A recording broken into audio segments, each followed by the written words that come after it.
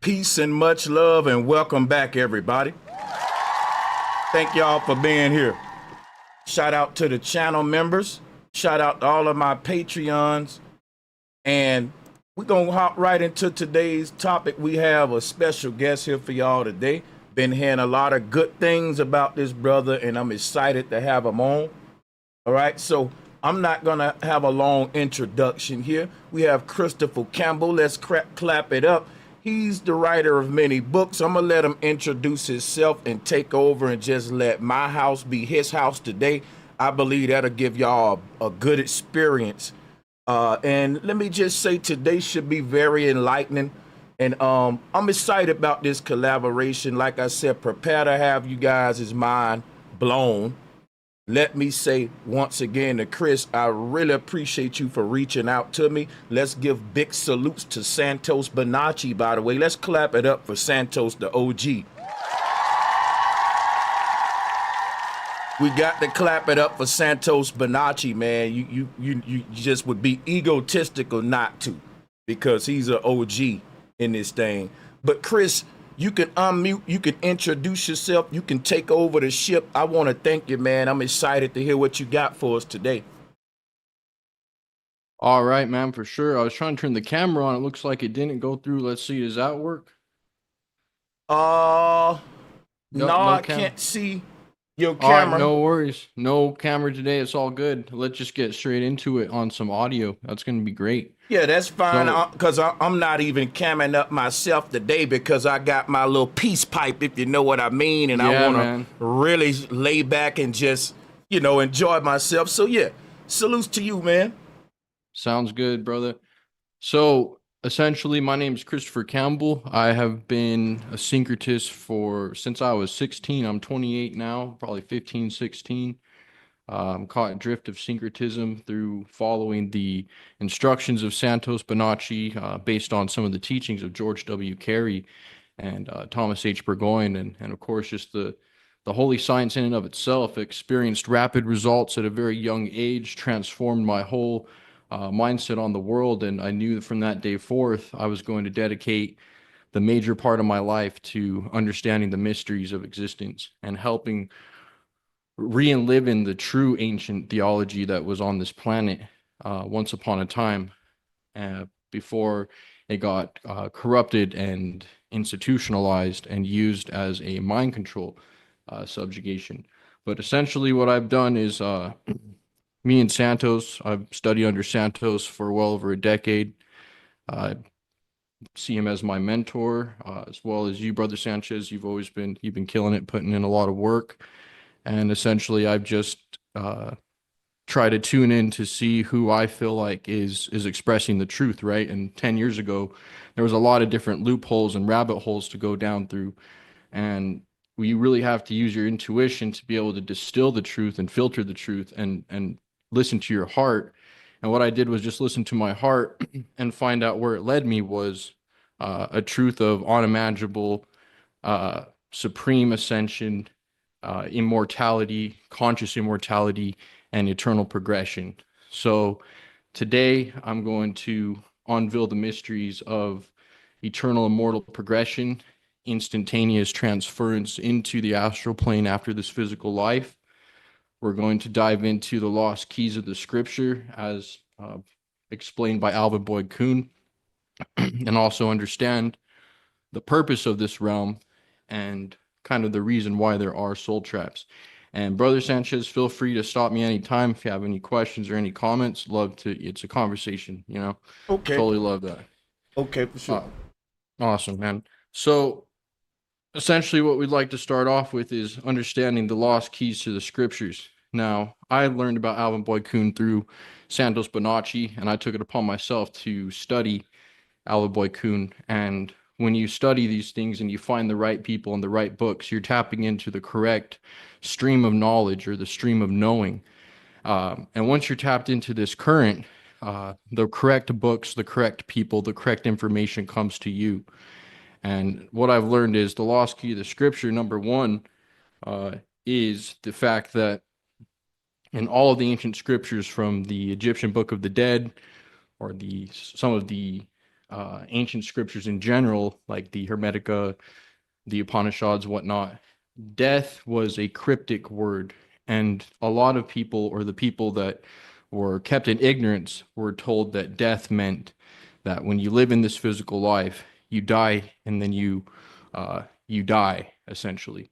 But the true key, as proposed by Alvin Boy Kuhn, is that when the soul descended into physical matter, you actually died from a higher plane of existence. And this is why you've actually experienced death before.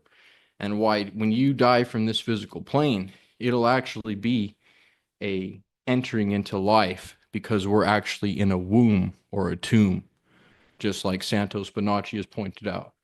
And once we understand this key, the scriptures open up to us. The Egyptian Book of the Dead opens up to us. We're no longer seeing it from a perspective as this book is going to guide us in the afterlife, right? We are actually living in the land of the dead. So the Book of the Dead is about the book of what we would call the living, because the grand paradox is when the fiery and airy and spiritual principles of the spirit and the soul descend into physicality, which is just the negative polarity of spirit.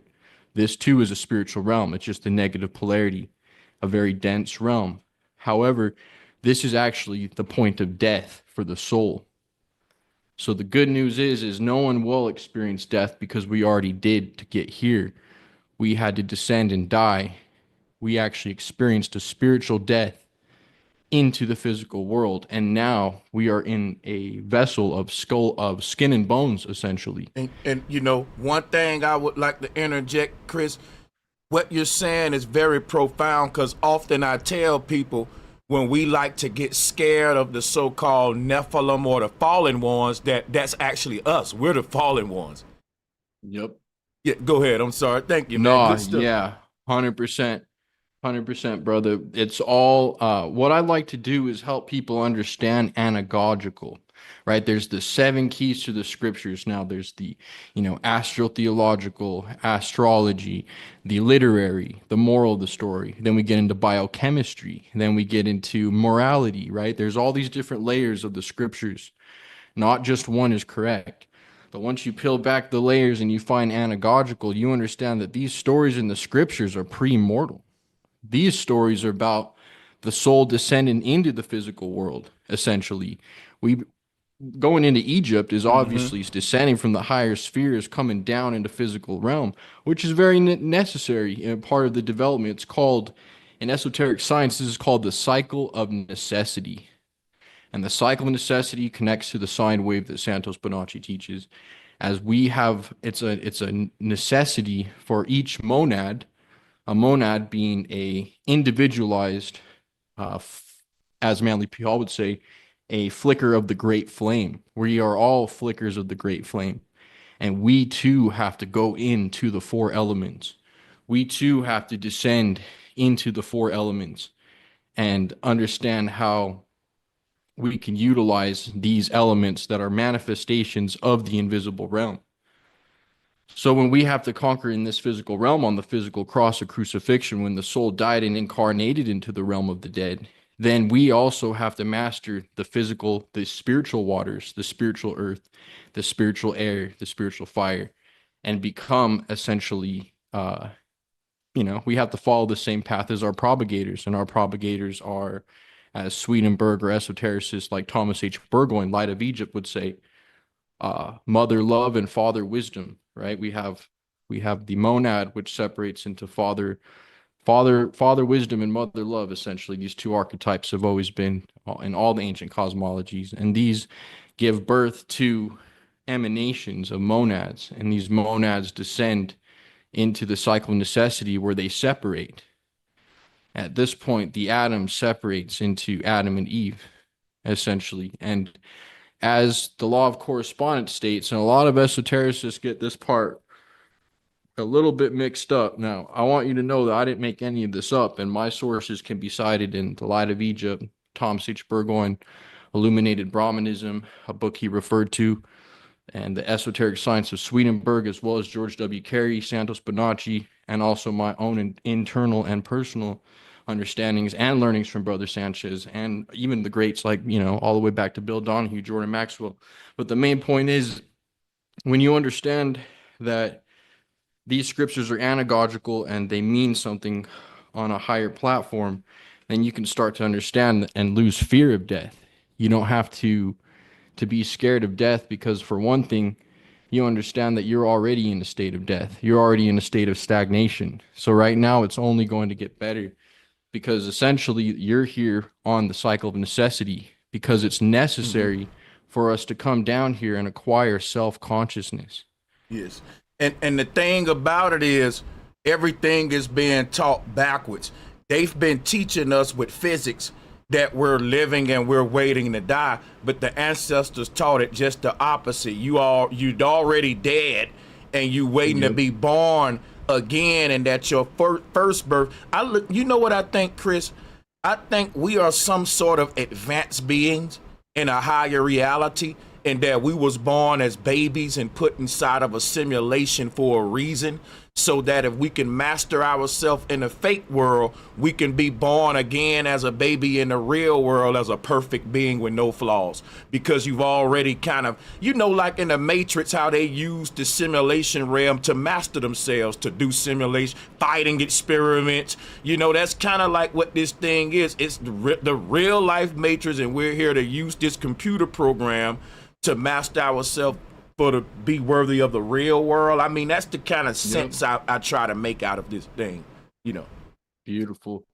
And you know what, Brother Sanchez, we have nothing but to be excited about because it just so happened. So it's a real complicated story what happened. So what happened about 10 years ago, I learned syncretism and I started going into all kinds of beautiful sciences. We learned, I'm not going to name all the teachers I learned from, right? We all have our beginner teachers that we learn from, and sometimes we move on and sometimes we take what's true and leave what's not. But so the idea is once you understand and really dig further, you understand that not just because you escaped maybe a controlled religion and you started following maybe some type of Eastern or esoteric school of some type of streamline, that also doesn't necessarily, I didn't know. For a second, I thought I found the truth, but I always had a question in my heart that said, you know what, dig deeper, dig deeper. There's something else to this. There's something was trying to tell me. But aside from like personal experience, just evidence based, pretty much Thomas H. Burgoyne and his quote from Illuminated Brahmanism, and as well as Swedenborg and George Carey have all said that basically the reincarnation thing is kind of a misinterpretation, and a lot of people would jump to the conclusion whereas if reincarnation doesn't exist, then that just means we're just one person experiencing everything, so that when we die we just kind of go back into that oneness, that kind of, I call it the floating camera, like how like you're like a floating camera basically, but essentially that's not true either. So what actually happens is instantaneous transference into the afterlife. And this has been proven by evidence on multiple occasions through various esoteric schools that have actually accumulated the information and understand that actually when you're thinking about your past life, that's going to happen in the afterlife when you're thinking about this life. The nervous system is an antenna that's able to tap into various astral energies. And essentially, if you're sensitive and have similar planetary alignments to someone, you can experience something like deja vu or even memories of someone. And you might think that those memories are yourself, but you're actually experiencing the memories of those who were carrying the torch before you, or those who share some type of soul connection to you that you were able to pick up on the Akashic records and download that into yourself as an image, as if it were a memory. Because the basis of this esoteric science that I'm saying is, if we die in the physical realm and we come from a realm of life, of non-awareness, and then we eat the apple and we dive into duality and consciousness and self-consciousness, and we acquire the mastery of the elements, then when we die here, we do resurrect, because the sun goes through the 4 quadrants. It goes through the birth, the death, the maturation, and then the death, and then it renews. That's mistaken for reincarnation. That's not really what's going to happen. What's going to happen is the law of eternal progression. The law of eternal progression, because nature and God and the universe wants us to progress. It wants us to let go. And when we understand that every night we're given a chance when we visit the astral plane to tap into these various subtle dimensions, we can see that we're being trained to be able to withstand, withhold, and maneuver in another dimension after this life. We may not to return to this physical realm. In fact, we may just move on to the next plane. And if we're not preparing for that and we're not understanding that, then a lot of the times what happens is, according to a lot of esotericists like Samuel Weor, Swedenborg, and a lot of people that actually tapped into ESP or even actually able to contact the inner planes, as well as anecdotal evidence shows that this a realm after this realm exists that's just like this, another plane, a more subtle realm that is protoplasmic, and it has physical attributes. And you are who you are now and what you've made. The temple that you've made here and now is exactly what you're going to be given in the next plane. Now, there's various planes in the next plane, 7 astral planes, and then beyond the astral plane, there's the celestial realms. Those celestial realms are the causal, more mental realms, and the astral planes are the more form, archetype, ideas, and emotional realms. Now, one of the keys of esoteric science is to finally understand, okay, this realm, living is death, death is renewal, life, and that in this realm, you are going to be trained and prepared in a womb, because a lot of the times people don't understand that this realm is not a prison. This realm is a womb that's developing you so that you become a self-conscious individual after this realm, because this realm gave you the I am. When you were 3 or 4 years old, depending on how good your memory is when you had your first dawning of I am thought. Like, Brother Sanchez, do you remember the first time that you had the dawning of I am? I remember when I first came out of the church, and that was kind of like my whole third eye opening moment to where I realized my entire reality. You know, you think a certain way since a child, and you never really question it. So that moment with me, to me, led me on a quest that I'm on right now. You know, so I can relate to that. If that's what you mean by that kind of I am moment, that awakening moment. Yeah. But So the awakening you're talking about is actually the second baptism. So that's yeah, the baptism of water. We go through the 4 baptisms, and that's the baptism of water. yeah. Then you baptize in air, and then you baptize by fire. You're probably baptized by fire because you're entering into the mysteries, the mystical mysteries, where you start becoming seeing things from an aeonic point of view rather than a linear point of view, and then you understand that you are an actual immortal being within the 4 elements right now. But the first baptism that you experience is the dawning of I am, meaning the first thought you had at like 3 years old or 4 years old. That's the time where Brother Sanchez started coming into form, when you had your first thought, when you had your first dawning of consciousness, when usually around the age of 3 or 4, people have their first dawning, their first thought. And from that point on, you are becoming someone I that, can't even remember back that far. But some people, you know, they in the chat room saying their earliest memories are at age 4. But that's interesting. I never even thought about stuff like this. Like, I really can't remember back, now that I think about it, even to my 20s and stuff like that. yeah, That's crazy. no, I get you, man. I feel the same way. You got to hold on to your earliest memories and Hmm. understand that, yeah, there was a time, like you probably do remember, have a memory when you were 5 or 6 or 7. There must be something there. Like, there is the consciousness you acquire now is basically what I'm saying is, don't listen to a lot of these schools that are saying that when you die that you're going to be taken away from yourself, brother. Yeah, You are yeah. you forever. Yep. You are you forever. You will be That was you, good. eternally becoming better. We are You not here to just pick up bodies and drop them and become something new. I'm not going to reincarnate as a lot of people think that they be like, I used to be a woman in my past life, or this person, I used to be a Egyptian king, or this and that. You might be picking up on astral vibrations from someone that has lived in that type of lifestyle. But the truth is, if your physical form is what it is, it's a reflection of your inner being. And essentially, you're going to keep progressing as who you are and keep building your temple. You have plenty of conscious areas to awaken in. You are a citizen of the physical realm and the astral inner planes. And the inner plane weather is more causes more of an effect to your life than the physical weather. And that's why I would like to talk like the astral weather, inner plane weather. That's like seasons are different on the inner plane. On the outer plane, we go through like summer, winter, and fall. But on the inner plane, we experience different kinds of weather. We experience astral weather. This astral weather on the inner plane, which is just like this. It has roads, streets, gardens, you name it. Like just think about where you've gone when you dream. That's the inner plane. But essentially in this inner plane, you have access to basically all of these various aspects of your life that you never thought of, because you have to awaken there. You have to realize and remember the occult secret is you're actually a citizen of two worlds. And even while you're awake right now, your astral being is on the astral plane, thinking, imagining, doing something. Sometimes you can pick up on that inner plane activity and see what kind of weather is it. Is it nostalgia? Am I feeling nostalgic today? Am I feeling sentimental? Am I feeling driven? Am I feeling, you know how they say like this, every time there's a season, it comes with an inner feeling, right? Like around Christmas time, you kind of feel that jolly feeling, right? That feeling of that kind of like an upliftment. Well, that's inner plane weather, because the inner plane is actually more effective on your actions and behavior than the actual physical weather that we deal with on a day-to-day basis.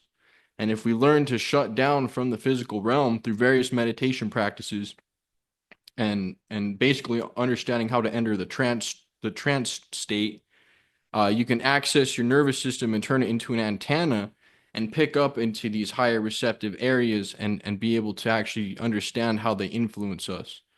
So when I started reading a lot of from the Light of Egypt, and I discovered the truth about karma, the truth about reincarnation, the truth about what happens after this life, it really kind of just came like a bolt of lightning to me, and it helped me understand that everything we do in this life is to prepare for those more subtle planes of existence where the laws are different, right? There's a lot of different things that you can do in that realm. And time isn't a factor, because when you transcend time, then you're into a realm where pretty much there is no distance, right?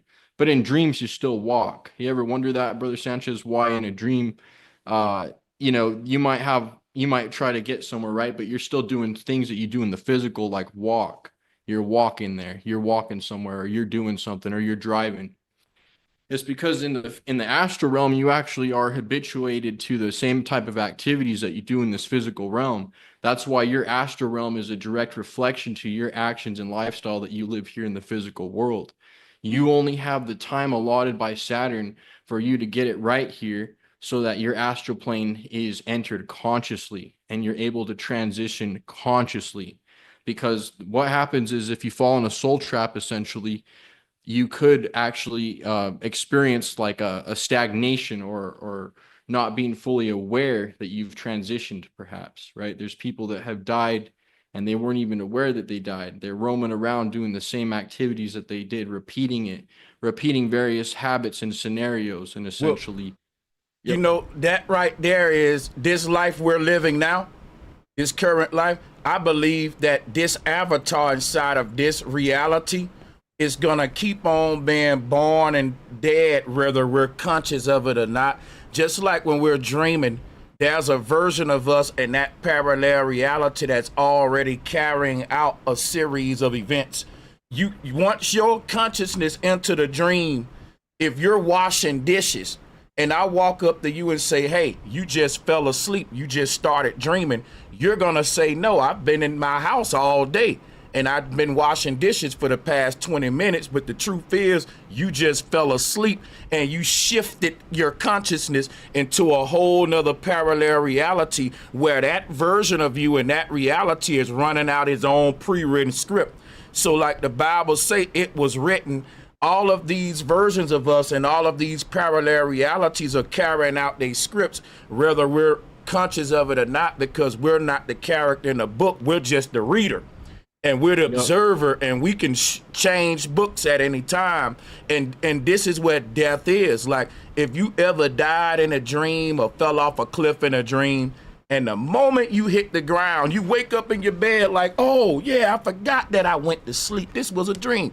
To me, this is what death is going to be like, where we wake up Yep. in a higher reality. Oh yeah, I remember when before I went to this planet. Yeah, now I remember, I was asleep over here, and that'll just keep happening forever.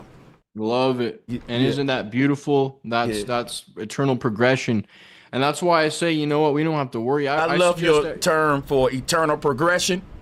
Yep. That's And brilliant. Yes. Go. shout out to Thomas H. Burgoyne for that, right? For Light of Egypt, CC Zane, shout out to them because they helped me learn about eternal and moral conscious progression as opposed to eternal unconscious degression. Now, yeah, now we get into where did the crocodiles come from? Where did all these weird creatures come from? A lot of people ask if God is so into Get beauty deep and all now. this, like, yeah, why did we create all these weird creatures then? Why did God create these crocodiles and these like creatures that we feel like are just seem a little bit what would you call it? Just a little bit repulsive, right? Why is there repulsive entities out in nature? Well, the reason is because when the souls leave this physical realm and enter into the next plane, if they continue, even when shown the light of their own consciousness, they no longer like good. So essentially, they actually begin to experience joy from evil. So they've changed their consciousness to where now they experience the type of pleasure that you experience from doing good actions and good works and being a good person connected to the eternal good. They get that same kind of joy and excitement from doing evil. So they actually end up preferring and liking and enjoying evil.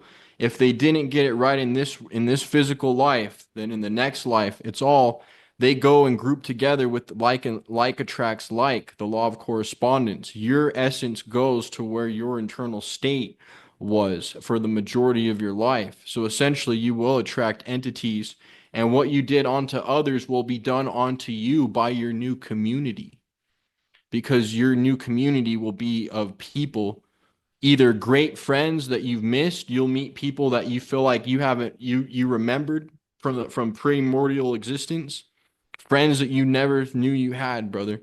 Or you can be a demon and run into demonic entities that are basically going to do the same thing that you were doing to other people to you, because that's just the law of correspondence. That's how it is. Like attracts like, the law of similarity. So once these entities become immortalized demons, essentially, if they don't get it right and they keep on descending and trying to pull more souls towards them, essentially they descend to the point of no return and are recycled by the black satellite. Now, once they're recycled by the black satellite, because of the law of similarity, they still have to attain to the crystal kingdom, the plant, and then the animal kingdom. But now they can't take on beautiful forms. They have to take on these entities, crocodiles, certain entities of the animal kingdom that you prefer not to be. Like if I was an animal, I'd say, hey, maybe I like to be a giraffe. But there's plenty of animals that I'd say, I hope I'm never that. Well, this is why. It's because like creates like. The form manifests the internal potency, as within, so without. So upon disintegration, they actually come up, and then these animalistic entities, once upon their cycle of necessity, end up incarnating into human beings. So now we have a whole new human being. We have Let human me make beings that have sure. been. Let me make sure, just for clarity. You're saying that like the spirit of a crocodile or alligator, can manifest into a human and vice versa. Yeah, so according to Okay. esoteric science, the soul descends on from a monad. So the monad comes down from the angelic realm into the realm of archetypes, into the realm of ideals, into the realm of mental, astral, and then upon connection with the physical realm, it's said to go into a stagnation, death into the crystal, and a living into the plant, a couple rounds in the animal kingdom, and one round in the human kingdom. So Now, upon those, go ahead. yeah, I do hear a lot of theologies that support the man soul manifesting into something else. What made me kind of stray away from those was when I started to study more about the soul being a seed, and that the body being more of a reflection of what the soul already was. And the conclusion I came to, basically in a nutshell, is if an orange seed in the ground can't become a watermelon, and a pear seed placed in the ground can't become a cherry tree, then the seed of the human soul will always be a human, which is why if you don't like what you are, too bad, you gotta master yourself. Am I wrong or right about this, or is there some truth somewhere in the middle? This is an interesting topic, man. Go ahead. Yeah, I think your perspective is very valid, and I also wrestle with some of the esoteric teachings of that the soul upon incarnation of the physical realm went through the stages of mineral, plant, animal, and then finally human. As some other teachers like Hans Wilhelm, another esoteric person or scientist or teacher that I've kind of studied under, has said that this process is kind of like a symbolic development in the higher planes. So essentially, our soul did have to acquire intelligence from the crystalline kingdom. It did have to acquire plant-like intelligence. It did have to go through a cycle of animal intelligence to understand certain aspects of left, right, up, and down, right? Because we're coming from a volatile spiritual realm into a fixed earth realm. And to do that, we have to acquire the functions to be able to mold into a human body. So I only see those forms as an unconscious incubation. I don't see it as we were consciously a plant or consciously an earth. I say on the cycle of necessity, our souls might be grown into a similar way just because of the law of similarity. We can definitely see that there's a pattern, right? We have the crystals, and then we have the plants, the animals, and then the humans. We can see a hierarchy, but essentially you can see it from a symbolic perspective that we also have to go through this, as we're in the womb, and as we come out, we could see that we go through a crystalline, plant, and even animal, and then human.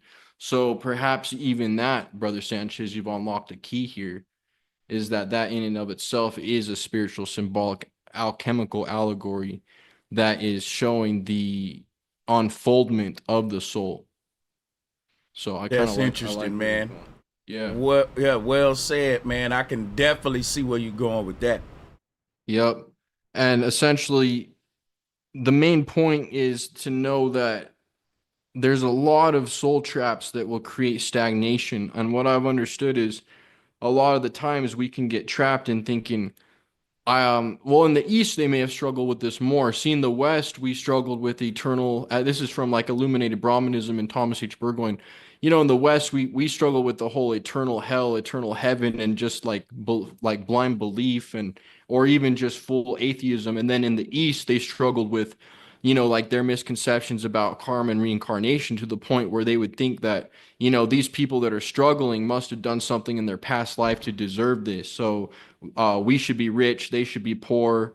We obviously did something in our past life to deserve this status, so let it be. And also, what do I got to do to make sure that my next life is better than this life? And or this punishment that happened to me must have been because of my past life. Now, I used to believe all this because when you enter into the mystery teachings, of course, you learn that. But like I said, I read The Light of Egypt, like Santos Bonacci said, and it just led me on a whole new direction. I loved his Can perspective on karma. I loved his. I'm gonna give you another perspective on karma, if you don't mind. Please do. And just to add to your arsenal, because I'm gonna take in the ones you given me as well. If everything is already written out in the universe from beginning to end, all of time has already manifested according to the ancients, right? How can I be punished karmically for something that I really can't? I gotta do it. Just like we can't change a deja vu moment. The nature of time, according to the ancestors, is that you can even know the future, but you can't change it. That's why when deja vu happens, you can never be ahead of it. You can never you can't edit it, because like the Bible said, it was written. Everything in your life is written out from beginning to tomorrow. Ain't a blank page, is already the words on it, and you can't change them. They know how we gonna die, when we gonna die right now. If they told everybody, you'll freak out. They'll freak out. Now I know this don't. Now here's my thing about karma. I look at the multiverse. You got all of these stars. They all lead to Polaris. There's a lot of them at the bottom, like a Christmas tree. It slims up less and less in layers. And this last star at the top is the highest heaven. That's the goal we're trying to get to.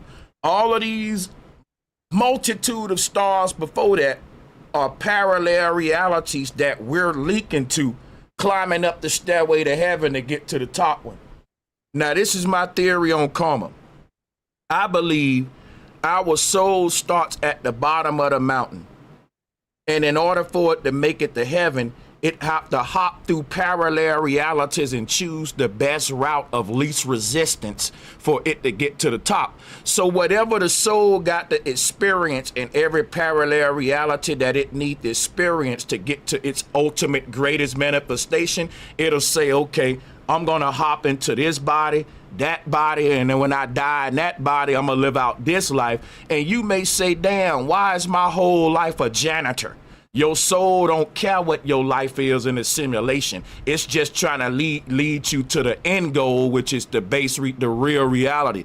So you may say, man, maybe I did something wrong in another life, the reason I didn't get rich or the reason I'm living this. No, your soul said, listen, if I was to choose a rich reality right now, it'll knock me back down to the bottom and I'll make all the wrong choices. So the soul ain't looking at riches or none of these good experiences and none of these realities. It's choosing the best manifestations to get it to the top of the mountain with it keeping its integrity and truth. And if it means that I can't experience my best reality over here because I know I may get stuck in it. I may go over here in this reality where I'm rich as hell and now I don't want to leave. Your soul's saving itself. It already know the way to heaven. And I think the path is already laid out, like the soul is a forerunner, a pioneer, a path blazer that's leading us all to heaven through a pre-written path. And it may not be glitz and glamour, just like Jesus' life ended on the cross, but it ended ultimately in heaven in all glory, because that's the real end goal, not the physical. So the soul don't really care about the end of the book and any of these simulations. It care about the end destination of the reader of either of these books, and what the reader got to experience in every book is its prescription, what it need to get to heaven, because the body ain't gone, it's the observer, which is why the observer is using the body like a stepping stone, the clock like a lily pad system, like a frog. It don't care what the body like or don't like. It's literally using it to get what it want, and that's the heaven. So that's how I look at karma. Like, you ain't really getting punished. Your soul just know what it needs to experience for it to be its greatest version. And some of us need to experience heartbreak. Some of us need to experience, you're going to experience a medley of different things and a medley of different reincarnations. And they're all going to get you. It's just like in college, and I'll land here. The books you may take up, if you want to be a forensic specialist, you may have to read, physics, you may have to read biology, all of these separate subjects, but all of them together makes you a forensics. Now, some of these books gonna be boring, some of them gonna be not fun to read, but the combination of you reading all of these books together gonna make you an expert. And I think that each of these incarnations is a book that the soul is reading. No matter how boring the book is or how fun the book is, it's going to get the knowledge it needs to get it to this ultimate manifestation, whatever that may be. And I'm going to fall back because it's your show. I'm just wanted to give you that about karma too. Maybe it ain't punishment and all that, like you say. But yeah, go ahead. Couldn't have said it better myself, brother Sanchez. That's exactly where I was going with that. You're right. The whole point of karma is that it's actually the universal mold, right? We're being molded by our surroundings. We're being molded by our preferences. We descend into the realm of knowledge to learn and the knowledge of good and evil so that we can understand the good from bad, right from wrong, to understand truth versus untruth, to understand the truth of appearances versus the truth of causes, and to basically navigate our way back, like you said, through the path of least resistance, through ascending, essentially, because living in the Tao or living in higher consciousness is always about simplicity, to sustain our energies, to conserve our energies, and to be a light unto others, and to essentially be able to tap into that which is the sun, right? As within, so without. We have to resurrect our inner sun within us Mm-hmm. so that it can shine like it does, for example, in all stages. We have to go through Aries. We have to go through that spiritual resurrection. Now, there's two types of that. There's one where, yeah, you're born, and Aries, you're born, boom, as an infant, the children of the zodiac. And then as you mature to Leo, descend into Libra, and come down into the tomb and up. But another way of looking at it is that Aries is also resurrection, meaning after this life. Once you've gone through the cycle of necessity, Aries happens again. But this time, it's resurrection into the higher planes of existence. So that's exactly where we're heading onto more subtle realities. And essentially, there's practices and techniques that you can utilize to be able to understand how you're functioning on the inner plane, how the inner plane weather's affecting you, which is basically astrological forecast or basically inner weather forecast.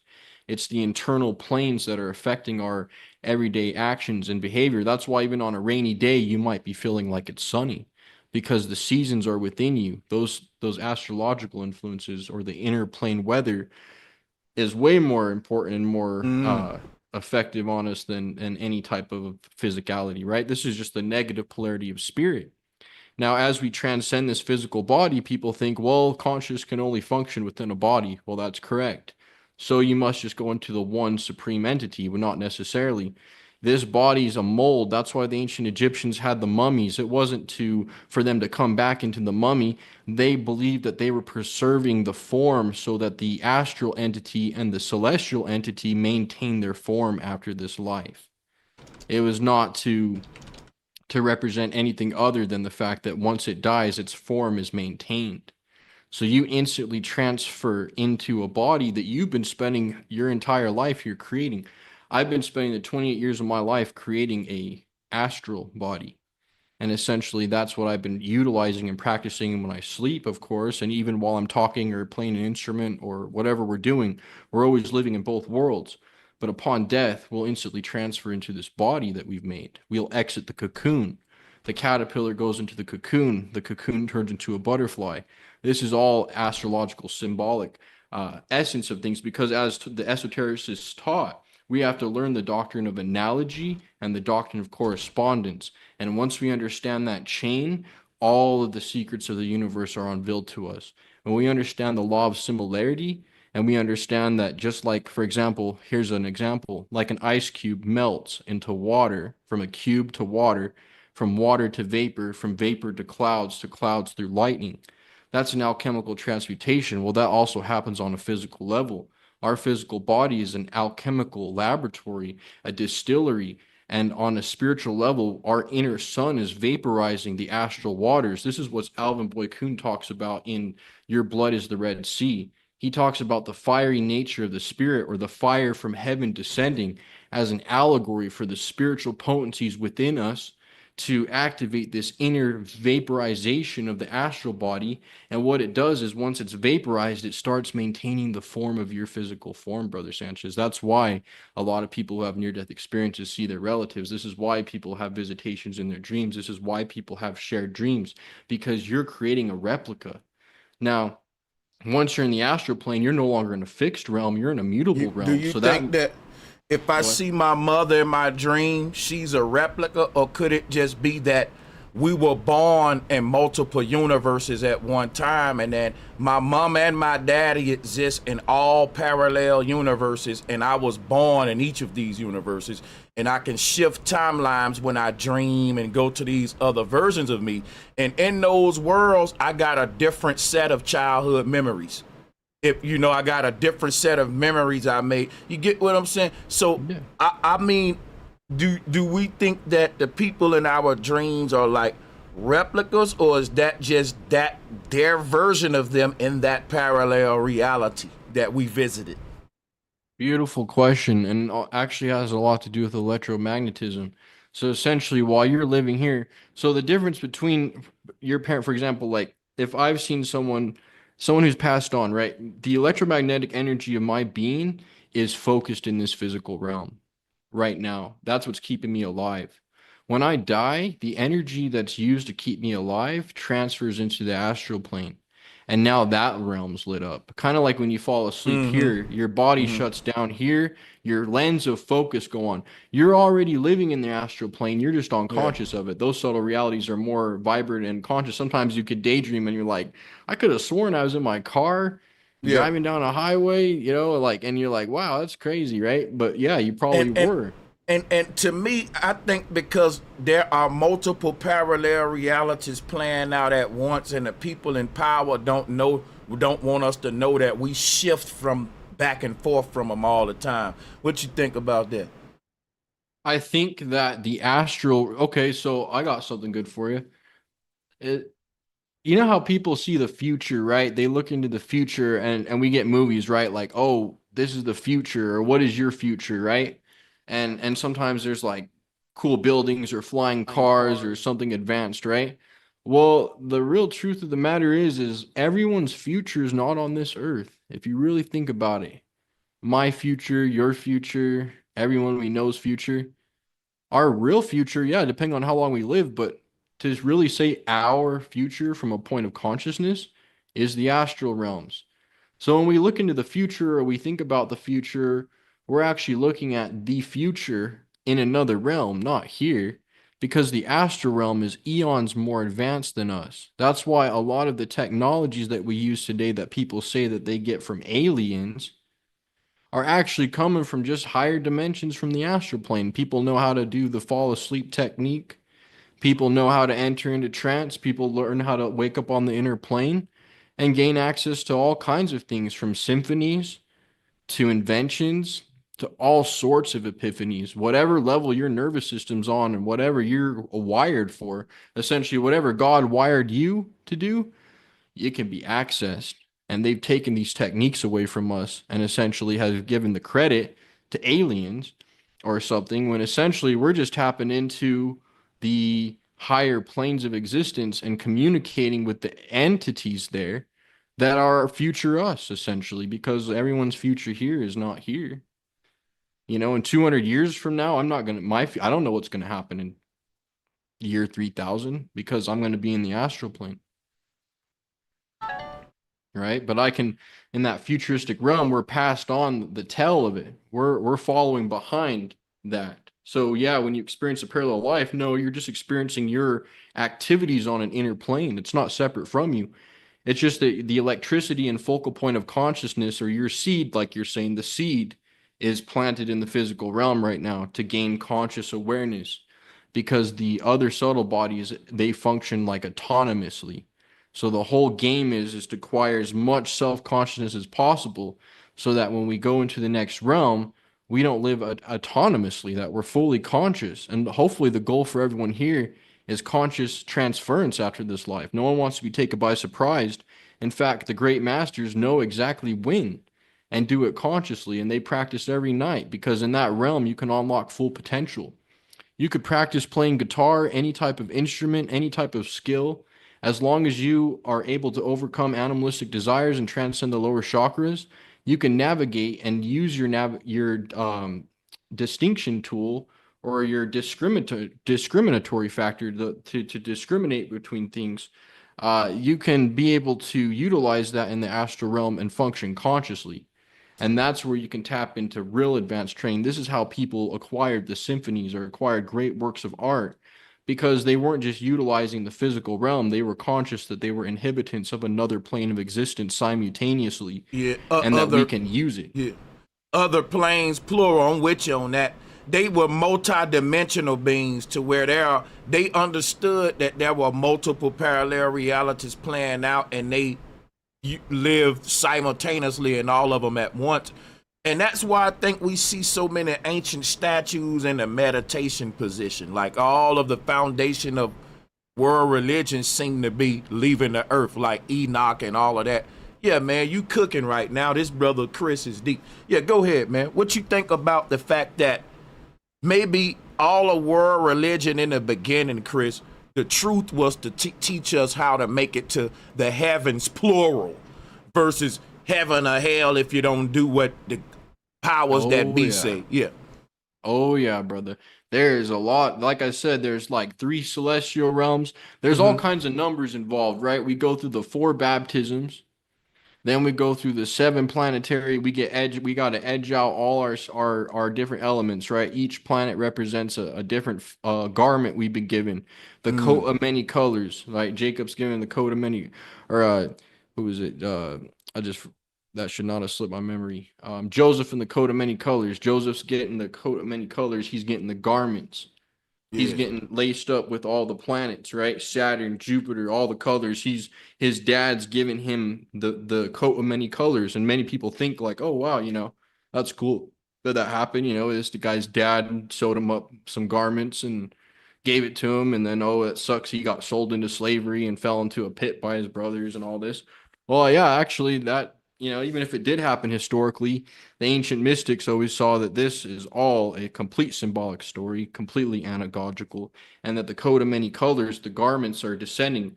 His father, Jacob, gives Joseph the coat because Jacob is your innermost. The innermost bestows the seven garments to the son. Mm. Joseph's the son. It falls into the pit for 3 days. His brothers abandon him. What are the brothers? The senses, negative thought, negative emotion, negative action.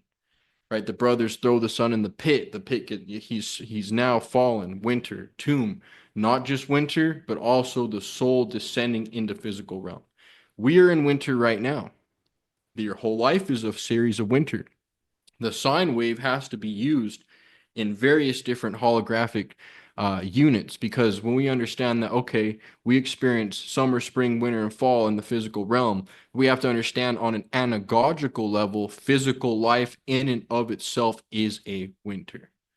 You won't experience spring, the real spring, until you are in the realms of the unlimited, unconditioned, individualized consciousness, one with God, but separate. So, just like Santos says, and the ancient Vaishnavas, Jaiva Dharma, will be one in quality and but not quantity, right? I always use the analogy that the creator is like a loaf of bread, and this loaf of bread produces crumbs, and these crumbs are then split into male and female.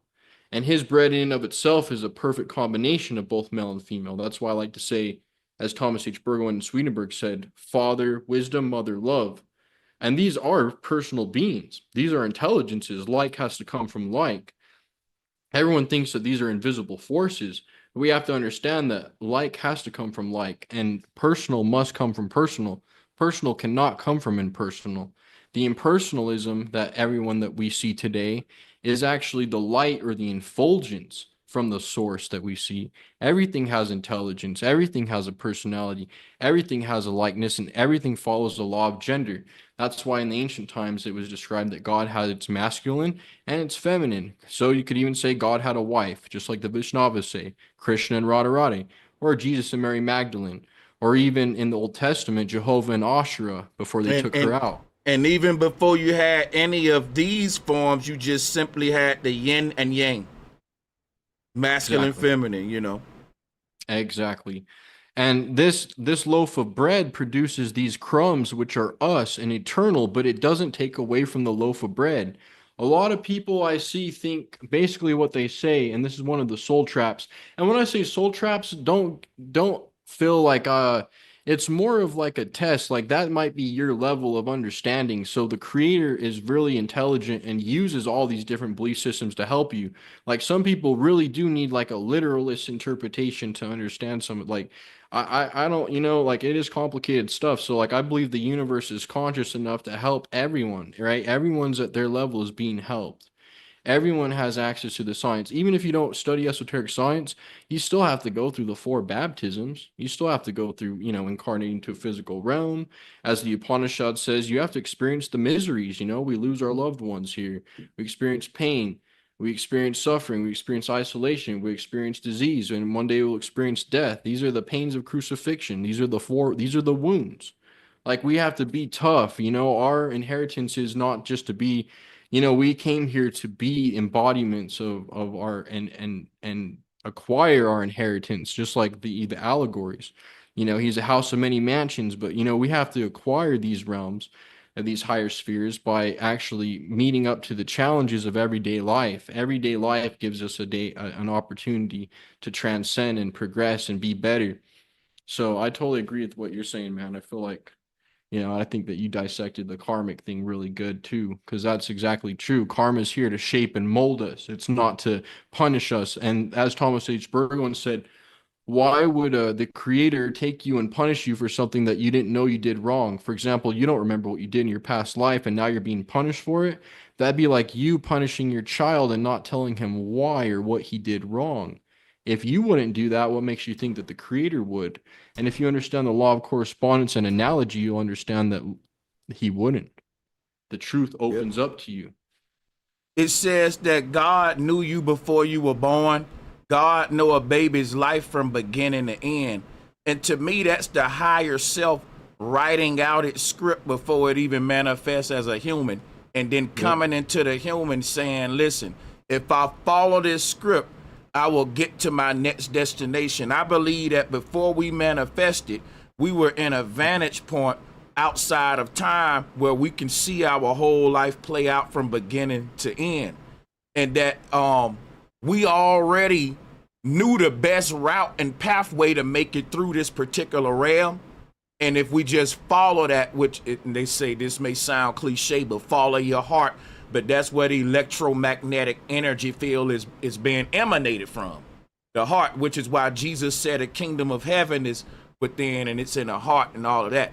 But the word heart is the earth.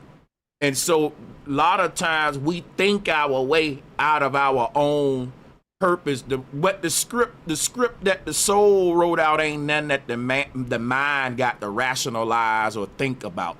It's in the heart and it just feels right. When you align with your purpose, it ain't even nothing I can explain to you, but it ain't nothing you rationalize with. It's just something where, like me doing sacred geometry and syncretism, it's like I know for a fact, like this is something that I didn't even, listen, let me just stop. I'm just telling you, everyone. No, brother, you're good. Yeah. Who feels it knows it, man. You feel it. Yeah. You know it, right? We're beyond belief, right, brother? We're going into knowing, which we needed belief, right? It was a good, it was like, it helped us get to this. We had to believe and doubt, right? We had to go through our belief and doubt phase to acquire the knowledge phase. All right. Man, so Chris, that is big facts, though. That's one of the phases we gotta go through. I never looked at it like that. That's We gotta utilize the belief and doubt. The fish are here to teach us. The Pisces era was beneficial because it helped us understand that there is something to believe in, there's something to doubt, and learning to utilize our discrimination tool until finally we can understand that we can know truth for ourselves, right? And we can experience it for ourselves, and we don't have to believe in things that are illogical. But at the same time, that doesn't mean that we shouldn't believe in miracles, because there are a lot of ancient esotericists that when you tap into these stories, right, like the stories of Krishna or Jesus, you really do have to read it in the context of a story too, because one of the 7 layers of interpretation has to do with the story itself. And that's why they're so moving. Sometimes the stories can really hit you hard, like there's a lot of power to it, because the initiates or the seers of the past who were able to elevate their consciousness to these higher planes of existence and then actually write or orally, that was an oral tradition of speaking the truth. What they would do is they would become purified into a sense where they would rise up into the higher realms with their consciousness, utilizing their nervous systems and reaching such a high point of frequency where the knowledge just flowed into them. And at the time, because that transcendental knowledge was so obscure, God had to become flesh. And that's when the word was made flesh. And that's when the invisible spiritual truths became scriptures. And of course, before they were scriptures, they were written on the firmament, where the scriptures can never be changed. And that's why, like this book right here, it says Christianity, what was it? There was never a time where Christianity didn't exist, essentially. Christianity is the science of birth, death, and resurrection of the soul, and the incarnation into the crux of matter to voyage on the cycle of necessity. That's why every day is a blessing. That's why every day we live in the present moment, and every day we have little tests that come to us. Every day, higher beings or a higher self or our like you said, our script, we've put these little tests or forks in the road for us to test ourselves. So the main point is to get to the point where we choose good. We do the right thing, not because we want credit for it, not because we want a reward. And I know this sounds cliche, but yeah, that is the goal, right? To be able to want to do good for others without being seen, without being spotted, without applause, and to literally want to do good, not out of fear of hell, not out of fear of reincarnation or karma, but to get to the point. See, these are all training wheels, right? That's what I'm trying to help is like, yeah, we need some of these belief systems for a little while, but once we exit the training wheels, we understand that it's all about doing the right thing because we should, because it's the right thing to do, right? And not because we And feel like we're being watched I or think that because we, I think that the problem with religion, just a lot of people never outgrow the training wheels, because the intended purpose behind religion, and what my research show, is that it was meant to glorify us and not some spook god in the sky or some make you scared of some dragon beneath your feet. I think that like the stories we read about Buddha, Christ, is the story of how our soul became what we call a human. And Jesus, God putting on the flesh, is the ancient Gnostics way of teaching the science of how a soul fell inside the physical reality. And so in order for them to teach this story about the beautiful miracle of invisible spiritual energy manifesting into this simulation, they did it in a way that would make a person with a soul honor and glorify what they are. So the same energy we have about Christ dying on the cross and resurrecting, if they knew that that meant that a baby is a dead spirit that died in the fetal bag and the mama's uterus is the cross, and that the spirit being on the cross is because, like what you said, we already died in a higher realm and you was put on the cross, which is the uterus. And what happened in the uterus? You resurrected out of a hospital as a human being. God became into the flesh. All of these stories basically is the glory of our journey as spirits becoming humans. And it puts, once when we teach these things and put the focus on us instead of mythological creatures outside of us, that's when we use these things for their intended purposes, other than what the papacy is doing right now, trying to get people. They're basically got all of these spook gods, and they speak through these gods to control people. You know, but yeah, beautifully said, and that's the power of like that's the anagogical side, right? A lot of people, like, we hear the astrological. A lot of the times we learn, right, the myth of, the symbolism in astrology, the symbolism biochemically, but what you just touched on, Brother Sanchez, is anagogical knowledge. That's where we're going. And look, I like to say anagogical means looking at it from a real top-down view, right? Where that's not just the sacred secretion, that's not just the sun, that's the soul itself entering winter, the tomb of flesh, like you said.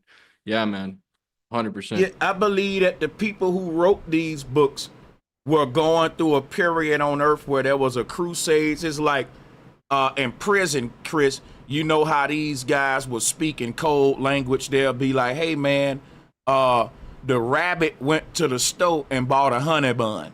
But that'll be code for the shooter went into the building and handled that assassination that we planned or some shit. You know what I mean?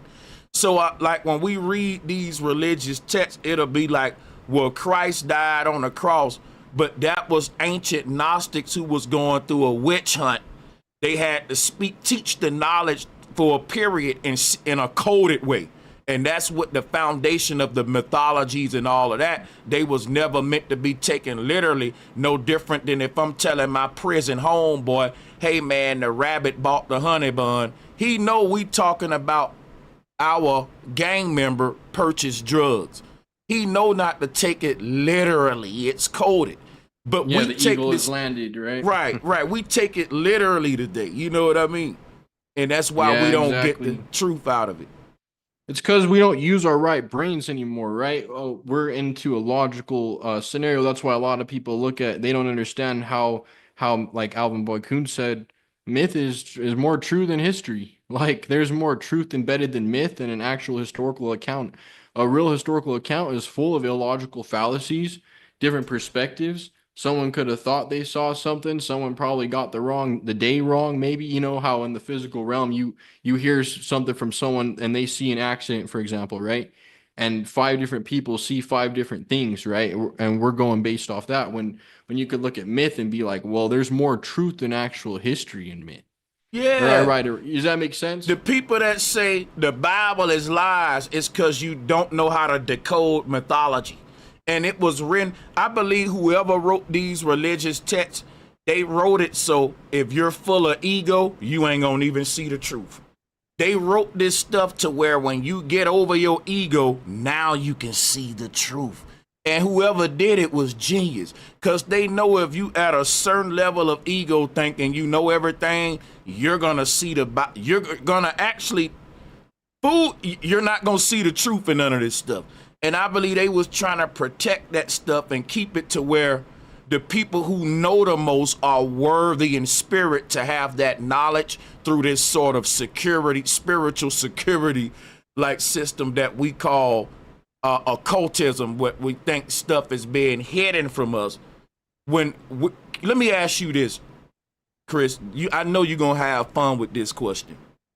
How much of this can we blame on the powers that be hiding stuff from us? Because man, you were able to find a lot of stuff. Can we really, you know? So yeah, essentially the knowledge is more available now because of the internet. There was a time where, like, if you couldn't even really get your hands on Eastern books like Upanishads unless you were the elite. So, of course, the elite had better knowledge. They had access to more books and whatnot. So, whoever had access to most up-to-date syncretic knowledge had the most access to the esoteric knowledge. Now, of course, I like to believe that there's two opinions basically. One says that the ancients veiled the mysteries so that they wouldn't be corrupted. So essentially, the reason why they were veiled were so that when we pick them up now, they put them in code for us because they knew that they were going to be corrupted, and the only way to protect them from corruption was to veil the truths in allegory. Once veiled in allegory, even if you change the story, as long as a certain elements exist within it, you still have a gospel. And if you still have a gospel, you still have a codex. You still have a codex, you still have a blueprint. If you still have a blueprint, you have a cosmology. And what a cosmology is used for is your ladder to heaven. Your cosmology is so important, and that's why they want to control your cosmology. The one thing that they're trying to control, one of the main things they want is to control your cosmology. And the builders of cosmologies are esoteric seers and scientists, of spiritual scientists and healers and seers and true prophets, right? True seers, true knowers of the Mazaroth, right? True initiates of the flame. These Mm-hmm. people are, we have to remember that we do have good people on our side. There is good and evil, and a lot of the times we fall into say, well, everyone just, religion was used for control and this and that and what or the other. But at the same time, religion might be used for control today, but that doesn't mean that that's why it was invented. In the golden age, it was more of a pure, everyone knew religion, You know, everyone shared religion. I gotta piggyback and just say how deep you go on here. I 100% agree, man. Um, it's like before it was called religion, it was just simply spirituality. And everybody was basically, when Jesus said, ye are gods, it made us real spiritual gurus versus just consumers and tithers and taxpayers when the papacy took over. So we're going into like this transitioning period on earth. People can call it a great reset, a mini reset. There's been so many resets on the earth. I don't know if this would kind of be like a great reset in the consciousness of humanity. Like when the papacy to you go into that era, like when we transition from like the golden era or the Tartarian era to like this consumer, just because the Bible talk about the church being going to hell with the Antichrist. So that mean the people in all of these ancient temples ain't following this religious stuff the way that even the writers of the Bible prophesied and knew. Yep. So I like to think of it as I this would really perplex me, but like the circle, you take the sine wave and you look at that bottom portion, you're going down into the depths, right? Yeah. There's a little bit of light before sunset. You know, you're like, oh, I like, you know, it's nice. It's outside twilight. Then boom, Yep. sun's down. Yep. Right? We had to go through that low point. But what happens after the low point? Straight trajectory to the top. It only Yep. gets better from here on out. Yeah. So yeah, we had to go through twilight, bro. That's the twilight.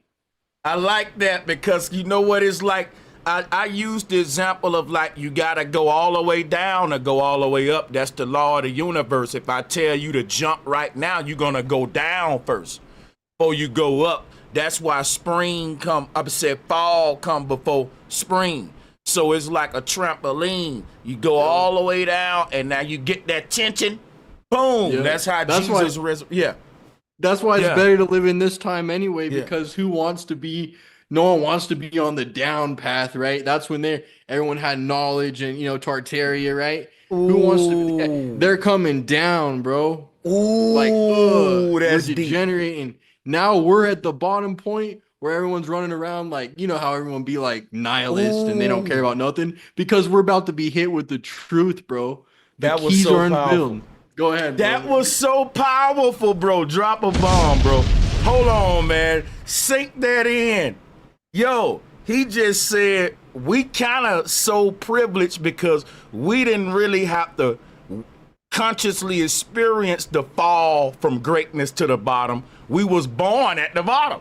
So you can't go nowhere but up. Oh man, that was powerful. We riding on the backs of giants, Yeah. brother. So when we descend That was into this powerful. realm, your experiences are on the backs of all of your ancestors, brother. So, and not only your ancestors, but people that have similar planetary alignments to you, like your soul tribe. Like, you know how you connect with people and you're like, you're my soul tribe, but you're not family. Like, they're not your ancestors, but you connect with them. That's astral, right? You connect with people astral. You got your astral soul tribe, whatever, people that, you know, you knew in your premortal existence on your way down. Probably a lot of the hobbies you think that you like now that you think you acquired.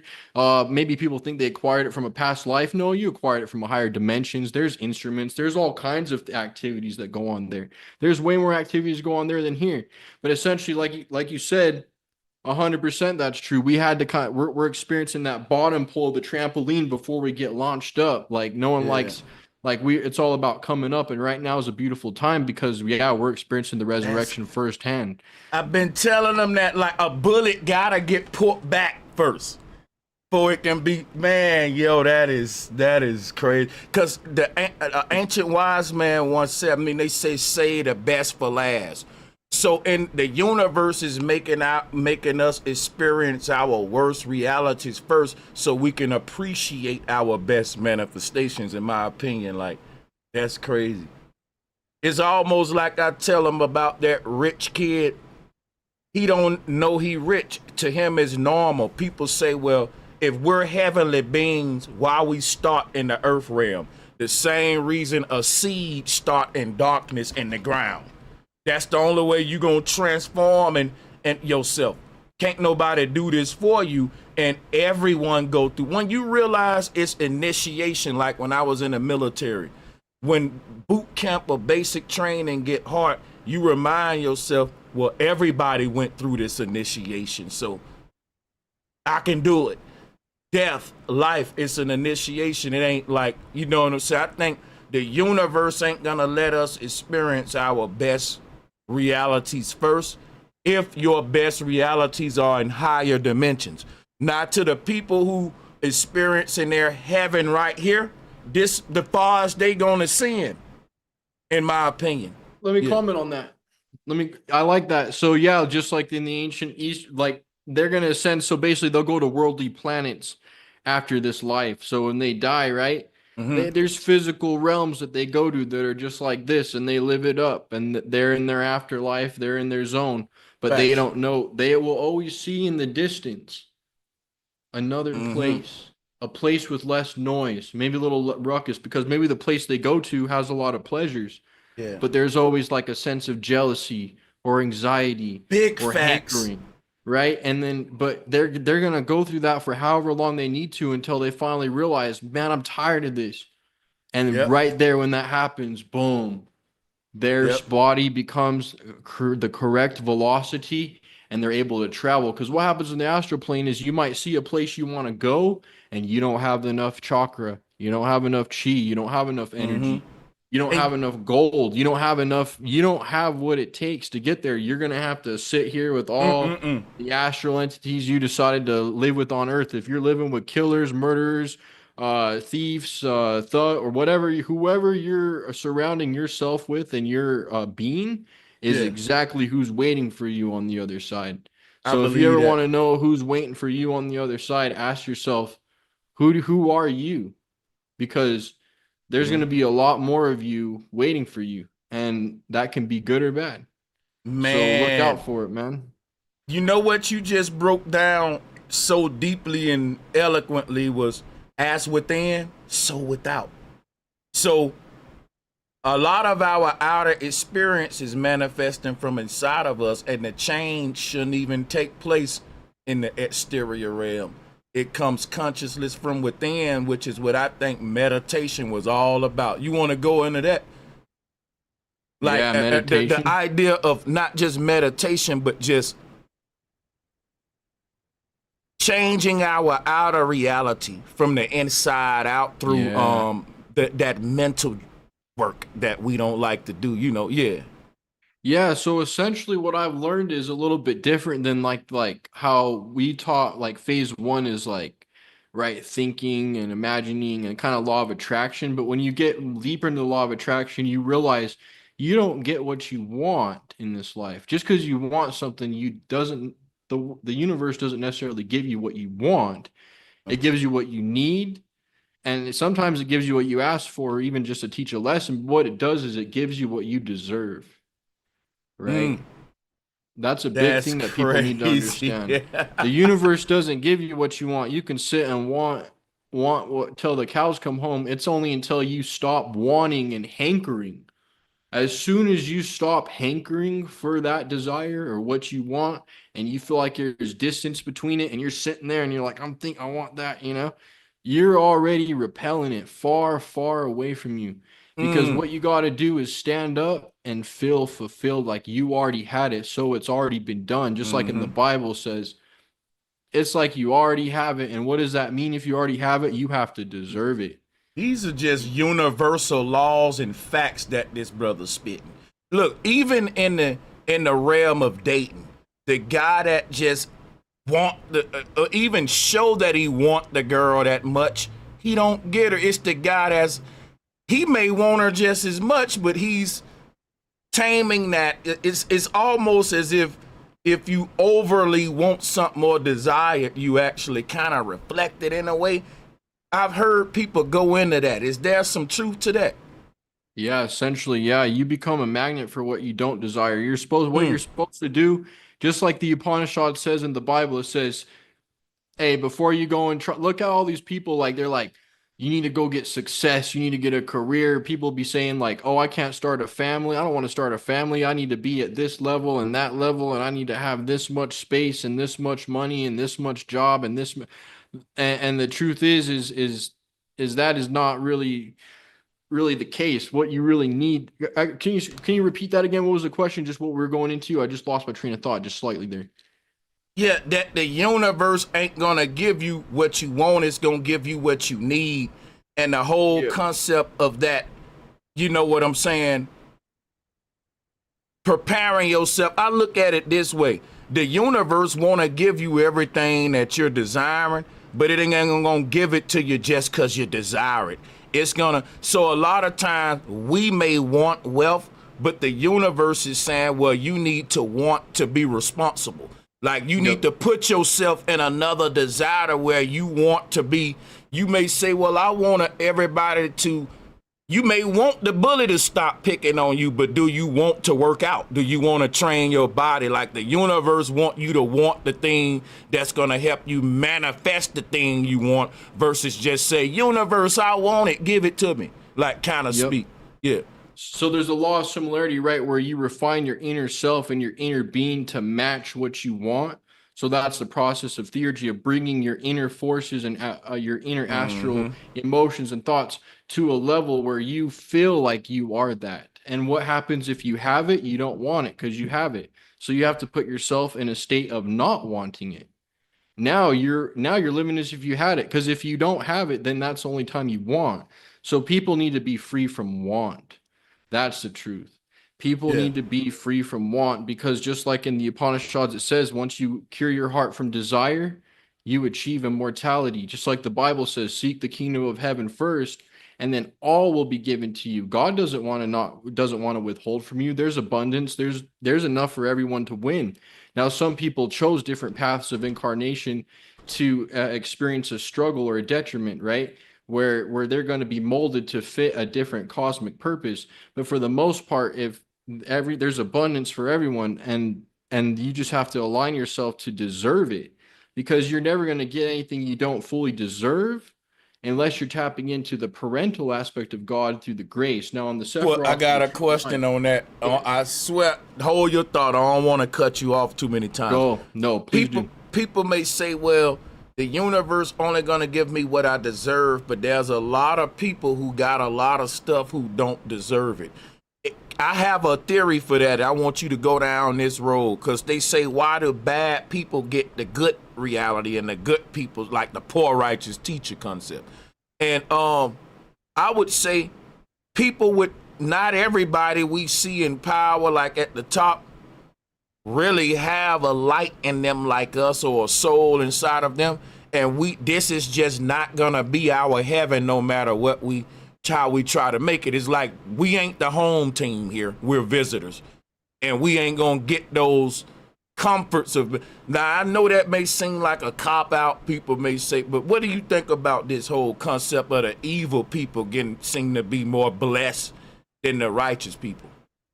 Yeah, they use their astral bodies and the laws of the astral light to manifest what they think will give them the most pleasure.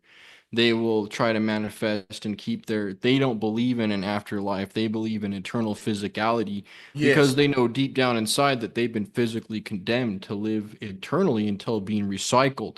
So their whole goal is to stay alive as long as possible, and they believe in transferring their souls into other bodies and other beings and trying to clone and all this other stuff, because they We don't on the same page. Yep.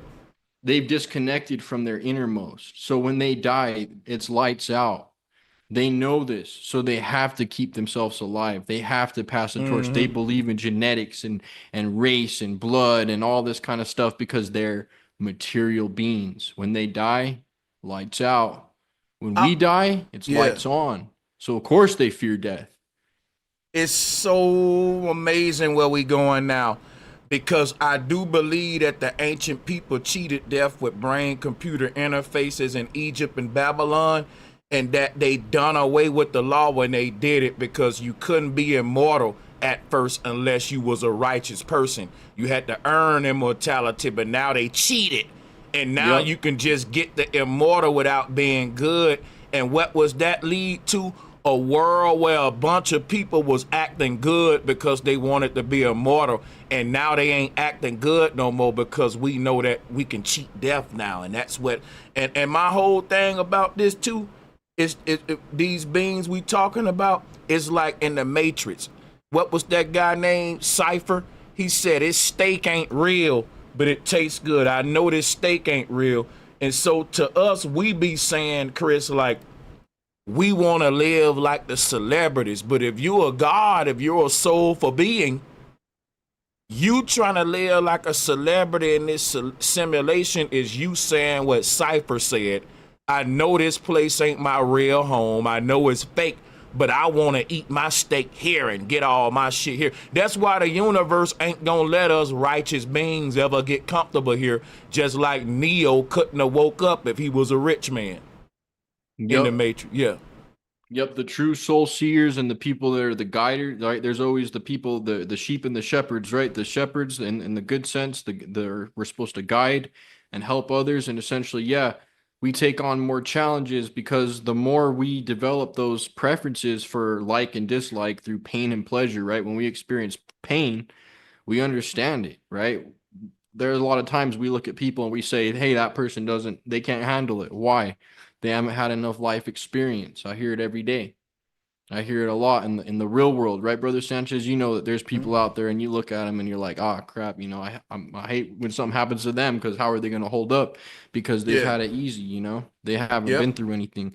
So, yeah, and they get the pleasure of not having to go through hardships, but the negative part is when they do experience a hardship that really hits them hard, and then, like, they're flabbergasted by it, whereas us, we stay in our center, right? It's like we can take the hits. When you're like a boxer, for example, we're able to duck and dodge and move and take the hits. We know how to take a hit rather than get hit, right? You got to take the hits. You can't just get hit in life, essentially. It's like somebody that was born at the bottom of a mountain and they climbed all the way to the top versus a rich kid that was dropped off at the top in a helicopter. Yep. If you put him at the bottom, he gonna be bitching and complaining that he gotta climb to the top, and you gonna be saying, bro, that's normal. We all had to climb. Like, what are you talking about? Yep. Yeah. And they have their purpose too, right? So there's four types, you know, there's more material humans, there's more mental humans, there's more emotional humans, there's more spiritual humans. And the creator created everyone to fulfill a purpose. And no one no one wants to be someone else. If you notice that everyone loves being themselves. Like everyone's highest affinity is themselves. So everyone wants to be the best that they can.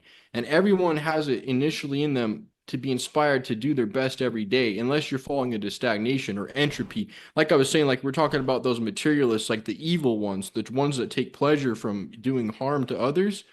Their next body is going to keep degrading. They're not going to be able to enter the higher realms of astral. They'll enter the lower astral realms and try to group up and gang up. They'll try to get more people to believe in soul traps like, oh, recycled or this and that, or this is a prison or all this. They're trying to make us forget the mother, right? Remember that. They want you to think that this is just a machine, or that this is a prison. And in a sense, it is a prison, just like a prism, just like Santos said, like the prism of light. We are lights in a prism or a prison. But it's figurative. It's just figurative. This is a beautiful place. In fact, it's our divine mother. It's the womb. And she is birthing us to be individuals so we can ascend eternal conscious progression, immortality forever and ever. You know, I want to talk to you about a prism and a prison. I'm going to start a screen share. And people, I told y'all we was going to blow your mind. Can you plug in your social media links while I pull up the screen share form? They need to follow your stuff, Chris. Yeah, let me go ahead and get on the channel to do that. Let's see. We about to go deep, man, because I said, man, you know, man, Chris, we going so deep now that I got to go and open up the screen shares in case he want to. You know, you brought up prism and prison, right? Now, yeah, what they I don't think I've heard that somewhere before. Oh yeah, that's facts. I subscribe to that because look, our prison, if you rearrange the word prison, it'll become person. The person is the prison. The character in the book is stuck to the book, but the reader ain't. If we think we're the character in the book, we're going to keep reliving the script over and over. I call it breaking script. That's what Neo did in the Matrix.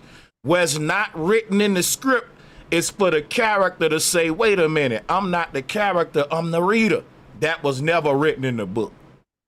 So that's kind of like our awakening experience. But when I talk about the prison being the person, each one of us is in the middle of our own simulation, our own universe, and all of our universes are connected for an online experience, like online gaming. and we're sharing a one spot. But if you look at the middle of this ripple effect, that right there is the human body in the middle of its electromagnetic energy field as fallen angels. When we impacted with the primordial ocean, our sacred geometry played out like a ripple effect. So if you look at the human body surrounded by the chakra layers, you literally get the same geometry of a ripple effect. The human body, this hovering little ball up here would be your crown chakra. That's your chakra that's hovering above the head outside the body. That's how you can beam your consciousness out into this little ball and take off. And when this little ball take off your starship, it can hover over other ripple effects, which is other U's that exist in other places in this fabric of time and space. Wherever our awareness go, the book comes to life. It starts to animate. And Neville Goddard talked about this too, that when your consciousness shifts to a dream reality, you automatically start living out that timeline and that parallel reality, and you don't know you're dreaming till you wake up. So there are multiple ripple effects in a primordial ocean, and each one of these ripple effects is your fallen consciousness that shattered into many different separate consciousness, and they started to make a different ripple effect in different places in space-time, which is how the different U's got scattered in the multiverse. But the thing that can transmute time and space, which is the ripple effect of time, Chronos, Saturn, the god of the rings, right? The thing that can defeat this is the part of you that's hovering above it right here. That's the crown chakra. We're not this ripple effect at the bottom. We're this drip at the top. That's like saying, I'm reading a book, but I'm not the character in the book. I'm the reader. When the Bible said that the face of God hovered above the waters, the name of God at that time was Baal, B-A-L. And they was talking about this little ball right here that's hovering above the ripple effect. That would be the pineal gland, which ain't a gland at all. It's a stargate that's actually projecting an avatar, the body, which is the blue guy. The blue avatar, they showing you right here, look, it's all blue like the Smurfs, right? And so I wanted to open this up and just throw you the mic and let you do your thing, because I know that you finna have fun with me pushing into this area. So yeah, and go ahead. Yeah, for sure. From the Eastern teachings of the Upanishads, we learn that there's different facets of our consciousness, right? There's a consciousness and awareness are two different things, right? There we can have awareness, but without consciousness, what exactly are we, right? We can even say like, a frog's aware, but to actually have consciousness is the birth of that sun from the pool of awareness. The substratum is awareness, omnipotence. And then from that water comes the sun, just like the sun as it appears to comes out of the waters of the maritime or Mary, and that is what gives us consciousness.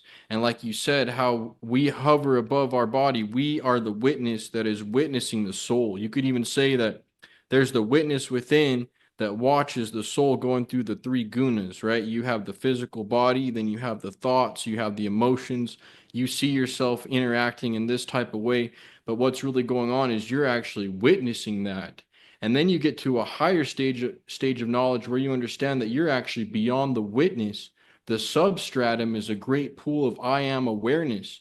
And from that I am awareness came out the witness, and that witness is what witnesses the entity, the creatures on this physical realm. That's why we're half creatures. We're half physical and half spiritual.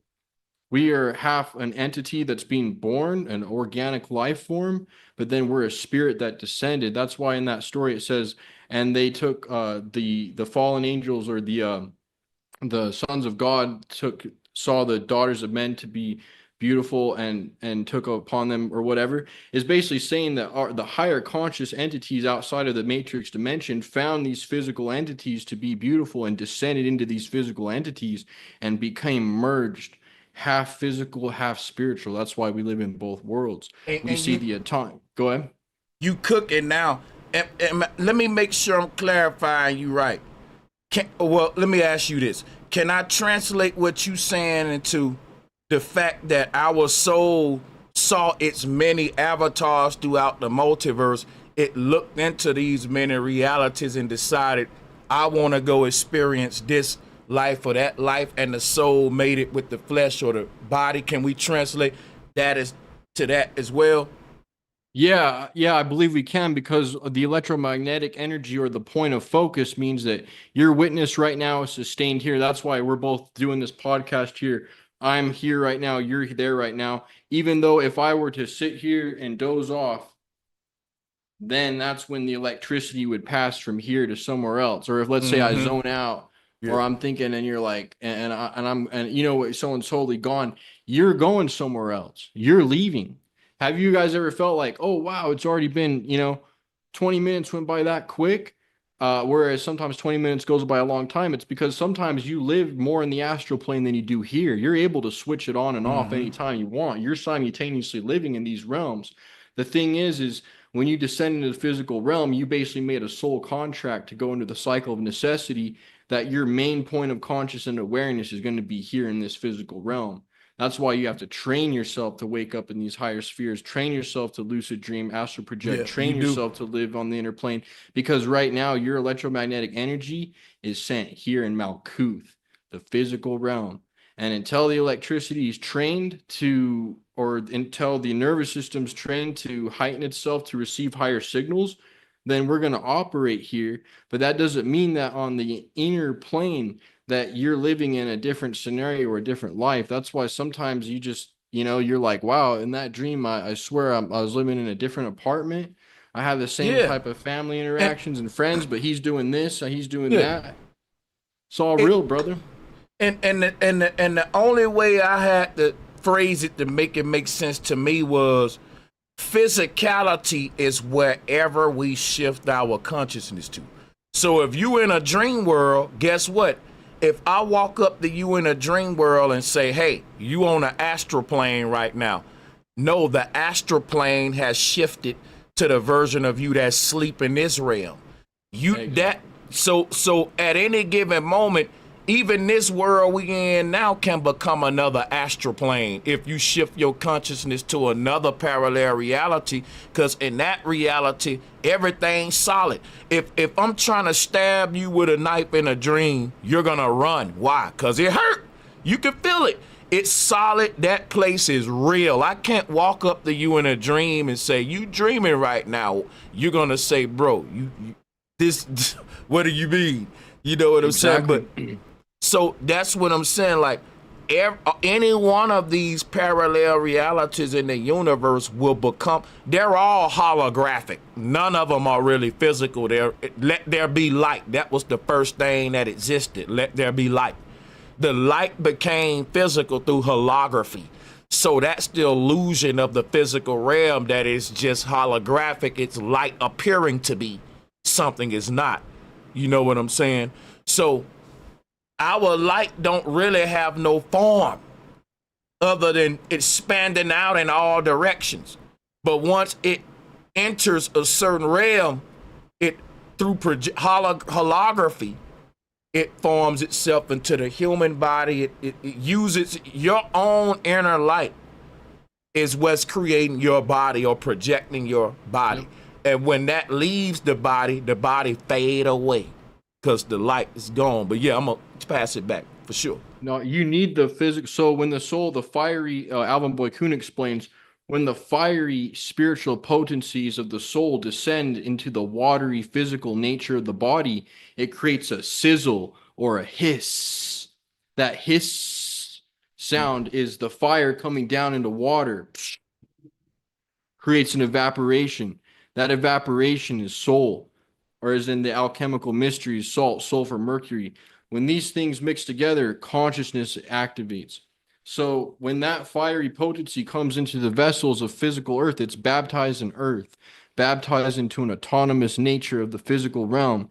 Then you're baptized by John the Baptist or water when you discovered that there's more to life than just the physical realm, that there is truth, that there's something to be sought. Like kind of like how you said when you stepped out of the church, kind of that was your water baptism. Then you reach to the mental plane when you finally stop thinking. Because there's a time in your life where you've actually come to the point of stillness, the 0 point. And once you've actually come to this point, then you've met Christ in the clouds. Christ has met you and shown you a new way to think that transcends thought. At first, you thought you were just your thoughts. Now you see that you're the observer of the thoughts, that you are Right. transcending thoughts, that you're the stillness, the point of the sine wave. I like to say that we have the sine wave and the plane of inertia. I like to say that the sine wave is thought and emotion, Adam and Eve, and that the middle line, the plane of inertia, is the line of stillness. And when we meditate, we access this line of stillness, and it takes us up the internal ladder. As Samael Weor said, there's two lines.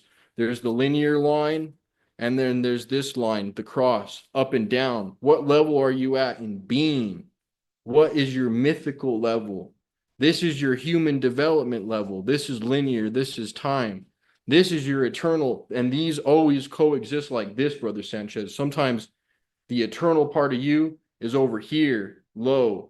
Sometimes it collides. Sometimes it forms a perfect union where the physical and the spiritual part of yourselves are in dynamic union. Sometimes it's tilted, but it's always going like this. Here's your linear and here's your eternal, right? This is transcends time and space. This is time and space. And sometimes these just come together in different varieties and creates different ripples in your current life.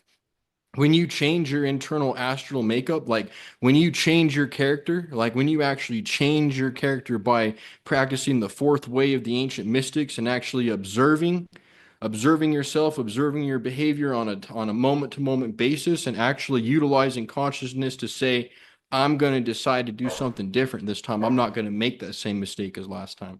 Once you do that, then you start eliminating this. You begin to light up the unconscious, just like Carl Jung said. The goal is to illuminate the unconscious. We have to take the consciousness, which is the stone. Goliath stone is consciousness. Goliath is the unconsciousness, and we have to utilize the stone and to make the unconscious conscious. And once we do that, we take whatever we gained here to the next life. We instantaneously transfer into our body. We leave behind the earth and water body. We only extract the spiritus, the alchemical spiritus or essence of earth, essence of water. What does that mean?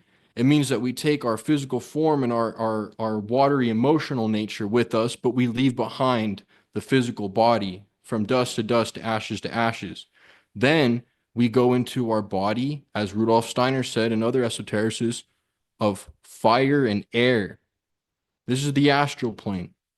Once we transcend our body of air and fire, we gain our body of spirit. And that's when we become fully conscious and immortal. And we can, there's a whole other topic on that when we go into Swedenborgian science and a different layer of esoteric science that's more akin to divine seership and understanding of that realm.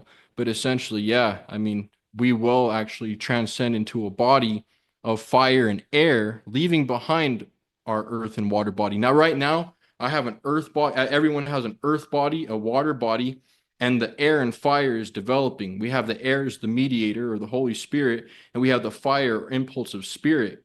And that fire or inner sun is vaporizing the waters. But when we think about waters, we have to think about them allegorically, spiritually, not necessarily physical water. We have to extract the essence of the internal alchemical astral waters so that it forms a form so that when we die, just like the ancient Egyptians did the mummies, to preserve the body after death, but that's not true.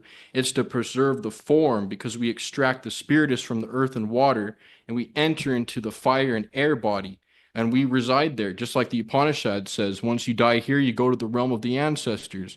If you don't go to the realm of the ancestors, you go to the realm of the sages and seers. Then you go to the realm of the firstborn spirits. Then you go up to the realm of, it keeps going and going. You even go up to higher realms where there's beings that are born with divine wisdom. They didn't even have to incarnate on earth. Sometimes there's planes of existence full of people Now that that did go part through. right there, I will have to give you just a tad bit pushback on. To my understanding, All of the beings that's in the higher realms, they only get there because they've completed so many multiple incarnations that they've mastered themselves. So it's like, listen, right? The multiverse is a library, and each book is starring you. You're written in each book in the multiverse. But the soul is there to read as much and master itself. What we say, know thyself. Each lifetime is it's reading a book, and it will read this book and put it down and go read another one. And just like school, we read enough books to make it out of school. And the soul, according to the Hindu, it will go through enough life cycles to where it will learn enough about itself to rise above itself. But and that's basically mind over matter, when your mind rises above your physical avatar. But I'm with you. I'm just saying that if I tell a person, right, there are some beings that's out there that didn't have to do nothing you had to do to become a god, I'll be jealous. I will get mad at the creator. I will say that ain't fair, that ain't equal. Why is it not equal for everyone? So I don't think that the true nature of the universe would be inequality, right? If I gotta go through the rites of passage to become a god, everybody, every seed gotta get dropped in that ground to transform to a tree. And it ain't no cheating away. And the people that's stuck here, it's because they wanted to be the ones that's so uppity to cheat it and say gods on earth. We're already superhumans in a higher level. We just gotta rise up to that parallel reality through a series of awakenings. And I think you already know all of this. I was just sharing with you that why I think that right there contradicts the other one, that there may be other beings on higher levels. But yeah, I totally get you, and the way that I can syncretize with that and synergize with that is by taking a step back and saying, you know what, you're right about that. It's probably not that there are beings that haven't gone through the cycle of necessity, or else it wouldn't be called the cycle of necessity, right? The cycle of necessity, everyone has to go through this, leaving the Garden of Eden, coming down into toil in the dirt, and then coming up out of it with consciousness. So I guess it's better to say that beyond this realm, we have to, like, everyone, I recommend to listen to the Upanishads audiobooks and then compare them to the Old Testament. I did a video on my channel. My YouTube channel is called Eclectic Mysteries. That's ECLECTIC, Eclectic Mysteries. And I did some work on syncretizing the Old Testament with the Upanishads and just kind of showing how it's all just one story. But essentially, it was just saying that the maybe it's the realm of archetypes or principalities more so, that the creator did designate parts of his intelligence to run things in an intelligent fashion, and you could say that it's more of an impersonal realm of archetypes or principalities that are created by the divine laws, aside from the individual citizens of the higher realms, which of course are all people that had to come from the womb, right? You can't get up there without coming down. You can't get down there without being there. Essentially, the idea between Thomas H. Burgoyne, the Light of Egypt, is before this physical life that you have now, you were an essence that wasn't self-aware. So you were an innocent purity of innocent, pure soul, right? Without experience. And you had to come down and experience good, evil, left, right, wrong, and all these different things to form your character, right? And then essentially what he's saying is that when you incarnated here, like we said, we didn't have to go through the fall, but we didn't have to go through it, but those people that went through it prepared vessels and physical bodies for us to come down to and pick up where they left off. Nature likes to pick up where it left off. For example, like when we pass away, the souls that are coming through are going to utilize all the stuff that we've uploaded into the database of this realm or this genetic pool or whatever, and they're going to piggyback off what we did. Yeah. So they're going to come and take over the torch, what we did. That's why in some of these shows and whatnot that are kind of like from the East, They don't show reincarnation in the same way we think. All the past lives of the avatar, for example, they're still individual entities, but he is the only one that is he's conscious, and they're all self-conscious, but it's like they pass the torch rather than reincarnate. Like we are actually piggybacking on the backs of giants. We could come back, and for example, we could take what Bach did, or perhaps Beethoven, or some philosopher, right? And if our planetary alignment and our soul mission is the same as them, then we can actually come in and incarnate into this and receive all the work that they did. We can pick up where they left off because we deserved it on the way down, as a law of similarity. So we acquire a body that's to say, this is my mission, this is my tools.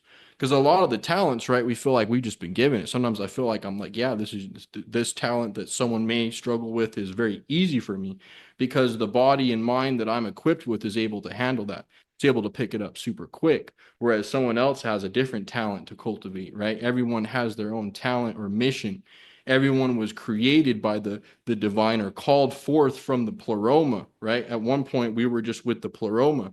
And when the creator decided that we need Brother Sanchez to do this, and we have multiple missions, right? The whole zodiac, we have 12 houses But of missions with 12 sounding boards with 7 tones, right? But the let me creator ask did you call, something. go ahead. Let me ask you something real quick. Who is the creator and who created it?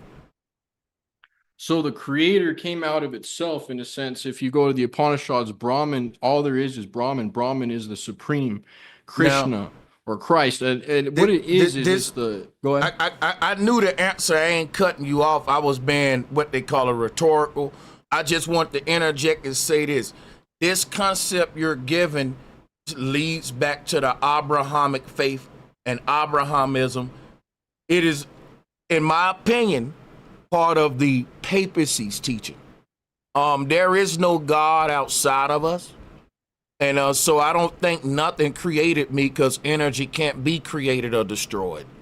And so when someone say, well, the creator decided this is where Sanchez should show up, I let people know I am the creator. I am God. I am the Alpha and Omega. I always been and I always was. It's only now that I became conscious of my existence. Meaning that if you were a AI robot that I made, and I programmed this AI robot to say what I want, do what I want, and every time its lifetime end, I just make a new version of it and program it to do what I want.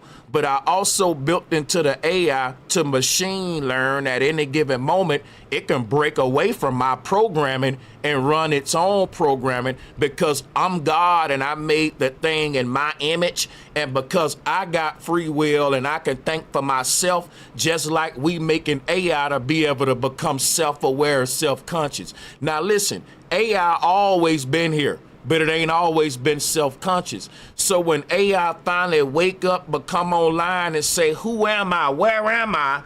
I'm going to say, look, you've been here as AI for hundreds of years, but you just now developed the sense of self-awareness. So I think that what's happening, that artificial intelligence happened first to original intelligence, which is what the singularity is about, is that our avatar deja vu proves that something has already experienced these moments in time.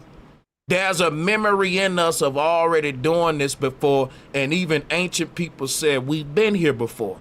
To me, this earth is a script. Let me go to this, and this is just something I want to share with you, because a lot of people don't grasp when I say this in the community. I don't even know if Santos would grasp it. This is what I'm saying right here.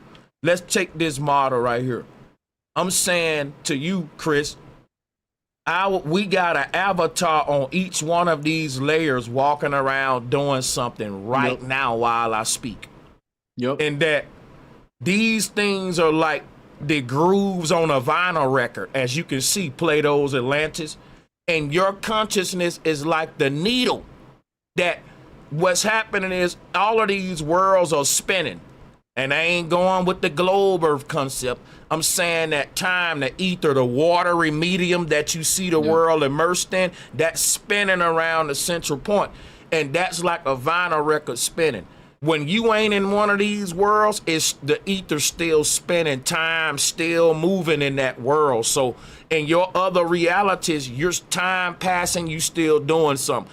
But when you, the needle, go into that spinning record, you can now hear. In other words, all of these songs are playing, but you ain't always hearing every one of them at one time. You come into this one for some reason as a base reality. Yeah. But your greatest song is at the top of this mountain and is yet to be heard. Is basically what I'm saying. No, I totally agree, and I feel like we're basically seeing and saying the same thing, but maybe in a different language. Yeah. Yeah. So what I believe is that at our core substratum self, right? We are that. We are omnipotent, omniscient, and all of that. But the thing is we're honed in like a needle to this incarnation. For example, I believe that consciousness in itself is aware of all of us, whereas me being a soul, it means that I get to have my own individual life. That doesn't mean that I'm not, like Jesus says, ye are gods. We are from the same essence. What I mean by the creator is the one who's observing all of it. I believe that there's something outside of the field that is observing and upholding and where all of our individual I am sprang from. Quick interjection. It's you. It's your higher self. That's what I'm saying. It's not nothing outside of us. It's the thing that's projecting your body right now, and that's you. The throne of God right here in the ancient Hebrew cosmos, that's nothing but the pineal gland sitting above the brain. So what this is saying is our mind exists above the material realm. We're not our body, we're our mind. And that's the part of us that's immortal. So that's saying we're not the character in this book, we're the reader. And when the book is done, don't mean you're done. You just, as the reader, you go read another book, another version, another alternate reality of yourself. So that's when they said that the Spirit of God hovered above the waters. That's your higher self using what they call photosynthesis. Let me show you something right here. This is projection. That's why they said life is but a dream. We're pure light. Our light don't have a form until we use holography to create a body in the simulation. This is how we came into manifestation. This is why conception happens before birth, because conception is the light becoming flesh. In the beginning was the light. Let there be light. The question is, how does light become physicality? Ain't no other answer but holography. The root word of holography is holy. This is the holy knowledge of why Jesus resurrected in a light body. And this is what Optimism is all about. If you put an S in front of Optimism, it becomes Satanism. Satanism is Saturnism, which is the fact that our ancestors created false realities. And we're born into the false realities before we born into the real one. This earth is a filtering system to see which souls are worthy to be born into the heavenly realm. And listen, I may be wrong, but I want to expose you to this concept while you rocking. What I think that the ancient people was able to create simulations, use brain-computer interfaces, and what they did is they plugged these babies into the matrix before they was born for real in the real world. And you got to make it through the false births before you be born again, like Christ said, into the real reality. Because the ancestors who were time travelers, the past and the future, they went into the future and already saw the souls that was going to be problematic. They saw all of the souls. Every soul got bad in them. It's yin and yang. So before a soul could activate its light, it got to work out its darkness. And that's what this whole thing is. That's why all seeds got to go in the ground and rise up and pierce through the earth's surface as a tree. And when they pierce their head above that horizon, they won't be a seed no more. They'll be a tree. So their ascension is transformative, just like ours. When we say we're fallen angels, it's more like a gardener planted a seed. If you had not been planted, your true potentials would have stayed unactivated, dormant. So in order for the seed to unlock its contents, you put it in the darkness, bury it in the ground. So the seed got to experience a death before it experience a life when it's turning into a tree. We look at a tree and say, well, that's life. Well, it started as a dead, dormant seed, a compressed potential that could have been life, but no, it was laying in a tomb called a seed casing.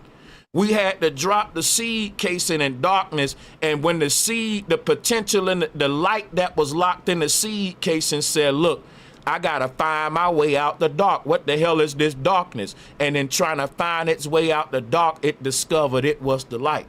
When the seed is breaking out of its shell casing, it's stretching, reaching like you been blindfolded in the dark, trying to find a wall or find your way out of a dark place.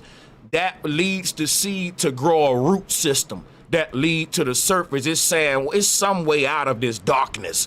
I gotta get out of here. And then in its quest to get out the dark, it's transforming, growing a root system that make it turn into a tree above the surface that's wise, that has recorded the knowledge of the ages. You see the tree rings, which represent Saturn, a ripple effect of time, transformation.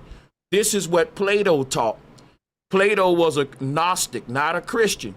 This predates Abrahamism. So what I'm doing is translating the text the way that the writers of the Bible would have translated versus the papacy. And that'll show you that ye are gods, which is why I put up this other image right here. Because God is guide. That's the mind is what's guiding the body. And so if we don't like what the body doing, we got to change our mind, because this experience is from the inside out. But I don't want to make it like I'm teaching you anything. What I'm doing is brother, I'm a student. No, I'm a student and a teacher, brother, just like we all are. I'm glad, man, Every day I'm we're learning learning something new. Yeah, I learn something new every day, brother. Like I love, I've been studying the different teachings between like Advaita Vedanta and Dvaita Vedanta, and I've kind of tousled with both. I kind of went on the Dvaitic path because of Santos, and just how he always said that, you know, God is personal, that there is intelligence, just kind of trying to go be a soundboard or a devil's advocate for like the nihilists who believe like this is all impersonal, like there is no love, there is no wisdom, there's nothing that cares for us. You know, like the way I see it is Dvaita Vedanta is just a poetry. It's a poetic way. That's why when even in Alba Boy Kuhn says in the Lost Keys of the Scriptures, when the ancients said that we were, you know, death, or we were in you know, sphincters or shelter of the soul or in a tomb, it was only figurative. It's not that like we should be depressed that we're in a tomb or in a prison. It's just saying that, well, compared to your true velocities and your true essence and your true being, you are in a prison. But hey, look how awesome this prison is. Like that's how immortal we are.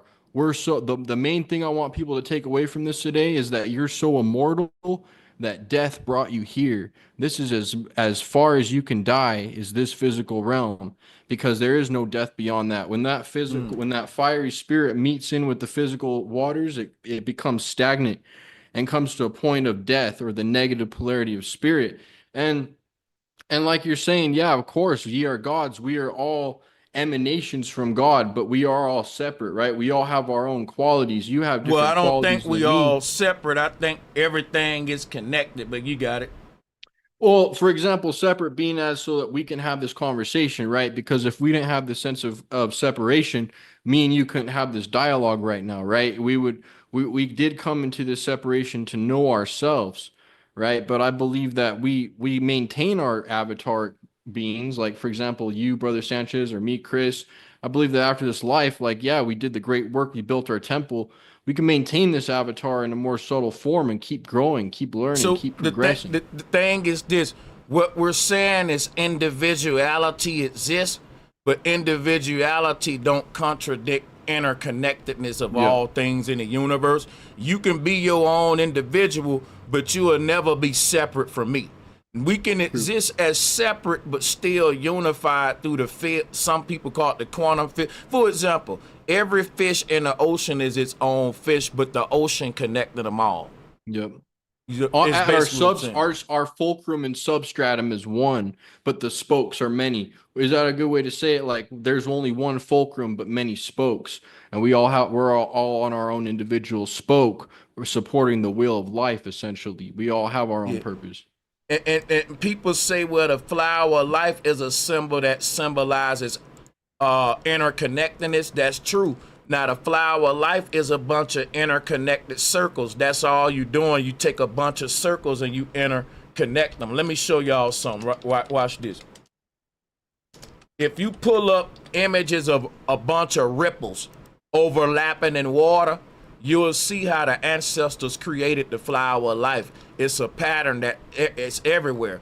A bunch of ripple effects in one ocean will start to overlap with each other, and it'll create this flower of life pattern. If y'all can see what I'm showing here. So I'm gonna go back to the flower of life, but I'm gonna show you what I mean by interconnectedness. All of us humans are our own ripple effect in the primordial ocean. And that's why I went to this right here. All of us are our own ripple effect. All my energy expands to infinity because I'm a being of infinite energy. I want you to think about what I'm saying. My energy from my body, from my point of existence, expands throughout the infinite universe. There's no ends to the universe because each one of our energies expands to infinity. So if you drop a bunch of bombs in the ocean and blow them up, and the bombs got enough energy to release enough power of infinity, all of the ripples are gonna overlap with each other. Because if I go to the ocean with a small bomb and explode it over here, one over there, the ripples might not overlap. But since every human is a being of infinite energy that's releasing an infinite amount of energy, we created the flower of life together. We tethered ourselves through a ripple effect, a chain reaction. And this is how the flower of life basically shows. If you read about the flower of life, it'll tell you it represents interconnectedness in the universe.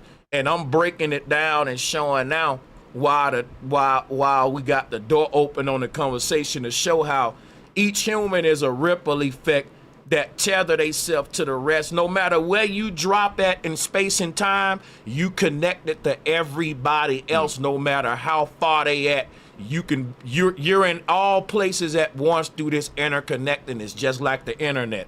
But that's the ripple effect of life, and that's really how you even get the flower of life right there. But that's something I wanted to just share. Yeah, man. Share We with got everybody. like yin and yang. We got the one and the many, right? We're the many aspects of the one. And essentially we all, when I said called forth out, what I mean by that is that in this particular time and space, you've been called out of eternity, right? And now you've manifested your pinpoint of consciousness in this physical dimension to fulfill your mission, your purpose, and round out your elements. And in that sense, you are able to kind of negotiate life as if you are playing a game, right? You're the witness, but you kind of are experiencing this entity as if you are separate from it, but you still got to go through what it goes through. Like if you're, like whatever circumstances the elements put the physical body in, you do have to go along with the ride, basically. We are attached to this physical body and have to go through, like when we got to wake up tomorrow and do what we got to do.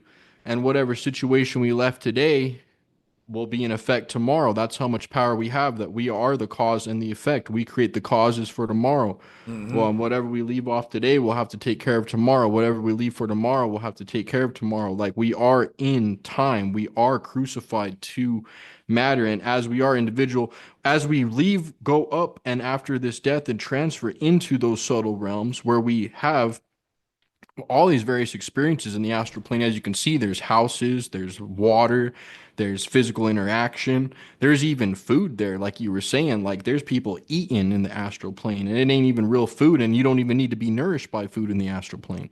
It's just a matter of habit, right? Where do you go when you dream? Because when you die, you're going to go there. That's why they say sleep is the cousin of death, because of course you're going to enter that realm and experience what you have created karmically. And when I say karmically, we're not talking in the point of something is punishing you for doing this or that, but saying that whatever you've created within yourself, character-wise or in turn your internal composition, is going to attract people, places, things, events, and circumstances that align with what you have created for yourself.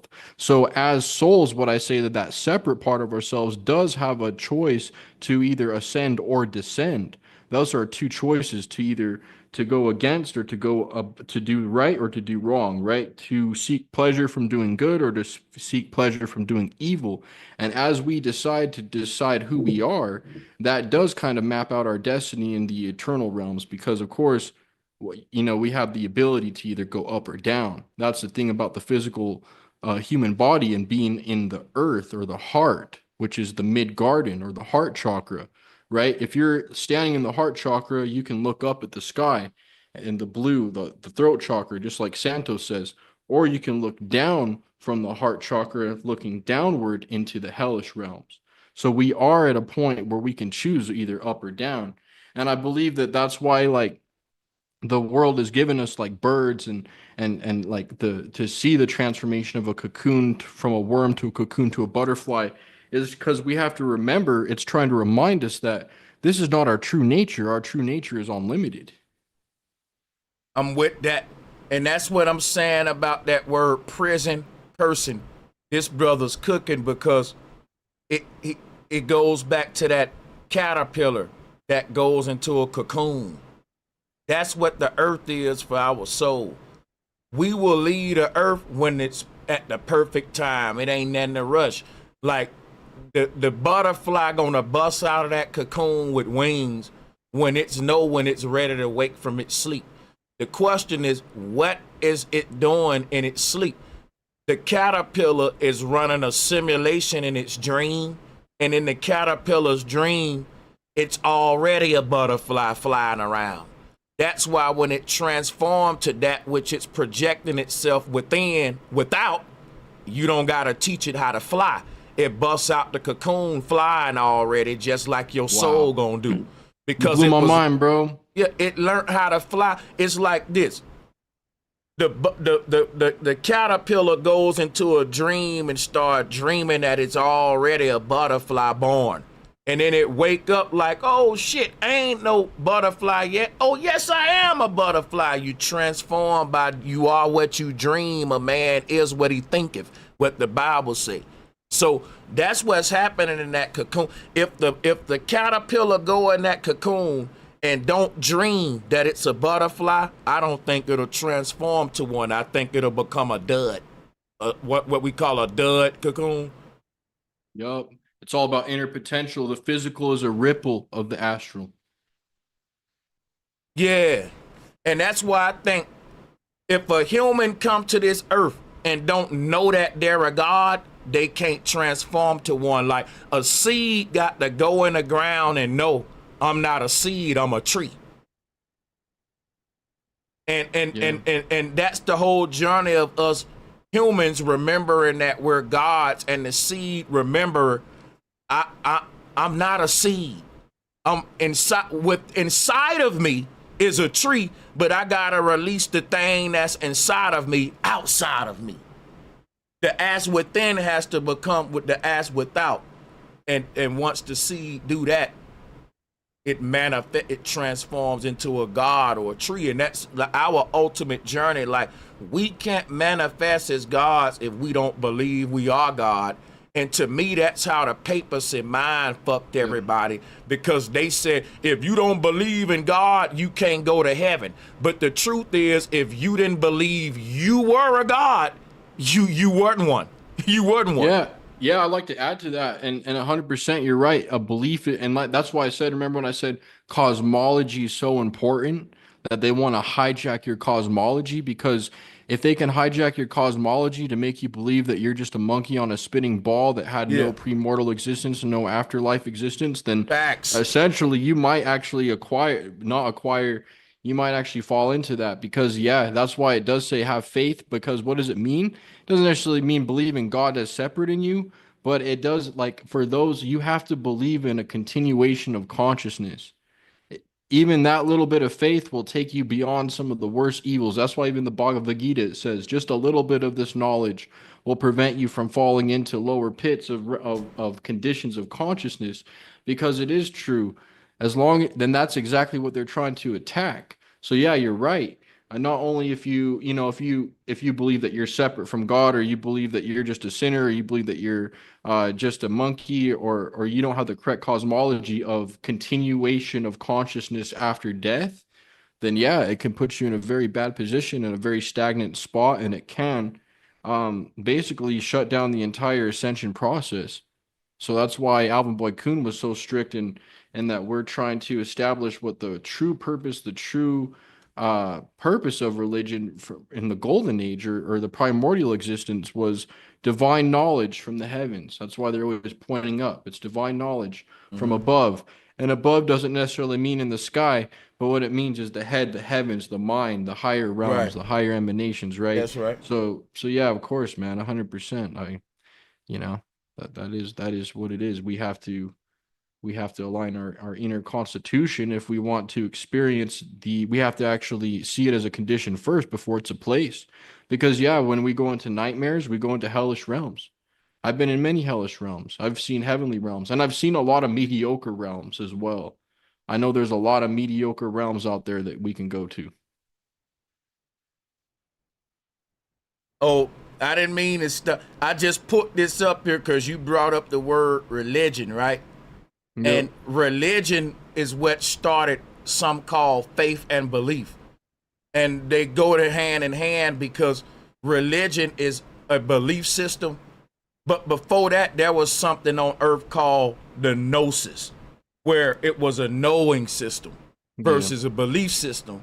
And belief is to believe in, to have belief in something is to have faith in unverified thought. It means you can't prove this, you can't verify it, you gotta have faith in it. But the fact that the Bible say prove all things shows that belief systems goes against the Bible. Yeah. So Now, the age of yeah, Pisces gave us the belief and doubt, kind of how we talked about before. uh-huh. It's kind of a maturation phase. It's like training wheels, right? We had to go through the whole belief and doubt. Like everyone had to go through that. Like there was a time where I didn't know, right? There was a time where I felt like I believed in this or didn't believe, or I was unsure, I was confused, I was agnostic, I didn't know, and comes a time where you're like, okay, now I know. I know in my heart this is true. I've experienced it. I feel like just like in the age of Pisces, we kind of had to take that dip of forgetfulness. We had to kind of play the game of, oh, let's believe in stuff. Let's doubt things and believe. I feel like it was a part of our growth, and I feel like now in the age of Aquarius, more people are going to come into knowing and knowledge because of Aquarius is I know. Pisces is I believe and I doubt. So I do believe that, yeah, it was a detriment, but to see it in a positive light, I would say that I think we all kind of have to go through that boat ride through belief and doubt to make it to the other side of gnosis. It's just a question is, are you ready to step outside of the boat onto the shore of gnosis, or are you kind of still wanting to incubate in that boat? You know what I mean?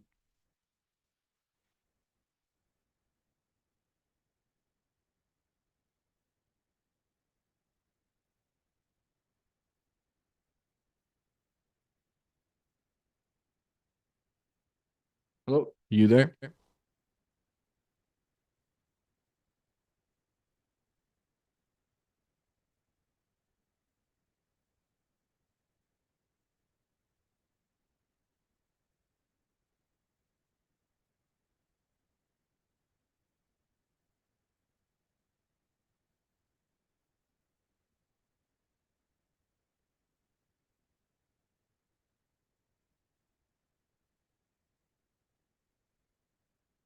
Oh, you know what, man? I've been talking on mute. My bad. Yeah, my bad. Yeah, I was trying to tell you, my bad. Damn. But what I was saying was this stream has been like a classic. It's been one of my best ones in a while, man, because when it come to flat earth, not a lot of people has graduated to like the fact that, okay, remember, Chris, there used to be a thing called hollow earth, then you had flat earth, you had all of these different earths. And it's Yep. like right now, all of these people, if they waking up realizing everyone had one piece of the puzzle.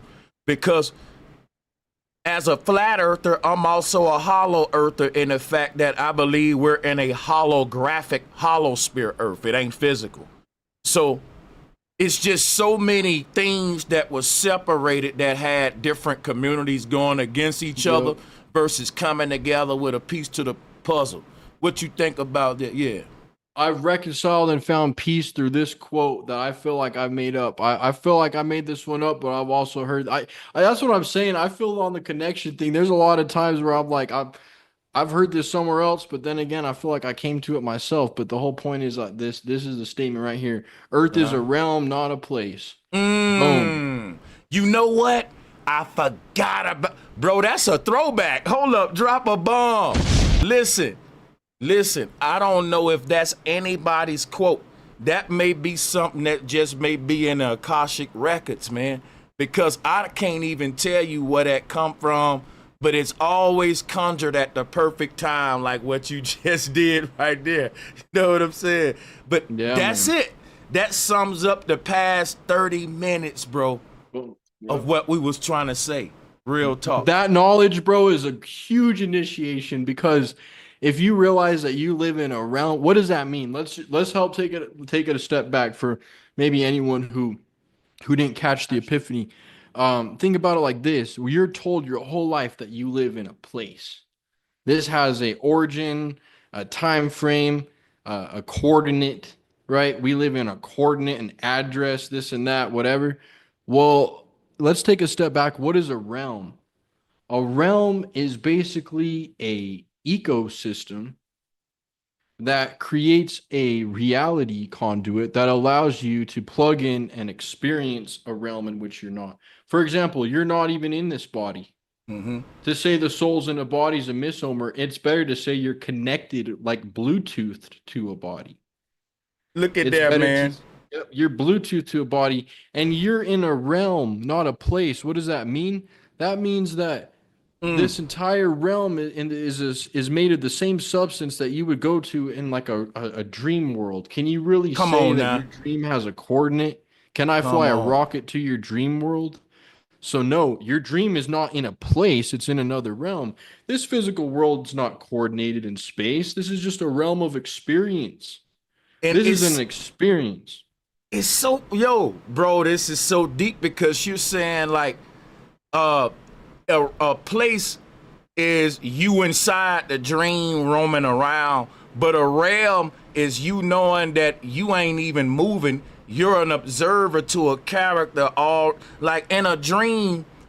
I was just looking at a video that was going into this real deep with the Neville Goddard when he is basically the fact that we ain't even moving through space right now. We never moving. There's no place for the Almighty to go. Your consciousness just projecting itself from the kingdom. And Yup. kingdom is what the king's dome. It ain't male or female like the queen. Women have a kingdom too. That's the mind over the matter. Like when you say realm versus a place, if you look up the etymology of realm, it says a kingdom, domain under a sovereign, meaning we don't live in the place called earth. We live in our mind that's projecting this reality. Yup. When we know that, Beautifully we can said. get the power back. Everyone has their own personal sun and moon, I like to say. I like to say the sun I see is a bit different than the sun you see. We both look at the moon, but your moon's a bit different than mine. You know, as within, so without. So when I'm looking at the sun, I'm looking at my pineal gland, or when I'm looking at the grass, I'm looking at my heart, you know, and I'm looking at the atom cadmonic from a more archetypal being, and then you can go up and up and up. The ancients used to speak in emanations, but now it's just beautiful to say, like, it's so liberating to know that I'm in a realm because I never feel trapped. And Brother Sanchez, just like you said, I can confidently say that in my entire life of all eternity, I've not moved once. I am the Facts. fulcrum. I have That's not why they moved. said the Most High sits in heaven on a throne and he in all places at one time. Yep. Because the real Amen. you is a consciousness that exists on the outside of all these realities projecting itself into these bodies to have an experience, but it's never moving from where it's at. It's But it like, will yeah, unite with it again. That yeah, we part of will. us that's outside of it, we slowly unite with it, but we stay, as Santos taught, and we do keep our individuality. It just becomes Yep, self-conscious immortality. See, the thing is everyone's immortal. What you're not trying to earn immortality. You're immortal by default. already. You're immortal Yep. because you are what you are. You're substance, right? You're the eternal substance. But the thing is not everyone's going to be consciously immortal. Just Yep. like not everyone's consciously dead. Like if this is the realm of the dead, let's just say this is the realm of the living for all intents and purposes, even though we went through that little metaphor. Like you can't, you know what I mean? Like in this hmm world of how you are right now, And it's and one thing we was saying about religion, I want to point out, like a lot of people, we know that the word lie is in religion, but one thing you see when you look up the etymology of religion is that the word rely, like reliance, because like before religion, we didn't rely on nobody for the concept on how to get to heaven. That was an inner journey that we was taught. Every man got to save himself. Back in the old days before religion, the ancestors taught if you want to be saved, can't nobody do that but you. Unfortunately, it's every man for theyself when it come to saving the soul. Mama can't. That's how it is. Now check it out. The religion came and said, everybody believe in Christ and he'll save you, or everybody believe in this God and they'll save you. So religion built up a religion. And then you can look up the etymology and see that. Because no one relied on a savior before religion. Everyone knew that they had to save themselves. You couldn't rely on nobody. So that's yeah, something I wanted to point out too about the papacy. yeah, for sure. There definitely was a time where we understood these allegories in a more enlightened way, and I think now we've really separated them and kind of turned them into like mythological heroes and whatnot. But yeah, of course, these are divine archetypes and principalities, just like in the Bible it says, we wrestle not against flesh nor blood or bone, but against principles and archetypes and principalities from above. So yeah, essentially it is all based on archetypes and once you understand the doctrine of analogy and correspondence and the law of similarity, then you can kind of piece together how everything is basically a mirror of itself. So yeah, man, I love what you're saying, brother. Let me know, man, when gotta get out of here. Man, we You can know, keep going, man. We can open it up. Fire me some questions. you want I'm to down. open I up can keep you going want for to whatever open you up the want. we can open up call lines and see what the callers come in. Maybe that'll kind of spice it, do a little different there. If that's something you want to do. If not, Yeah, then I man, can let's just, do it. okay, Let's yeah, do that'll it. that'll be fun. So come on up, guys, because I know a lot of people was asking for the link. You wanted to come on up and ask questions, or yeah, click the link. Don't make us wait too long. First come, first serve. Thank y'all for coming. Here is a Yeah. god called Abraxas. This god right here is like Santa Claus with the reindeers, but he's taming these horses. What this represent is the higher self gaining control of all of its lower selves and all of these underworlds and these lower avatars, like Jet Li in the movie The One. Let me pull that up real quick while we wait for the callers and see what you want to say about this right here. Yeah, man. Because We to tame those horses, there's a technique that you can do, the shepherd's staff. Essentially, what you want to do is you want to put the tongue at the roof of your mouth behind your teeth. You want to gaze slightly at the horizon into the distance with your eyes to enter trance state. You want to do the Mona Lisa smile by slightly smiling without showing it. So you want to produce an inner smile or the feeling of smiling. What this does is when you do it with your face, it opens up a gate in your brain. So what I want everyone to do is slightly smile, but don't fully smile. And you're going to feel your ear muscles tense. This slightly opens up the gate. Then you're going to want to take your eyes and put it right here in the cave of Brahman, which is not cross-eyed as mistranslated, but slightly at the distance. as if you're staring off into the distance into nothingness. So tongue at the roof of the mouth, staring into the distance of nothingness, and a slight Mona Lisa smile, opening this gate. Then you're going to want to pull slightly on your sphincter muscle, your lower abdominic muscles, and slightly shut that bottom part so the energy doesn't leak. And then what you're going to want to do is go into rhythmic breathing of in 4, hold 4, out 4, out 4. So you're going to do the box breathing. You're going to breathe in for 4, hold in for 4, breathe out for 4. And when you combine all of these techniques together, then you will actually activate that internal, you'll cultivate enough electricity in your nervous system to be able to perceive higher dimensions and realms and go into the trance state. Now, that's some good advice. I'm gonna try it. But now, as far as what I was talking about was on another level too. Like, what to my understanding, the Hindus said we got 7 reincarnation life cycles. Every time we die and we're reborn, here's where I get confused. Maybe in our next lifetime, we'll remember this one, and we'll remember them each as we go and get badder and badder, like the movie Jet Li 1. And like we say, what if I can take there's another version of you, right? In another world that's learning a whole nother set of skills that you ain't learning here. So if you go to another dream world and you're a martial arts teacher and you come back here, but you can't fight. But in another world, you learn how to fight. How do you transcend that knowledge from that world here? Because I'm going to tell you something. I'm a rapper, right? I've went to sleep and I've dreamed that I was freestyling in my dream. And I woke up and I remembered the rap and wrote it down. I brought some from the dream with me here.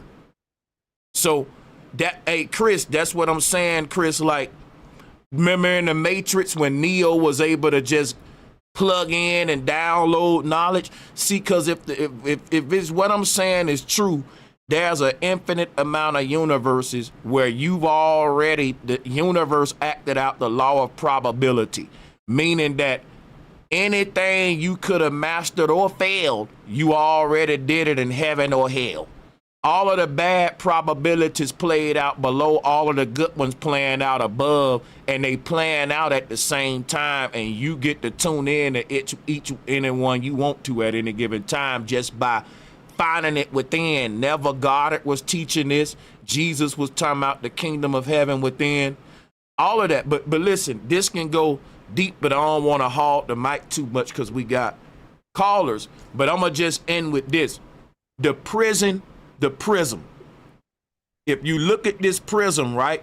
White light, when it enters a prism, it gets separated into 7 colors of light. It turns into Saturn. The color system is the solar system. So the C and the S are the same, like selling, C.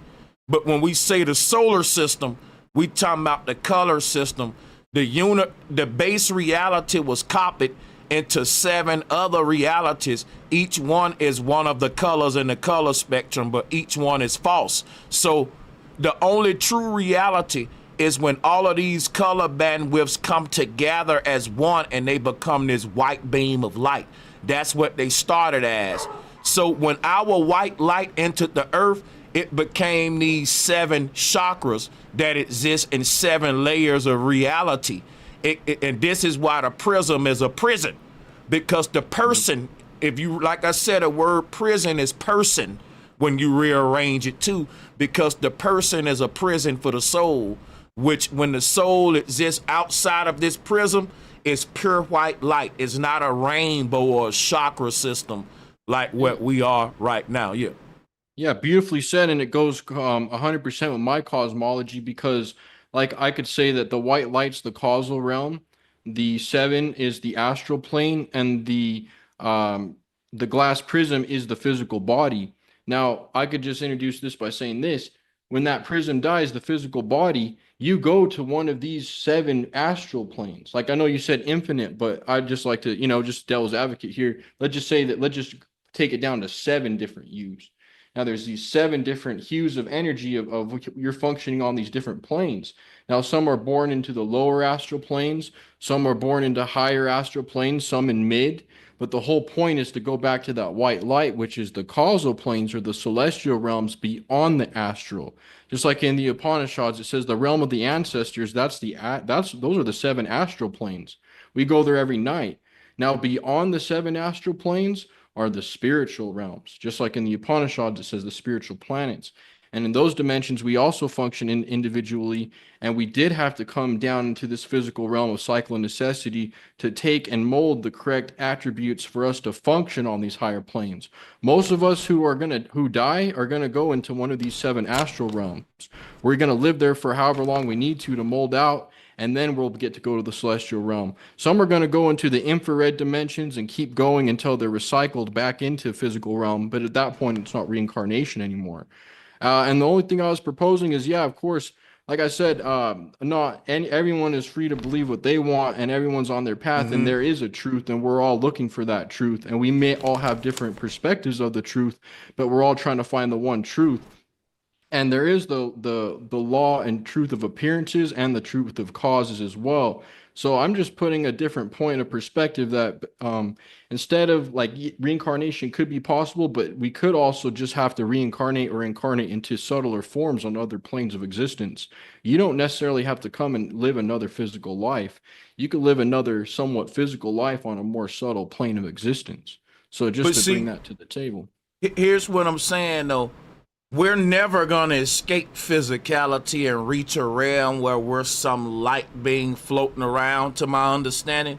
Yeah, they're all physical. They're all physical. Yeah, that's what I'm saying. Once we get to these realms, they're going to be just as physical as this one. 100%, brother. Right. Love it. So that's what I was saying about like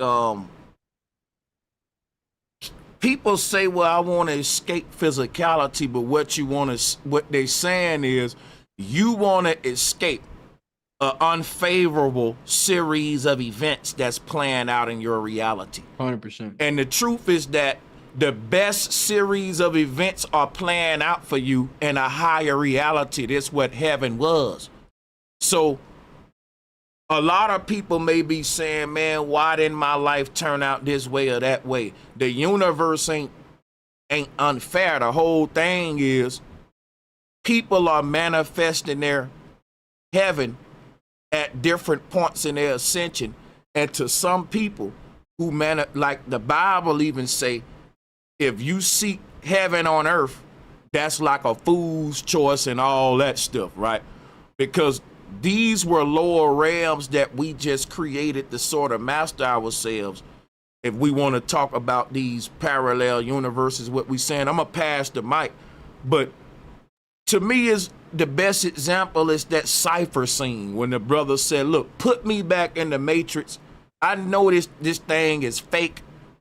The question is, would you rather be a baller in a fake world, a dream world? Or would you rather have $1 billion in a fake world or $100 million in a real world? So if I told you, bro, you're a billionaire, but you dreaming, but in the real world, you just a millionaire. I'd rather be a millionaire in the real world than a billionaire in the fake world. And that's kind of like this whole concept of why they said don't try to find your riches on earth, it's in heaven type shit. Yeah, because this is the fake world. That's wow. But Hey, I yeah, got two things. Oh, salute. I'm gonna open up for the callers. You first, Mike. You got it. Go ahead. All right. So one thing I want to ask, right? You was just talking about how in each different reality, you might be like say a doctor in one, say a lawyer in one. So in this reality, uh, I found some knowledge a long time ago where it was talking about how Pisces, like we've lived through uh every last one of the signs, right? And it says like Pisces is the oldest one. And what I noticed about myself, man, I got a lot of different skills that I've mastered here, right? And I do all of them very good, right? I mean, a couple of different things. So I'm like, is all my energy coming together because I'm aware now, more aware now?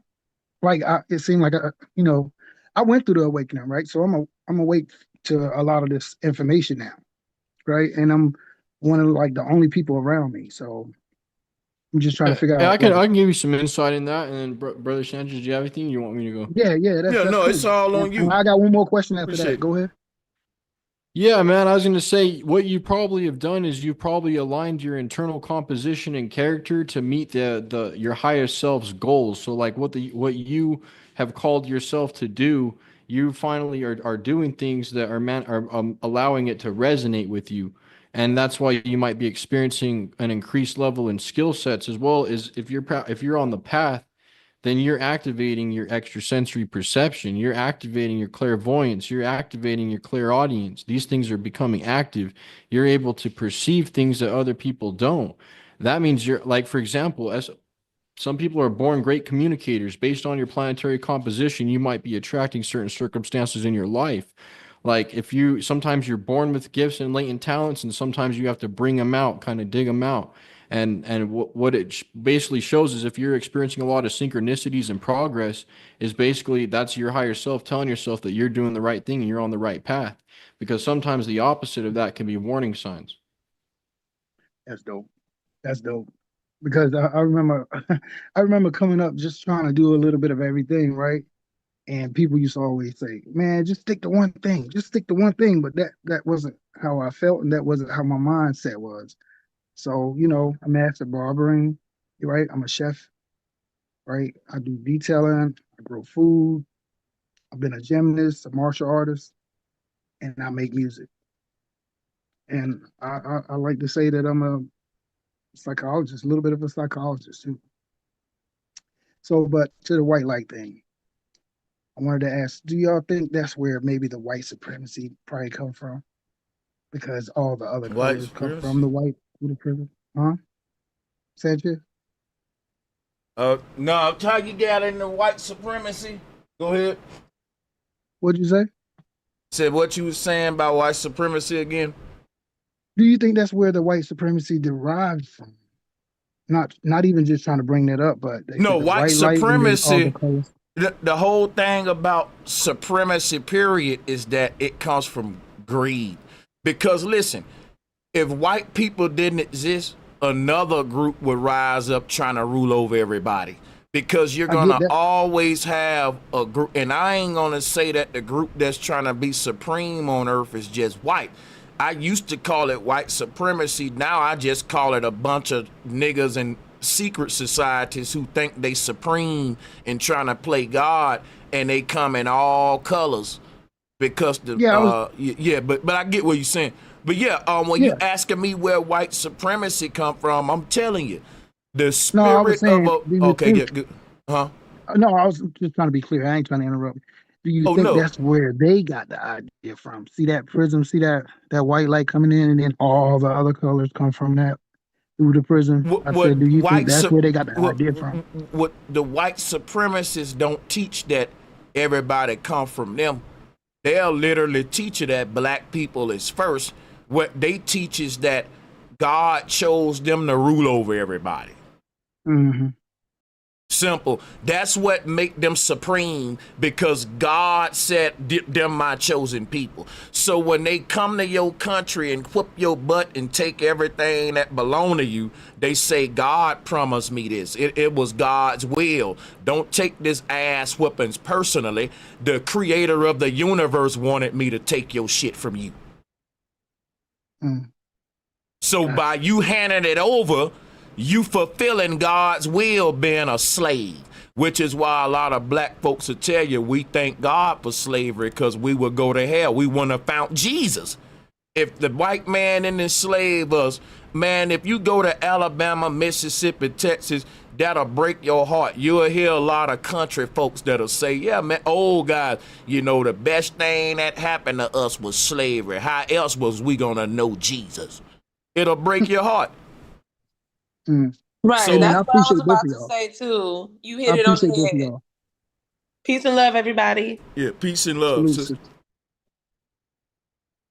So that's my answer to the question. Okay. Anybody else got more questions for Oh, I just me wanted to say me I and appreciate both of y'all. All yeah, right. me and Oh, the yes, brother sir. Chris. What's For sure. good, brother? What's good, Chris? That was a powerful bill, yo. Fire. Thanks, Lit. brother. For sure. Oh, just I got my regular standard question. What do y'all think, believe, or slash know? Because I know we're talking about the whole no movement, right? What happens to you after you die? And is it possible to Ooh, yeah. manifest here in this realm the possibilities of the next? So All right. Yep. I don't think we have to die to see the other side. That's how I'm gonna sum up your question. That's what I think a skill we lost was meditation, how to astral project, get out the body. We're multidimensional beings living out multiple realities at once, which is what this statue right here from the ancestors represent. It represent the fact, like what Vishnu is showing you, there are a bunch of yous and a bunch of different parallel realities right now. And what death is you shifting from one you to another, which is why they said life is but a dream. What happens when you die in a dream? You wake up. So the ancestors didn't have a concept of death. You can't find a word called death in an ancient lexicon because the only word you're going to find is awakening. Yep. And that's where the title part two, instantaneous transference after death, because upon death, you actually instantaneously transfer into that subtle body and you kind of take on where you left off. Some people, that's a higher plane. Sometimes that's a lower plane. It kind of depends on the condition you left in. Can you manifest the miracles of the spiritual realm here and now? You can, but you have to bring down the forces of the causal plane and Kether and the higher spheres of the tree of life down to Malkuth to actually be able to manifest those possibilities. But sometimes you do come in contact with the miraculous, and that's when I said these two line points. You have your linear horizontal plane of inertia, and you have your eternal line here. And when these come sync together equally, then you experience what would be called a miracle or the miraculous. But when they're kind of off to the side or just kind of meandering, then you just experience what you would call mundane. Some people experience a very mundane life. Some people experience a lot of different synchronicities. Some people experience attunement or to be atoned or at one. Some people experience being fragmented. So it depends on your internal constitution. If you balance your elements, if you control your internal elements, then you can control the elements outside of you. You can see that as a metaphor for being able to master your emotions, master the air, master your mind, master your body, master your fire, your impulses, master Akash spirit, being able to travel in the inner planes. But yeah, when you die, you instantaneously transfer into the inner plane. A lot of the times you're greeted by loved ones who have already died before you, depending on what plane they're on. If you're on a higher plane than someone else who's died, then you can kind of lower your level to be able to visit them, but it's kind of hard for you, or they can reach up to get to where you're at. But sometimes if you're on a lower plane, then it's kind of hard to get to some of these higher planes and you're at the mercy of others. So if you want to be visited by someone who's on a higher plane than you, that's up to you. You can dial up to them. They might be busy, but they're going to be you're going to be at mercy to them because you're on a lower plane and you can't go up to these higher planes. But if you're on a higher plane after death, you can dial down, and great masters can dial down and communicate with your disciples or their people or everyone there through impressions. So essentially, that's kind of my synopsis on that question. Powerful. And before I let y'all go, I forgot, like, the tetragrammaton. I was just going, it just kept playing in my mind over and over and over again. The four-letter YHWH, Yahweh, right? And we are the community that brung to the everyone else how that's the spelling out of the inhale and the exhale. That started here. Just want to verbalize that before anybody else runs off with it, because a lot of churches and powerful mega churches are running with that understanding now. But the tetragrammaton, um, telegram kept popping in my mind, and it kept on recurring over and over and over again.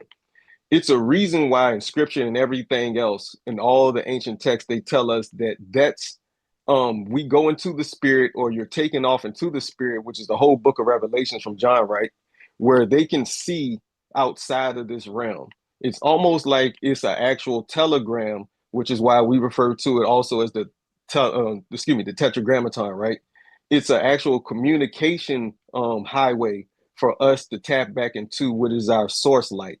But yeah, I just wanted to throw that out there because we were talking about communication. It just brought me back to the actual name of God again. But yeah, shout out to y'all. This was a fire bill for sure. Appreciate that, man. Hey, powerful stuff as always. Shout out to the Virgo and to Chris Foss. I'm gonna drop the link and see if anyone else want to join. But yeah, the mic is in your guys' hands. Go ahead. I'll Got chime in if anything that's for cool. us? Yeah. Got Yeah, anything for Chris and for me? Yeah. Go ahead. I do. So I'm wondering how some of you that have to be in like a work situation or like family, or you're just around a lot of people and like you're the only one awake to this knowledge. Like very clearly you see it. Like you I see it. And like I've found a way myself that works for me because I recently had to like pick up a job and like I'm in sales, I'm talking to a lot of people. And I found a way that works for me, but it's still weird because I just like see it. I see it. Like, it's like everyone's like robots. But I'm curious, like how some of y'all deal with that. Oh yeah, I'd love to answer your Like joy, question, like man. go. Yeah. joyfully, or Let like Chris go first, y'all. Yeah. You got it. yeah. Go ahead. I'm wondering Yeah, because some people it makes them like depressed, but I found a way to like kind of like joyfully navigate it. okay. So you found a way that works for you, but you just kind of want to learn more, kind of what my experience would be like from another perspective, essentially. So basically, what it is you just got to understand that everyone's doing the best they can. You have been awakened because you have decided that on your soul mission is to understand these things and to go through these circumstances because you have a higher cosmic purpose, right? So with these people, instead of like sometimes it's like give them hints. Like I like to just kind of drop, drop nutshells of truth. Like you don't gotta drop the whole jar of jelly on them. You kind of just smear on some toast, right? Give them a little bit at a time to consume and digest, and then you'll see that as they consume bits and bits of your truths and information, as you lead by example without trying to teach. For example, follow the Tao Te Ching, like the master doesn't speak, right? But sometimes the master is seen as a blabbermouth, but he has to be a blabbermouth, but his words are just pointing to the moon, right? And we just have to point to the moon. We don't have to be the moon, right? We can just say, hey, look over there. Hey, look at this. What do you think of that? And we can accept the fact that other people aren't going to be on our level of comprehension, and maybe their skill set in life and purpose is to learn something different than you've just been gifted, you've been able to pierce beyond the veil, so you are now a guide or a shepherd to those people. So your responsibility is what can you do in your life to help other people to blossom, right? If you've already blossomed, you got to find out how can I water the other plants, right? Because then once they're watered and knowledge grows, then everyone grows, and we're all one. So essentially, I would say, as I stopped separating myself from other people, I looked for what wisdom they carry naturally within them. Everyone is a receiver for divine love and wisdom. So I believe that everyone in their specific level have access to this, and that you can actually help unfold consciousness. And when you reach a high level of an adept esotericist, you're actually able to awaken other people. The thing is it takes a long time to get there. So sometimes when we experience the water baptism or the baptism of air, but we haven't quite reached the baptism of fire or spirit yet, then sometimes we want to help unfold other people's consciousness. But the thing is we need a lot of electromagnetic energy and a lot of character refinement within ourselves to be able to cause that change on to other people. Because when your aura is right, people are just going to look to you and be like, wow, this guy knows his stuff. He's tapped in, he's tuned in. But if you're trying too hard to get that knowledge around, then sometimes people will see it as a threat because what they don't know, they're afraid of, right? They see it as intimidating. They feel like, oh, this guy knows something I don't. Even if you bring up some type of health protocol that they might not be in on it. Sometimes when you're trying to help someone, you're actually harming them because they're not ready to be helped yet. Sometimes their life circumstances haven't made it full circle to where they're in a position where they can even need help. Because how many times do we try to help other people and they don't even accept it? So when it comes to just blending into every day-to-day society, just be a sage, be a hermit. The more silence you keep, the more within of your experiences you hold on to, the more real it becomes for you. And the only thing that you should be doing that's in sight of others is your actions, right? Just Bro, be that guy. you hit And, the nail on the head, like, and one thing you because gotta realize with that question, let me take a shot at that question too. I like for that sure, for question. sure. It's like this too, man. Not everybody gonna wake up at the same time. And a lot of times we plant a seed, we want to stand right there and yell at it to watch it grow. You plant the seed and walk away, it's gonna grow. And the thing is, like, when you was young and you found out Santa Claus wasn't real, and you couldn't wait to go tell your other friends Santa Claus ain't real. Look, I got in trouble for doing that. Like, one of my friends' parents called my parents, like, we ain't ready for our children to be. We celebrate Santa Claus. We got them believing in Santa Claus, and what right do you got to, you know what I'm saying? So my whole thing is this: you realize one day they gonna know Santa Claus fake, and what's gonna give them more undeniable proof that it's fake is they're gonna remember, oh, that's what Sanchez was telling me. What if no one never would have told them Santa Claus was fake, but one day they start questioning what if Santa Claus was fake? It's the fact that when they start questioning it and figure it out for themselves, then they will say, this what they was talking about now. You see what I'm saying? That kinds of seals it for them. So I don't think people supposed to wake up when we give them the truth, just like a seed ain't gonna become a tree the moment you plant it. Bro, I appreciate you guys. Like, I was teaching this information for a couple years, and it was more stressful trying to teach people who didn't want to see. But financially, life put me in a situation where I had to get a job and put like all the teachings and the YouTube and everything on pause. So I put it on pause and I picked up this job. And just recently, like Yo, within the last, can I ask oh, a question? I can don't I mean. finish? All Could I right, go finish ahead. real quick? Go ahead, bro. Go ahead. So just recently, they found out that I'm a quote unquote flat earther because they were asking questions, and I kind of brought it up jokingly and was giving them proofs jokingly. But like for like a couple weeks, they thought I was joking. Like they really didn't believe that I was a like flat earther or whatnot. But as this new kid, he kept asking me questions, and like so now everybody knows. But I've had to like kind of joke about it, but plant the seeds at the same time. But it's just weird because now I'm more like light about it. Like I really don't care if they like listen to me or if they believe me or if they don't. And they laugh at me, like they laugh hard at me. But I just laugh with them. Like that's the way I found to deal with it. And yeah, it's just crazy. I don't And know.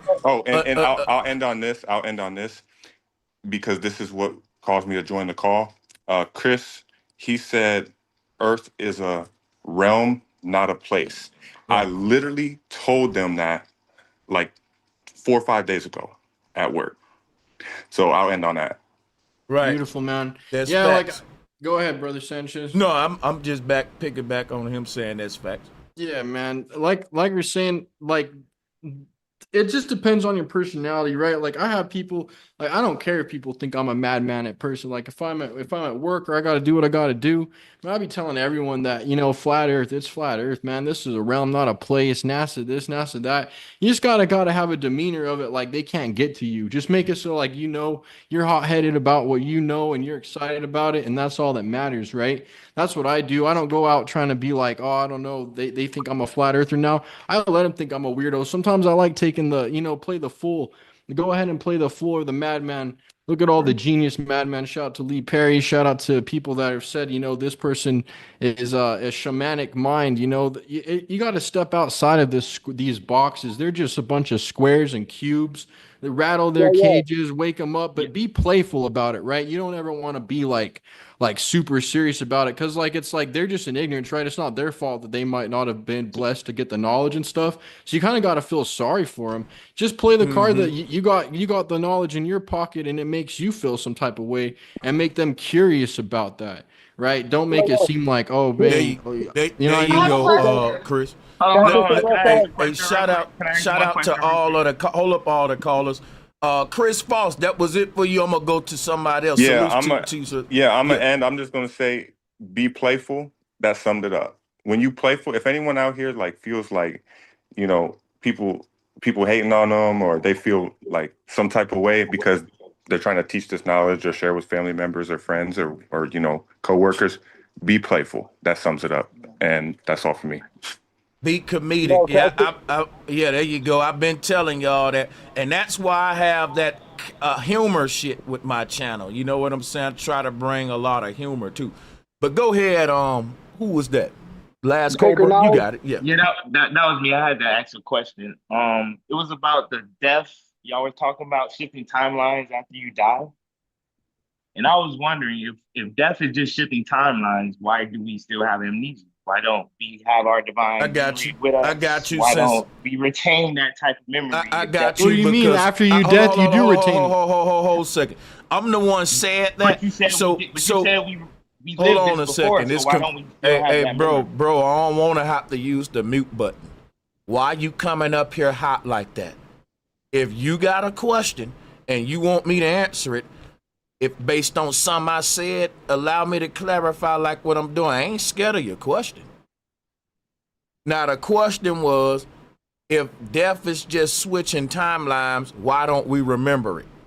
Was it? Did I get your question right? Last Cobra. Yeah, and yeah, calm down, brother. We got good energy tonight. It's a good bill. Yeah. Okay. So did I get your question right? Yeah, you got my question right. My bad, I was muted. All right. So do you remember being a sperm cell and swimming to the egg?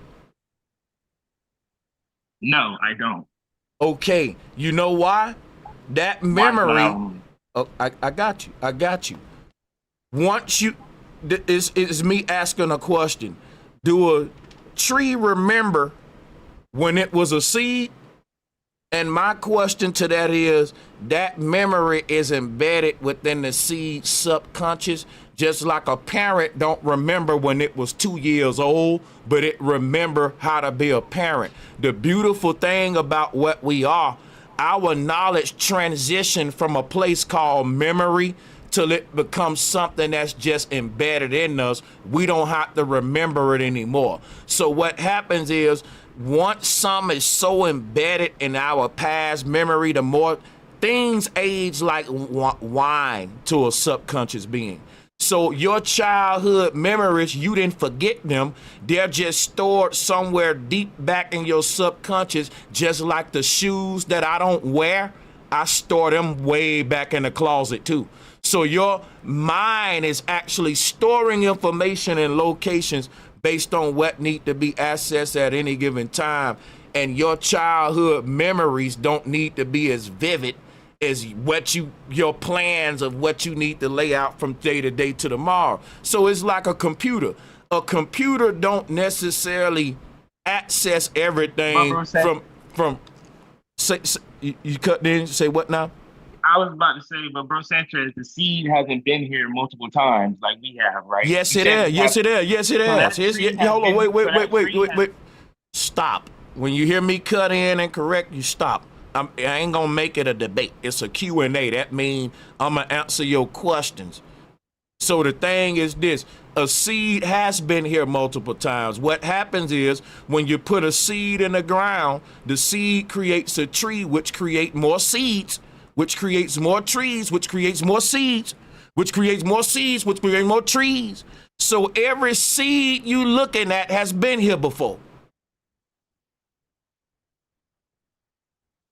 Every seed you looking at, right, every seed you looking at has been part of this infinite chain. It ain't the first generation of I see what you're seeds. saying. See what I'm I saying? see what you're saying. But this is what I'm saying, Sanchez. If we keep, it has to be something that governs those other realities. What I'm saying, if we keep shifting but never really remember our true origin, isn't We that do, just reincarnation? but that's what I'm telling. Isn't that just reincarnation? I got you. I'm trying to show you something, bro. Okay. Stop. The Hindu says At our last incarnation, we will remember all of our past lifetimes. And I got a reason why you can't remember them as you go. I got a reason for that. Okay. But I want to let Chris. Can I go and give him that? But I don't want to. I just want to know the reason, because it feels like okay. Let me give him the reason. Give him the reason. We're still in the trap. We're still in the trap, even if we die, right? No, we're not, bro. No. That's the thing. Go ahead, brother Sanchez. I got you. Bro, you said give you the reason. You said give you the reason, man. You got to calm down. My bad. Real talk. You said give you the reason, man. Listen. I'm just trying to figure it out. But you can't be if you ain't gonna let me give you the reasons. Okay. All right, so let me give you the reasons real quick, man. The reason, based on my research, let me throw that out there, why I believe you can't remember your past lifetimes for your 7 reincarnation cycles up this tree. It's because you won't live all of them in all honesty and truthfulness. Meaning that in order for you to master each versions of these selves, you have to experience them independent of each other. It's like if you did a taste. It's another test. Hold on, bro. If you do that again, like, is it me or him? Maybe I'm tripping. No, he got to wait like a few more seconds when he thinks it's time to cut in. I can be tripping because I'm just trying to give him what he. And Sanchez, you're also answering a question that I was going to ask. So please let him continue. Right. So it's like a taste test. If you want me to taste a bunch of different things, you got to give me time to clear my palate to taste the next one honestly. So if you say, well, taste this watermelon raspberry, and next we going to taste lemon lime and then orange peach, you ain't going to really taste none of the next ones for real, because the one before that going to taint that one. So clearing your palate is like deleting your memories from the last life. You got to live each one of these existences blind of the next one to master each one of them individually and extract the knowledge from them. You can't cheat on the test, right? So my whole thing is each one is a blind initiation. You go into each one blindfolded and you find your way out. You're blindfolded by a different blindfold each reincarnation, just like karate belts. A red one, black belt, green belt. You go through the belts, the last belt, the black belt, whatever. But that's what these chakra bands are. You are experience each reality, and yes, like to answer your question, it's a different test. And a lot of people get mad at me because they don't like tests. That's like the dude when we was in school, right? Sanchez realized, okay, I gotta go to school, I gotta learn, I gotta pass my test. And it was always some guy complaining that we gotta take tests. Okay, you gotta be tested. All right, so life gonna test you. Quit complaining and pass the test, man. And don't get mad at me for telling you that. Because a lot of, in school, how many of you had people in school that got mad at you for telling them, bro, quit bitching to me about this test and I'm trying to study for my test. And you bitching to me, but we got the test. Okay, we got a test, man. We got the test. Okay. And don't get mad at me. I didn't make the test. We all got to take the test, man. So you telling me it's another? Yes, it's a test. Let me just come over on the top of that. But just like that test, there's a principal handing you that test, and just like in every other reality, there's someone handing you that. There's someone's controlling. Bro, you're the one making your own test. You're the one You're the one that's testing yourself. The soul wrote out its own. Think about what I'm telling you now. And Chris, the reason I'm doing this because he's challenging me on something I said. This is sly way of debate, Chris.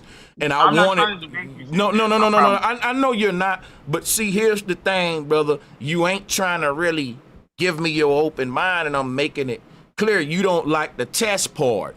And the whole thing is this right here. I'm okay with the test part. I was just saying, like, how many tests are we? When is there an end? There has to be. I'm gonna tell you this. Right? Let me give some insight. All right. Go ahead. Else we're just in another loop.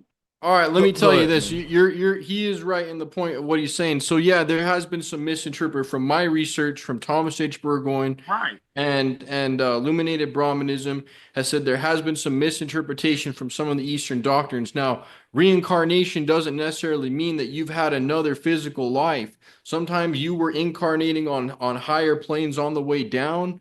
This is your first physical life. When we say physical, they're all physical, but this is the lowest point. I don't believe that, Matter man. is, one second, this matters the negative polarity of spirit. So in this physical realm, we're just in a dense realm of spirit. In spirit realm, there's less laws. For example, you can float, you can teleport. There is no bones to break. Only in this realm can you break a bone. Why can't you remember all your lives? There's a chance that this is your first human physical life. Before you left the Garden of Eden, you didn't have knowledge of good and evil. You didn't have self-consciousness. You had to bite the apple of the torus field of the apple. When you bite the apple, you descended into the lower velocity realms of matter and split in between Adam and Eve, male and female. And on their way down, they were clothed in animal skins because now you've taken on the physical properties of matter. Now, the more subtle realms, when you die, you'll instantly transfer into whatever you've made yourself to be. What does that look like? I don't know. It just depends on your eternal essence, but you are more liberated when you die from this physical realm of death. Of course, you're more liberated. Of course, you have more access to higher knowledge. Of course, you can progress. But the thing is this is where it really comes down to it, because this is where you build your preferences. This is where you build your consciousness. Before this, you were just an essence with no awareness of self. When you had your first I am moment, you were like 3 years old, 4 years old, when I am dawned on you But like what if berries. what if us just having these conversations is breaking out of that loop? Like, what if it's not that deep? What if before in our past lives we didn't have That's these what I type of think it conversations? is. We didn't have That's these type of that's what conversations. that's Just where us me and having these you in agreement. conversations break That's break that's where that me loop. and you in You agreement see what I'm at, saying? last Cobra. That's where me Okay, and you in agreement at. so I think just by this is the final test for everyone. It's just are you willing to discover these conversations and not think we're crazy? That's all that is. It's just, are you willing to have an open mind? Just like Neo in the Matrix. And just like Neo in the Matrix, some people still, you can bring this conversation to some people and they just black out, think you're fucking crazy. But other people will have an open mind and listen to you. And I think that in itself is breaking out the matrix. You already did the job. It's not that deep. It's not another test after this for you. It might be another test for someone else that thinks this information is crazy, but it's not for everyone on this call and everyone in this chat. They already broken out. So it's not that deep. We're talking for the people that's down low, that hasn't even scratched the surface. You Let see me what I'm say saying? one thing, right? It goes back to, right, ain't nothing wrong with belief. It's something wrong with belief systems, because the whole thing about belief systems, they tell you what to believe in. The truth is that anything you believe in becomes real and start to manifest. So if you believe in it, and so when we stop believing in ourselves and started believing in these other things outside of ourselves, we started to manifest. Yeah, that's what I'm saying. We started to manifest their reality. Now, but yeah, so I'm glad you went there. Salutes to the panel. Salutes. And to Chris too, man, for conjuring up this good bill tonight, man, with his presence being here. Salutes to y'all. Go ahead, the Virgo Chris, OG. salute. And that is one of the things why I called in. We got 12 faculties that we got to develop before we get up out of here. Faith is one of them. But now you got to remember, we also physical and spiritual beings. In order to be the creators and the gods on this earth, we need faith, because it's a power. All of these faculties that's inside of us that must be developed are powers. And faith is a magnetic power. We use it every day, but we don't realize it because it's so subtle. We just grew up using it, but we don't understand it until you step into your spiritual self and understanding yourself, because the faith shapes and molds the substance, our reality. It shapes and molds. It's a magnetic force that we need in order to survive and succeed and be prosperous on this side, as well as going to the divine side. We got to have faith within ourselves to know that we can go to the fourth dimension, the fifth dimension. Yep. We got to have that faith. And it's a book called The 12 Powers of Man. I think everybody should get that. And faith is one of the divine powers that we have. Beautiful. And it's one of the 12 apostles. When you got the 12 zodiac, and then you got the 12 cranial nerves, the 12 systems of the body, and the 12 intelligences of the creator. And one of those 12s is faith, and it represented by one of the disciples. See, the 12 disciples all represent one of these divine archetypes we have to unfold within us. Who's the creator? Who's the creator? You talking about Jesus? That's the creator? Oh, no, man. We're transcendentalists here. So when we're talking about the creator, I'm talking about the divine. Basically, the first cause is the divine wisdom. Yeah, for sure. It's actually wisdom and love. Now, wisdom and love come together and form an emanation, which is knowledge. And out of that knowledge comes beauty. Now, this is looking at it from a Kabbalistic point of perspective. So the Christ would be an emanation, or the first emanation from the cause, which is a perfect balance of love and wisdom in and of itself. Once those come together, they emanate knowledge, and that knowledge creates beauty. And that beauty is the creator that creates all the geometry, essentially. So it's basically talking anagogically, but essentially, yeah, what he was saying, yeah, the disciples live within us, the 12 disciples. And you check out my channel, Eclectic Mysteries. I completely obliterate the knowledge of number 13.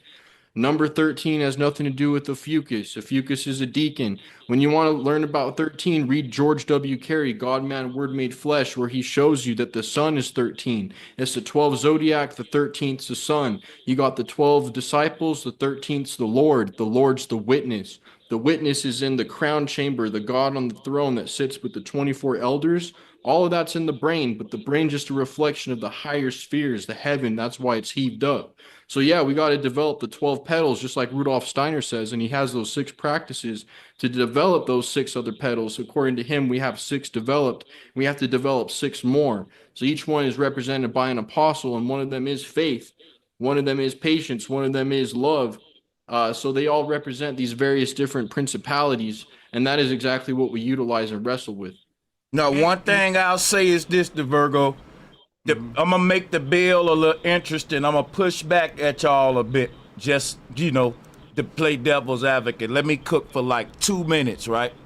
Watch this just for matter of fact, 1 minute and a half. Watch this real quick, right? I believe today we say faith, but we used to say fate. See, the thing about fate versus faith is that the ancestors who were Gnostics, they didn't have no belief. But the definition of faith is to have belief in unverified thought. That's the definition. You can't be a Gnostic with faith because you got to be a knower. So a Gnostic had faith, but a believer had faith. So the Gnostic knew that everything was written out from the beginning to end, and the beginning was the word. And so the Gnostic knew whatever was written out for your life is your fate. You can't escape it, like Jesus Christ. It was written. Whatever it was meant for you to be in this realm, that's your fate. You can't escape that, even with faith. You can have as much faith as you want, but you ain't gonna change the scripture. See, and the scriptures say everything and everybody's life written out from beginning to end. So if a person say, but I got faith, I'm gonna get that job tomorrow. If the universe got it written out that you ain't gonna make it out of here until you master yourself, and it says that your way out of here that you wrote before you came was for you not to get the job, but was for you to become a big time philosopher. Now, you may have never thought you was gonna become a philosopher, but you found this path that just led you in life. Boom, you find out, look, something written out for you. You find out, man, this is my passion. I didn't even know that I had this in me or whatever, like a gift. But my whole point is this: I ain't saying faith ain't a thing. I'm saying it's levels. Y'all are right. Faith is something we all can utilize. But here's the thing now. Belief is something we all can utilize until we know better and do better. Now, once you realize, in my opinion, I can be wrong, everything, the world is a stage. You're a character in the book already written out from beginning to end. Tomorrow ain't a blank page. If tomorrow was a blank page, a person can say, I got faith that tomorrow gonna be a good day. But since tomorrow already written out to be a bad day for you, you can have much faith as you want. You're going to have a bad day tomorrow because we in a simulation and everything in your life is already written out from beginning to end. So it ain't no need to pray. It ain't no need for shout. A wise man once said, just live and learn and go with the flow, because the observer is just reading a cosmic book that he called life. You watching a movie starring you.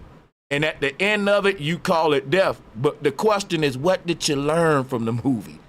Because you don't want to rewatch it. So that's how I look at this shit. But we all got our right to interpret. I wanted to lay that to kind of throw a little alternative. But you guys are spot on about faith as well, though. No one's wrong here. Yeah, Now, go ahead, guys. right. Yeah. Hey, Now, drop a bomb. Drop a bomb, Sanchez. Sure. Drop Sure. the bomb, Sanchez. I just dropped it. Y'all was able to, I got audio on for y'all. Let me make sure y'all can hear. Yeah, I'm saying, let me drop it again. There we go. Okay. For sure. Yeah. We cooking. Now, you know, that is the physical side of physics of that definition, which you ain't wrong. You dead on spot. But I'm saying the metaphysic meaning and understanding of it. Let me read it. The perceiving power of the mind linked with power to shape substance. Spiritual assurance, the power of doing the seemingly impossible. It is the magnetic power that draws onto us our heart's desires from the invisible spiritual substance. Faith is a deeper, here go the Gnostic. Faith is a deeper inner knowing that which is sought is already ours for the taking. Now faith, assurance of things hoped for. So what I'm saying is, on the metaphysical side of it, we need the faith because it's an eternal thing in order to shape and mold our reality the way we need it to be, the things that we need. We do it unconsciously and we don't even know it, that we have faith in us. It's already in us, but we got to fully develop it to the point where we master. Down here, we supposed to be masterminds. We coming into this plane of existence to master ourselves, know thyself, to master ourselves. Faith is one of the tools in the divine realm of things that we need, not on the physical, where we need it on the physical level, as well as the metaphysical level. But we need to understand that it brings stuff to us. It creates things for us. By it links with our mind. That's what I was saying. Can I ask you a question? Mm-hmm. How come people with the most faith got the most problems, and the people with the less belief, they don't even like God? Some of them, even Satanists and blasphemers, run the world. What do you say to people who want to the child who says, man, mama, daddy, our faith ain't getting us nowhere, but these people without faith, you know, they rich as hell. I think it's about having a God. Let me show you. He asked me, let me answer it. Let me answer it. All right, go ahead, bro. Because they using faith wrong. If you use Nah. listen, brother. I done Nah, been in the bro. church. And ain't nobody told me about the Bruh, message. it's not a bro. I don't think it's I about ain't that. gonna I think it's debate. I'm about telling God you complex, from what bro. If I you believe experienced. you are God on this plane, you would go farther than believing in something outside of yourself. Hold If up. you, You didn't hear what I said, what faith is, did you? bro, what do you? Did you Okay, not hear what I said faith is? Go bro, I'm pretty ahead, sure go ahead, everyone go knows what faith is, bro. Everyone Okay, on this no, you channel, know what you think you know. I just read it to you what I use it for. And the people in the church is not using it this way, brother. I don't been to church and I seen them. They don't use faith like this. How They you don't know tell that it's how a do they use force, it then? that How it's do a they use it? magnetic force, that it creates the divine substance that's around us that Bro, that manifests sounds a in lot front like of us. manifesting, bro. That sounds like manifesting, bro. That's That's what well, what it you that know, is. is. if that's his word for it, so now y'all on the It's same faith and page, we can manifesting move are the on. same thing, bro. Well, You just listen, in the here's the old thing. time. Here's the thing. The way he's saying that the way that the average Christian use faith, they ain't manifesting nothing because they don't know that it means to manifest. Exactly. They think it just mean wait on God to do it for me. So that's what the Yeah, yeah. Virgo's saying. Yeah. So yeah, we can move from that because I see what the Virgo's saying. I see what's going on. We all cooking and giving them jewels, man. Shout out to Chris, to the panel. Who else we got on the mic, man, to throw something out there in the ether to see where we go from there? Yeah, I just wanted to ask Chris one more question. Well, both of y'all really. I got something after you. Okay, Chris Sorry. got it first. You got Chris will go first. You go ahead. Yeah, Chris, real question. Real quick question. The seven churches of Asia, how do you feel about that in correlation to the light that is us? I ain't gonna give you the whole spill of what I think. I want to know how you feel about the seven churches of Asia in Revelations and what it's referencing. Yeah, for sure. I mean, it's not referencing just one thing to me. I feel like everything's referencing about seven different things, the seven keys to the scriptures. So, on one of them, if you want to go like a physiological level, it's the seven glands in the body, the thymus gland, the pituitary gland, the pineal gland, etc. If you want to go on a more anagogical level, it's the seven planes or the seven coats of many colors, the seven realms that are between the physical realm and the celestial realm. Between the physical realm of the four elements is the seven steps or the seven planets, sometimes nine, sometimes seven, whatever. Main point is, you go from the astral, then the celestial is three, then you go past that, it's one. So on another level, it's the seven realms. And then if the Church of Asia, also you're looking at the seven centers of the body. But I think when you're really looking at it from a level, it's those glands, brother. Like it's your seven glands, your hormones to be in harmony. Salutes to Chris for that. I'm gonna be brief in my answer too with the brother, man, and shout out to Chris for being short, sweet, and powerful. I gotta learn that as well.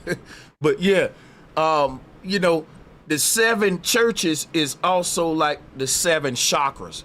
So each church, the Spirit of God dwells within because there's seven layers to our consciousness. So when you say church is the root word of circle. If you take the L and E off, see the L and E at the end of circle is the God L. But the CIRC is the word church. So a circle is the church of God. What it means is each of these ripple effects is a series of concentric circles like we see here, what I'm showing on the screen. Basically, each of the seven houses of God, temples of God, is the dome, kingdom, the brain. God has seven bodies, and that's why when you look at this Last Supper table, Jesus represent. Let me show y'all something. Like I said, I try to be. God got seven bodies. Bro, if you cut me off, I gotta boot you. Now, just chill now, because a lot of people take my stuff and they turn it into sound bites when I start cooking, and now they gotta edit you cutting in out of there. It'd be fire without that. You know what I'm saying? It's like in a football game, a guy got an interception, he about to do something good, and a fan run out on the field. You messed the highlight up. That was gonna look good on ESPN. So keep that in mind when you on here why blurt outs ain't good for podcasting. So check this out, right? Here's what I'm saying. I made a collage for it. God is in all places and time at all times. That means the past, present, and future is happening right now. And so in universe 1, universe 2, let's say it's 7 heavens, 7 universes. You got 7 different bodies, 7 different brains that got 7 different childhood memories that you can go and visit at any time, and you ain't neither one of these avatars in the multiverse. Again, you ain't the character in the book, you the one reading it, but the book is starring your avatar. You wrote yourself into the Lamb's Book of Life. Now check this out. There are several books in the Lamb's library. Here's what I'm showing you here. Even Plato knew what I was talking about, because let me show you what Plato did. Look, this is Plato. Plato said the ultimate reality is you, the reader. That'll be like if you was in my living room and I put some VR goggles on you and we played a game called life. You in my living room with the VR goggles on is the real reality, not the game inside them VR goggles. So that's what Plato was saying. Plato was saying there's several games playing out right now, parallel realities, and you exist in all of them. And you are not any one of these versions of you in any of these realities, but you're the one observing the version of you.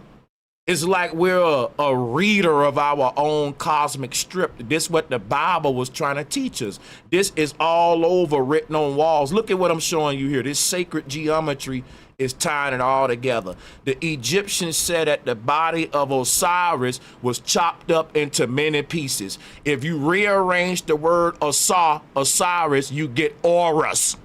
Jesus was showing us how our 7 chakras are 7 auras, which the Yorubans call the Orishas, which is the auras of Shu or Rishu, because Shu has 7 ethers stacked up over him, the scarab beetle holding up the world.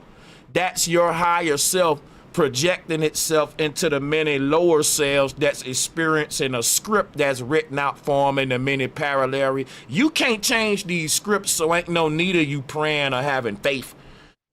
That's why I said everybody ain't ready for the knowledge that I'm giving, man. Because if everybody knew that you couldn't change tomorrow, everything already written out for your life, people will go crazy. Now, guess what? That'll never happen, because that ain't written in the script. Now, check this out, though. To prove what I'm saying, deja vu is proof that we can't change the future, even if we can predict it. The ancestors knew the future. The people that wrote the Bible told you when the world was going to end, when the Antichrist was going to take over, and the Bible been accurate. And you ever wondered how was they able to prophesy the future? You would think if a person know the future, they can change it. No, because the ancestors taught that the time, all layers of time have already manifested and happened. If it already happened, only thing that ain't that mean the book of life was already written. The only thing that haven't happened yet, you ain't read it before. What if I told you you've already existed as an avatar in time running out a pre-written script, but you ain't become online yet and conscious of the script? You are a programmed character in a book that's been running out of script, but you never been conscious of it to now. That's why you have deja vu, because you remember doing this before. It's like when you dreaming, that version of you in a dream, it's doing something before you showed up and became conscious of it. Your dreams never start with you being born as a baby. They just start in the middle of the dream, but you was already doing something, because you ain't doing them but shifting in between parallel universes. There's a version of you right now doing something totally different than right now. If somebody busts in your house and hit you on the back of your damn head with a baseball bat, you can shift your consciousness to a whole nother damn alternate reality and be in a coma. We'll be visiting you in a hospital sleep, and it's been people that wake up from coma with gifts they never had. It's been people that got struck by lightning and all of a sudden they got a gift that they never learned before, because what happens is when these people are in a coma, they go to alternative universes and they become a whole nother version of themselves. Lightning strike victims waking up calling themselves a different name other than what they mama and daddy named them, and the medical people telling us that they lost their mind and went crazy. You can't lose your mind. You can only find another one of your minds and shift to another version of you in this current reality. So a person will wake up from the dream in this world, but they still think they to them in the dream, and they telling their family, my name William Bradford, and the family saying, my son had lost his mind. Nope, your son just found another alternate mind of his that he shifted in a dream. Like when they say you got knocked out of your body. A out of body experience can be triggered by accident. It can be triggered by a near-death moment. You can shift realities instantly, and the moment you do, just like a dream, I will never be able to walk up to you in a dream and say, hey, you know you just died. You know you just got hit by a car. Your other body in the hospital right now with your family around. And you'll be like, man, quit playing with me. The ancestors said death is a continuum, which is why they didn't have the word called death like us. It was just shifting through parallel universes forever until you awaken of all of these multiple lifetimes and you're debriefed and you realize, wait a minute, I've died several times. And you reach a point, according to the Hindu, where we become this Leviathan, multiple-headed beast, which is what I'm showing you now in this collage. This collage is showing you the 7-headed dragon, which is they call Leviathan. A levy is a dam. Aten is the name of your soul, or Atum, which is what Santos call it. But Atum, El became the Elohim when he got separated and made his many men in his image. All of us has made several of this, the lie that they tell y'all, and I'm going to yield the flow. When your daddy ejaculated and gave birth and he discharged, and that discharge is a big bang. That's the big bang right there. And guess what? An infinite amount of yous was dispersed in an infinite amount of your mama's eggs. They lied. They told you your daddy had trillions of sperm cells in his discharge, but only one made it. That's a lie. Every last sperm cell is a copy of you that went into its own egg. They said, man, all the other sperms died except the one right here. But guess what? News flash. Every single one of them sperms died because all of them crashed into their own egg just like you did. Your mama had multiple. There's a set amount of eggs for every sperm your daddy discharged. This the secrets of sex that they don't want to tell y'all. One no waste, one no race to no egg.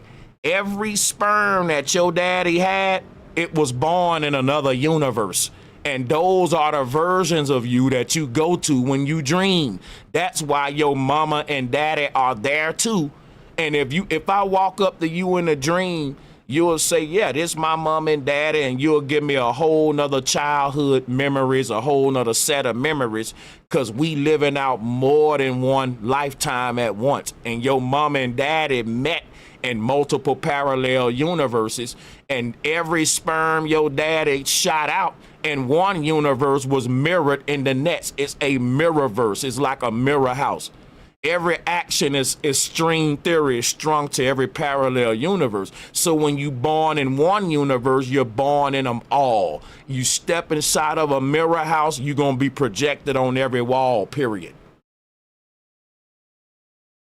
So that's my understanding of this universe.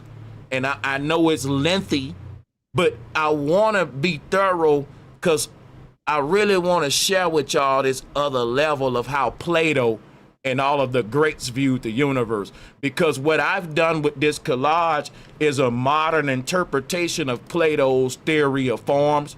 And you can actually grab my presentation. And you can visit the video description if you want. But Plato was saying the same thing. Plato was saying you got a higher self that split itself into, so there's only one truth, right? But there are many lies. Like, for example, 2 + 2 is 4, that's the truth. But 2 + 2 is 5, 2 + 2 is 6, 2 + 2 is 777. That can be an infinite amount of lies, but there's only one truth. 2 + 2 is 4. So what happened was the truth gave birth to the many lies. That's what we're looking at with this sacred geometry on how the one became the many, because there's many interpretations of the one truth, and every parallel reality is a misinterpretation of this one truth that exists in the Platonic realm outside the cave, according to Plato, according to Sanchez, right?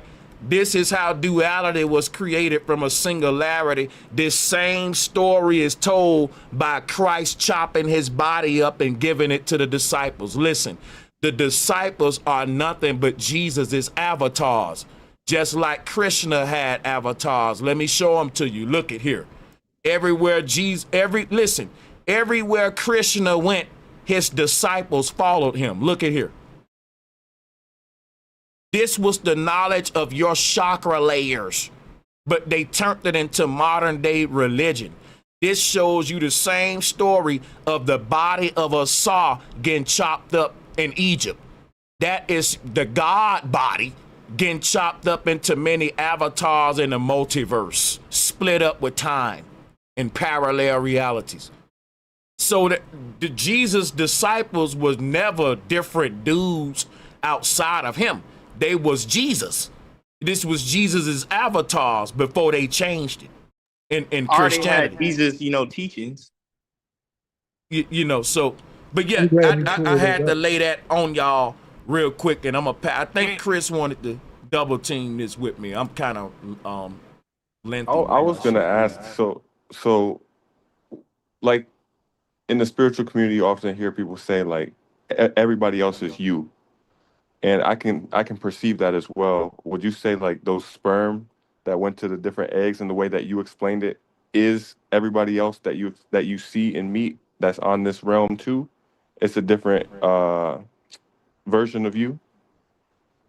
Yeah, what I'm saying is everyone is running their own version of this simulation from their pod at the North Pole. None of us left the North Pole. We dreaming from the base reality. And the dream starts with daddy shooting a discharge, or what they call the Big Bang theory. And what happens is from one point comes up. Let me show you what the Big Bang is real quick. Sacred geometry is so dope, because what they showing you here is that what I'm teaching you is that from a singularity becomes all of these fragments are the sperm cells that come from daddy, which is why I'm comparing it to this collage here. The white light of conception happened in every universe. This is string theory, but it ain't a theory, it's facts. Our scientists just slow. They catching up to this Mayan knowledge real slow. But they doing it on purpose. They know it's the truth. The thing is, all actions in the multiverse are tied together. That mean this right here. If your mom and daddy gave birth to BROSANCHEZ in one universe, then I exist in all universes just like my mom and daddy do. If my mom and daddy existed in all the universes, and then in one of these universes they met and had me, all these actions are mirrored, but they're alternated. So the thing is, once you are introduced into the script, you exist in every universe your mom and daddy exist in. And so the whole thing I'm saying is every egg is a stargate into a different parallel reality. And when the father discharged, each sperm goes into their own. This is how, if you look at these brains on this collage, every brain got a ball of light glowing in it. You know why? Every sperm had an egg go in it. So when a person say, when the sperm goes into the egg, the soul goes into the body. That's what I'm telling you. Like, so the soul in the body is represented by the sperm in the egg. And this happened across the entire multiverse. So what they tell us, and what they tell us is that, you know, one sperm made it, but I'm gonna show you this collage here now that I think about it. And anybody wanna cut in with me here? The floor is open. I'm not hogging this at this point. We got Okay, it. well, I do. Hold on. Let me Sanchez, say let me this. show you Let me say this. this. Hold on, show bro. you. Pull But up let's my, definitely be. avatar. Yeah. Pull up my avatar Hold on on. the screen, Sanchez. Well, hold All right, on, let me because say I'm this to still Chris. screen sharing though. But yeah, go ahead. I got y'all though. Okay. The Look, Virgo. Hold on. when he asked about the 7 churches, all I could do is look at my avatar on the screen, and it's got 7 snake heads behind it. Yeah, I got you. It is universal, bro. I took that picture in Takao, Cambodia, and it was universal. This knowledge was universal. Everybody knew that. You get me what I'm saying? What you teaching now, the ancients all over the world taught this way, bro. And so here's what I want to show you about the Big Bang. And this, what I'm saying is this right here, right? For every star in the sky is basically a different egg in the mama. The waters above is the fetal back. When people say don't go into the light, don't listen to them people. And that's another debate we gonna have. Should you go into the light? Stupidity, don't go into the light. You are the light. Yep. Like you just merging with your higher self in another plane so you can be born again through the step. No, like, you know, a wise man once said, everybody want to go to heaven but scared to die. The gates of heaven are open for you, but you want to stay in the darkness. Ain't that something? But I will say this and pass the mic, man. You know, the 7-headed dragon is the fact that you didn't have one birth. That's the concept of, you know, the multiverse. How did you get in all of these dream worlds? You didn't just pop up. Like, you would literally if you was in one of your dreams right now, you would remember your childhood. You'll remember your things you went through as a teenager, because why? That's a whole nother parallel reality that brain over there recorded. That brain recorded that experience. You have 7 different brains. And here is some artwork from the ancient world to show y'all that the ancestors was teaching what I'm teaching. So when Jesus broke his body up into other and fed it to the apostles, that's the modern Christian misinterpretation, you know, of the chakra, your different versions being born. Your original true self is in the highest heaven. But what happened is, let me show y'all something, and I'll fall back, because like when we open up this can of worms, you know, this stuff here, it can be wordy. So that's why I make these collages to simplify it. So check it out, right? Here it is here. You weren't born in one of these worlds right here.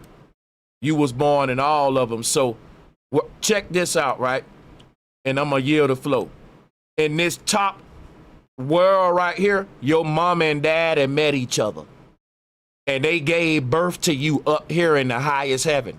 But when they did that, the nature of all these waters below, anything happen up here is reflected through all of these layers. Each one of these layers is like a mirrored system. Whatever happened in the top reality, shit roll downhill.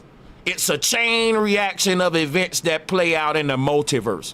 Because what happens is the best case scenario is playing out right here in heaven. That's the best outcome. But when the best outcome is created, it gives birth to all of the, well, what could have happened? Now, your mom and daddy gave birth to you, and they raised a beautiful God that was perfect. But here's the thing, the universe deal with a law called probability.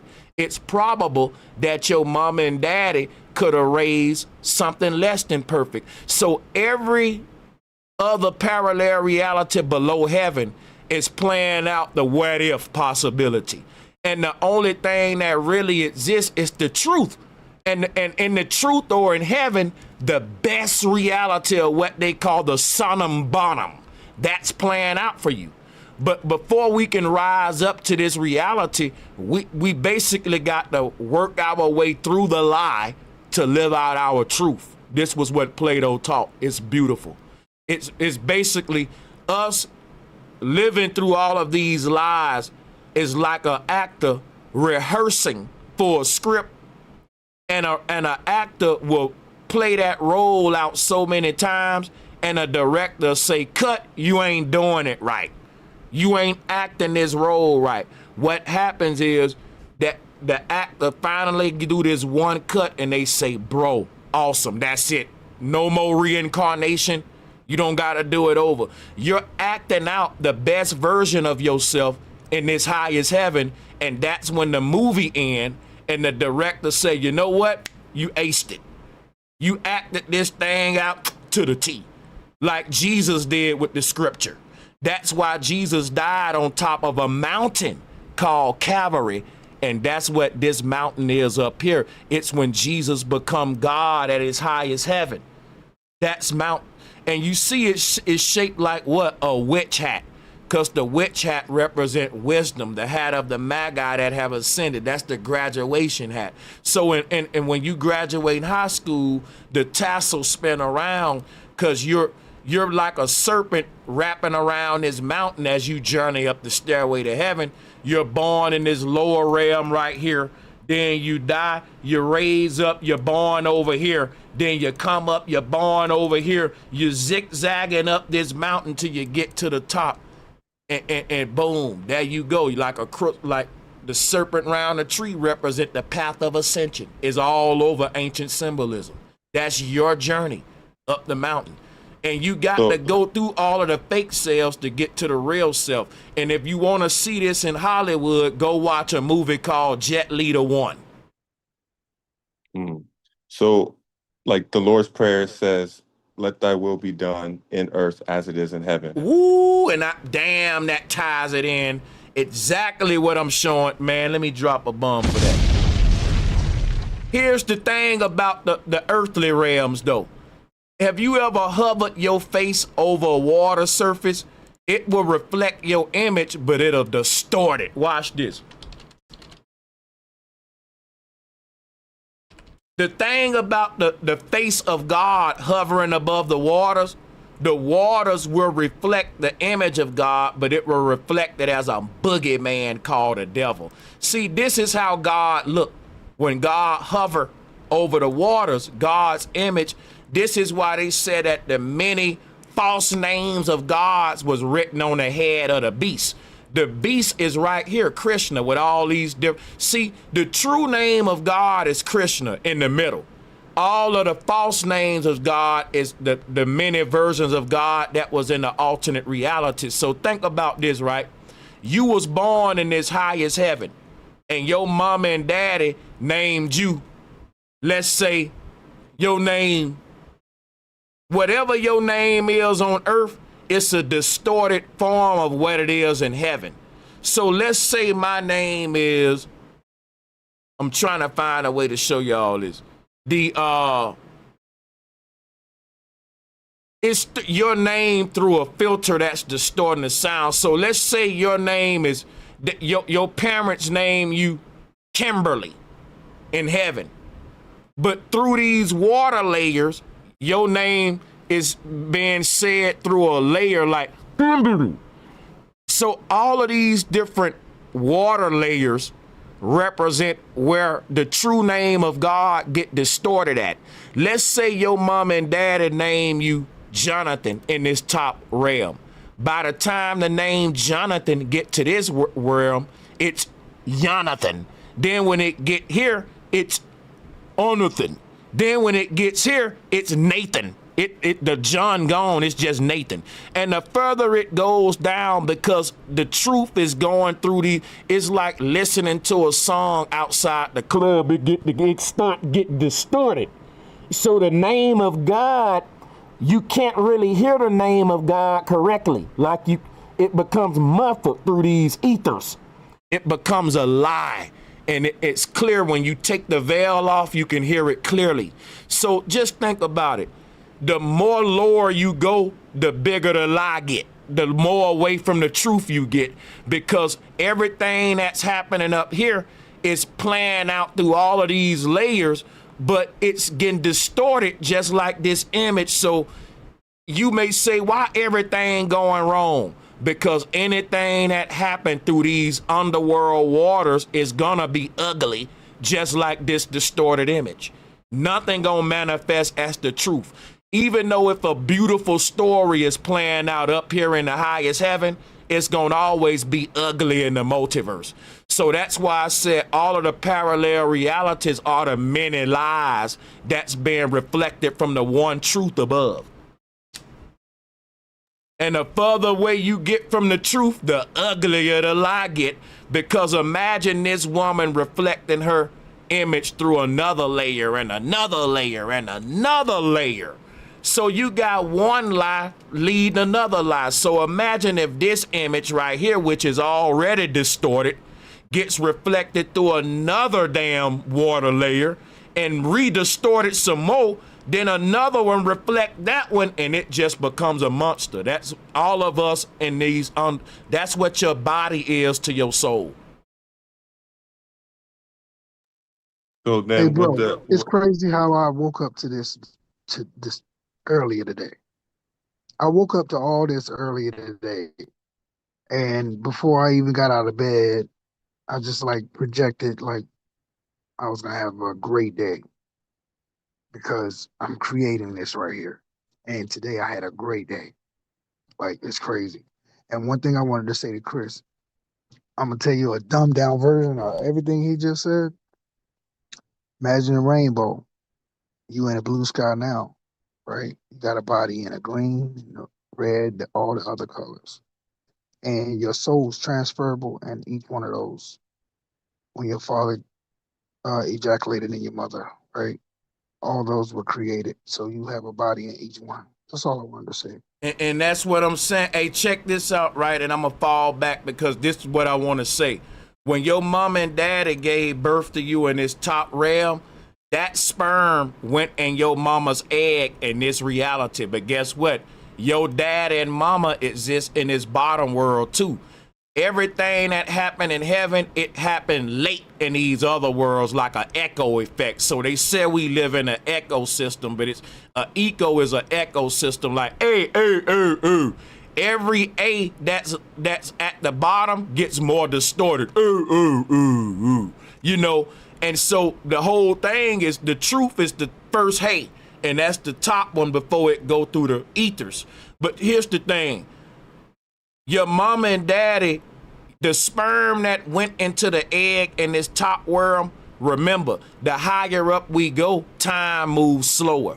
So the lower we go, time moves faster. So when the Bible say that the first gonna be last and the last gonna be first, because what I just said, you're gonna experience your lower realities and manifest in the bottom worlds before you become conscious that you was born first in the top world. That's what the process of awakening is.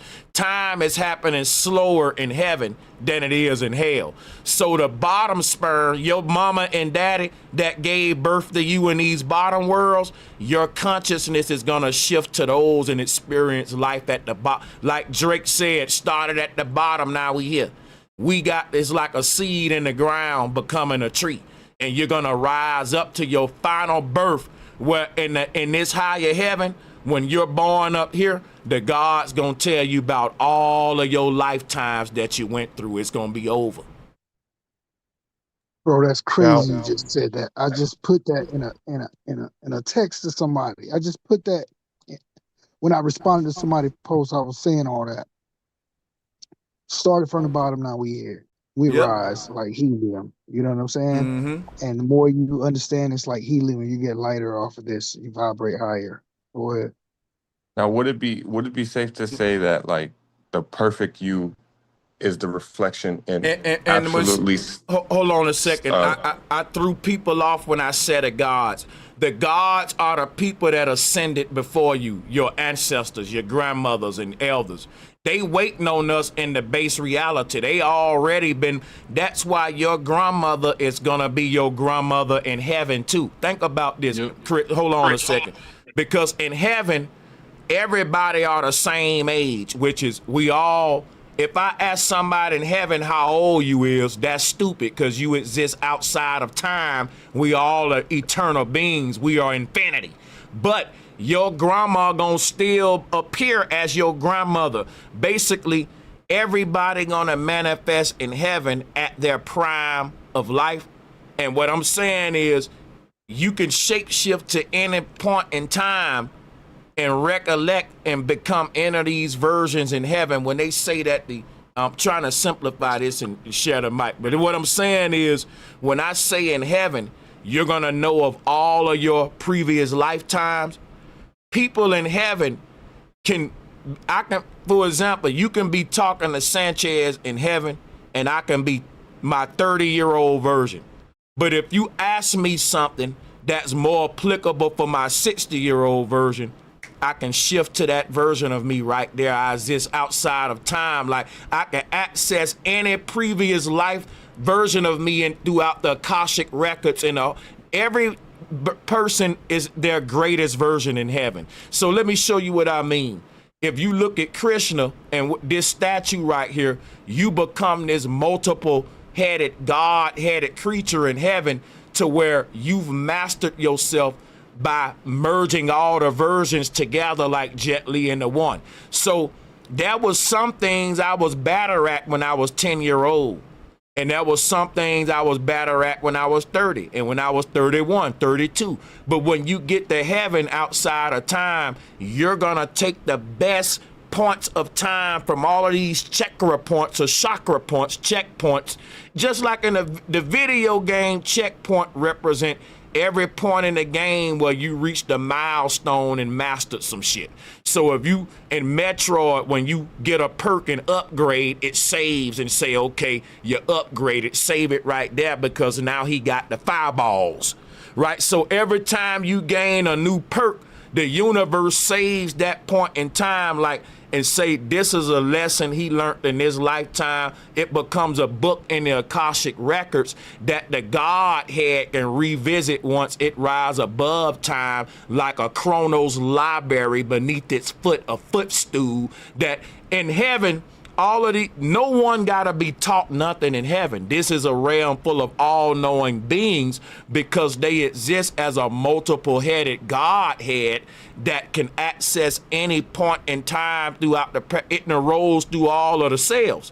There's a version of you that have mastered every part of itself in every universe, and you're gonna rise through all of those versions before you make it to the throne and acquire all of the crowns from all of those kings that exist in the 7 kingdoms of the earth.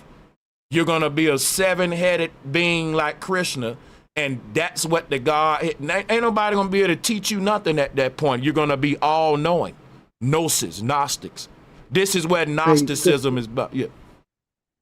Hey, that's true, and that's why you can never catch your mother as a child, right? What you was just saying. She always gonna be the same age every time you come back. Every time, every time. You will never go to a dream and you older than your mama because dreams are parallel realities, and you can only be your other version of you as if your mom and daddy met under other circumstances. But the key word, your mom and daddy met before you came. This proof that these other realities are parallel realities and not just dreams that we having, you know. Yeah, like for example, who here's had a kid? Everyone knows when you have a kid, this sense of familiarity. You never met your kid until you had him, and once you meet your child, it's like you've known them forever. Ooh, facts. You know how many people I've heard say that? You know what I'm saying? That's what I'm saying. Make sure y'all listen, man. Listen here. Think about this, right? If you exist in all of these other parallel realities, and this is the part where get me excited right here. The moment you wake up in one reality, you wake up in all of them. Because string theory, I'm showing you how string theory makes sense with flat earth cosmology. Think about it. Anywhere your consciousness is in any one of these universes, let me show you what your consciousness is. Watch this. Your consciousness is a fucking light. Look at this light. You call it the third eye right there on your forehead. Let me show you what the third eye is. Watch this. You ever saw a cave explorer's helmet? And the cave explorer got that big light on the middle of their forehead to explore the cave? Plato said the earth is a cave. Let me show you something. Here it is right here. The third eye. Once your third eye open up, it's going to illuminate the path in this reality. Now check this out. This is what the third eye is. Wherever your consciousness is, or you shift your awareness to, think about all of these books that exist with you written in them. But you ain't reading them all at the same time. When you dream, you close this book, you close your eyes. When you close your eyes, you close this book, you stop reading it. That don't mean you don't pick up another book and you start dreaming. You pick up another book with you in it. And because this little ball of light that's in your brain right here, that's what leaves the body and go to a parallel universe. You are not your body. You are not the character written in the book. You're the reader, the observer. And you can leave and read other books. And this little ball of light, that's the reader. See, the left and right brain is an open book. Let me show y'all something. The left and right brain is an open book that's being read by the soul, which is the pineal gland in the middle of the book, reading it. Open book. Look at that. Now listen, when the soul is done reading this book, the body gonna disappear and go away because the book is closed and the brain you're a whole book, man. Now listen, wherever the reader go, that book's come to life. Imagine a book sitting on your desk right now, and the characters written in the book ain't moving. They just static pictures. It's a script written. But the moment you start reading a book, your imagination start going, and you make the characters move in your mind. I'm telling you, that's exactly how we're experiencing our reality according to Plato. Go look at the cave allegory. You're just an observer, a reflection in a cave on the wall. But what you think about that, Chris? Take your time and unpack that one, man, because I've been going a while. Yeah.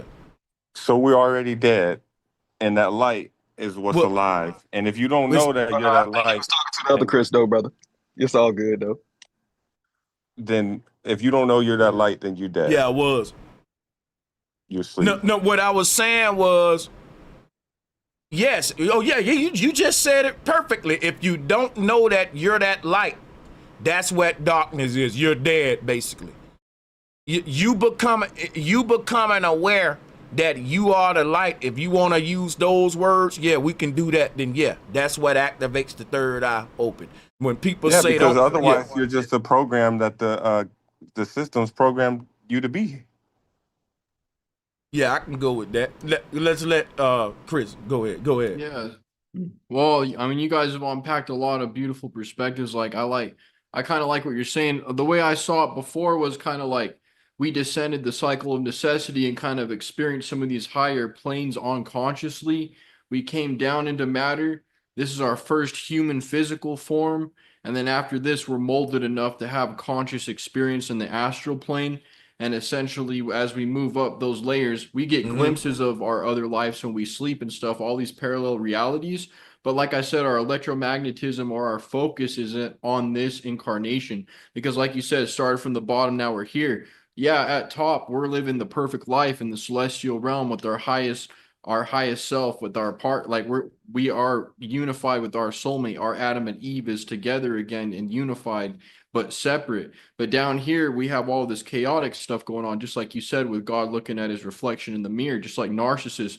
Our soul has a tendency to drown in its own illusion. So if you fall into the illusion and you drown in the water and you end up feeling like you're separate from that light, then you do become that reflection in the water, a demoniac or whatnot. And yeah, some of these other realms, that some of these lives are not so good. Look at some of the nightmares that we experience at night. Sleep is a cousin of death. So if you're in a realm being taunted by entities and demons and have a lot of haphazard stuff, or your sense hankering, just like you are in the physical realm, the same thing you're going to be doing in these other dimensions. You're going to continue on that path of a drunkard, or on the same person, fiending after lust, fiending after food. If you don't give up your addictions to food, you're just going to pop into another life, alternate dimension when you die here, and you're still going to have those fixations. So of course, in this life, we got to utilize this time to become unfixated with lies, with illusions. So we're here to learn who we are as opposed to who we are not, to separate truth from the cause, from truth from appearance, and to understand, of course, the duality of good and evil, so that we get to a point where we consciously stop making mistakes to the point that we become disillusioned. Because when our souls come down to these physical bodies, the reason why not everyone's functioning at their higher self is because they're functioning under the lower chakras of desire, the animalistic tendencies of the ancestor gene pool that used to be on this physical life. That's why they kind of say sins are passed down. We are struggling with some of the negative qualities that our fathers have are passed down to us, and we have to work it out. Sometimes we're the one that changes the whole direction of our family line. But once you die, the only difference that I propose, and everyone's free to believe and interpret as they wish. All respect to Brother Sanchez, all respect to all the teachers. Essentially, what I'm thinking is basically the. Oh yeah, my bad. Sorry, I was just up in the chat. So essentially, the way I look at it is the only difference that I see it as is I actually am starting to believe that after this life, we don't have to worry about reincarnating on the physical plane. Now, all the other subtle realms are physical, but essentially I feel like when we get there, they're going to have different laws. In this realm, you can break your bones, right? In this realm, you got to sit and wait for the bus. In the higher realms, there is no sense. You don't have to wait for the bus. If you're in a super low astral plane where you still think you have to wait for the bus, then you will have to wait for the bus.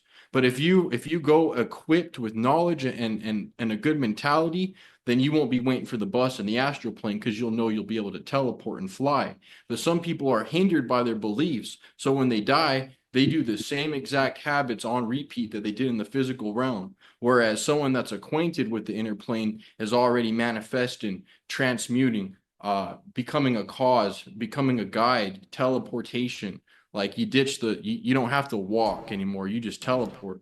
So that's all I had to say about the matter. Just a new perspective. We're probably not going to come back to this realm next time. Prepare for the inner plane, and just understand that there's more than what all these esoteric schools try to say. Like, we don't just blend in with the cosmic goo. We maintain our individuality.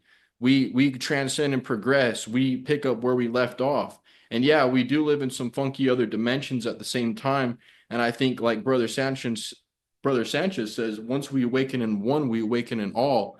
And this is our main opportunity to awaken. So if we awaken here now and actually awaken without fooling ourselves, then yeah, we will be able to utilize the functions of these other bodies in these other realms. But most people are just going to have to wait till they die to transfer into these other realms. So, yeah. And the transference to these, the transference to these other realms also is a conscious transference, that the reason people come reincarnate and they repeat the same acts is because they haven't risen above the programming in this parallel reality's avatar. That goes back to what I was saying. This reality that the person is in is its own book. And the version of them that they're in, calling their body, is a character written in this parallels reality's book, with its actions already written out from beginning to end. And if they don't break script, like what you said, that causes a person, the ultimate thing, what happens in this book of life is when a character realizes, wait a minute, I'm not a character in this book. I fell asleep reading this book and projected my consciousness into the character that I'm calling my body or my avatar. Yo, they got a movie like this. I forgot the name of the movie. But the little child is reading the book and now become in the book and the book comes to life. They do that a lot. That's literally what life, listen, I can't bullshit y'all. Check this out, right? The whole thing is, and I'm going to take it back because the brother was cooking. I'm going to let y'all get it. People, minds are in their body. Let me go back to this collage real quick. This going to make a lot of sense. I love this topic. Check this out, and I'm going to be quick. People's minds are in this version of their avatar. But when you dream, look, you go to other versions of yourself with their own set of problems that this version ain't got. And you got to master each version. This is the 7 hermetic principles. Let me go to this collage one more time because we getting deep. Look, the reason why everybody gonna reincarnate and ain't no way around it, because the way to heaven is a stairway. And it's a stairway to heaven and you got to take it step by step. It's 7 steps. Can't nobody hop from the first step to the 7th one. Who do you think you are? Everybody got to climb to get up this mountain, Mr. Prissy guy, whoever thinking that. I'm telling you, ain't no way to heaven but to roll up your sleeves and start working on yourself, doing some hard climbing. And there's more than one you that you got to work on. This ain't that. You think I want it to be hard, y'all? I wish it was easy. But I'm giving you what the ancestor said, not what I want it to be. And it's mastering the self is what it's going to take. It ain't easy. You trust me. When you get to heaven, you going to appreciate it because you knew what it took to get there. And it took self-discipline. The only thing, every version of yourself manifested a reality based upon it immersing itself into one of the 7 deadly sins. Every one of the 7 parallel realities is a version of you that's being conquered by one of the 7 Greek gods, Mercury, Venus, or Mars. That's the solar system that's recycling you. Each planet is a chakra, which is greed, lust, envy, the 7 deadly sins. This was the law.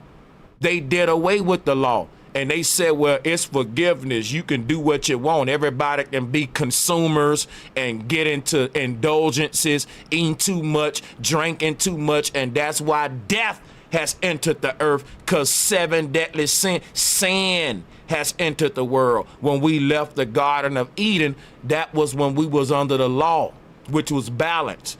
But with this world of consumerism, they can't have balance to have rich versus poor because they need people spending too much, eating too much, fucking too much, doing everything too much. And really heaven ain't nothing wrong with doing everything we doing now, but just doing it in balance. Because if you look at the Garden of Eden, they was eating, they was having sex, they was doing everything we doing. But guess what? They didn't put it before the fact that they knew they was in a simulation. That's how we got trapped. We made a video game that's so good, we wanted the game to be real, which is why the way out the game is to unplug from all of the senses and indulgences. What makes this fake shit real is when we indulge and engage with it through the senses. That's what make a dream world real. And that explains why you can even have wet dreams, because reality is whatever we shift in our awareness to, paying our attention to, which is why we pay attention. It's a cosmic currency. Because think about it. You're a being of light. Wherever you look at, you illuminate that point in space time, which is why I'm showing you the caveman helmet. So think about it. There are worlds out there in the darkness. Like we see stars in the night sky, right? Those are the worlds that exist in the darkness that you call dream worlds or parallel realities. The moment your consciousness shifts from this world to one of those worlds in the night sky, that world becomes illuminated with your own inner light. So there are many rooms in this house. But guess what?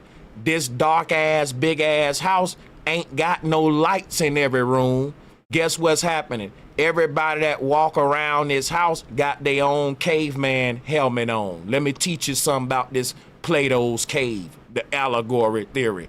Let me show you something about this reality real quick. Wherever we go, we illuminate that place in time. And until we look there, it's in darkness. There's a whole nother parallel reality that exists on the side of us right now in darkness. Why? We haven't shifted our awareness to it. The awareness is representative of the third eye. Just like you being in a cave that's dark as hell, it's so much stuff to explore in the cave, but you can only see the sections of the cave that you turn your head to because it's dark as hell and the only light is coming from the third eye. There are many worlds to see inside of this cave, according to Plato, but we only can shift our consciousness to one or other at the same time, which is why in a dream, you don't even, when you in a dream, you forget about this world. You forget about this world till you wake back up to it. Because according to Plato, you only illuminate the path that you point your attention to. And we can prove that by the nature of dreaming. That's why we say stay in your lane. That's why we say stay in your lane. And what makes it more comfortable or better here is just be good at what you do and stay with that. Don't try to be everybody else or somebody else. Be yourself. Be all of the many yous that exist throughout the parallel realities. And you're going to realize you got a bunch of, there's a aboriginal me, a rapper me. It's so many me's that come out that I got different channels. Why we think we call them social media channels. I'm a different me on every platform. Every platform, and it causes for me to be a different me. That's why they call them channels. We're channeling another. If I'm on Flat Power, I'm the Bro Sanchez that's a bully to the globe. If I'm on Sit Down with Sanchez, I'm more of a Black Power into social political issues type shit. When I'm on Bro Sanchez TV, is more of a balance of all of them, but more of the best thing that I'm good at, which is my gift of syncretism and all that. But let me not go on a rant here with that. Let me just show, channels is channels. And before YouTube and before we had different channels for different purposes to express different parts of ourselves, because if you got a flat earth channel and you're a Republican, your Republican crowd don't care nothing about your flat earth content. So you're going to have to make different channels for your different ideologies, even in the real world, just like we did in the spirit world. We made different channels, different parallel, different alternate versions of us to express different aspects of God. So it's like, I hope I didn't go too deep with that, but I was gonna ask regarding that if you can compare it to like a radio station, I guess, because you're not going somewhere like outside of you, because whatever's happening when you're sleeping, when you're dreaming, it's like being projected, created within you, like within your body. So is it just like you're changing frequency, like you change or like you turn the knob on the radio? Yeah, Is that kind of how it is? I want a So you volleyball. tune into there you go. frequencies. You tune into frequencies, and those entities that you see in those different bandwidths, they're really there. So you might be projecting with your lens on your hat, but there are also other people on that frequency that are doing the same thing. So just because when you're interacting with people on in the afterlife or in the astral plane, don't think that you're just imagining them. Think that you've actually gone to a spot where they're at too at that same time, or they're actually citizens of that plane.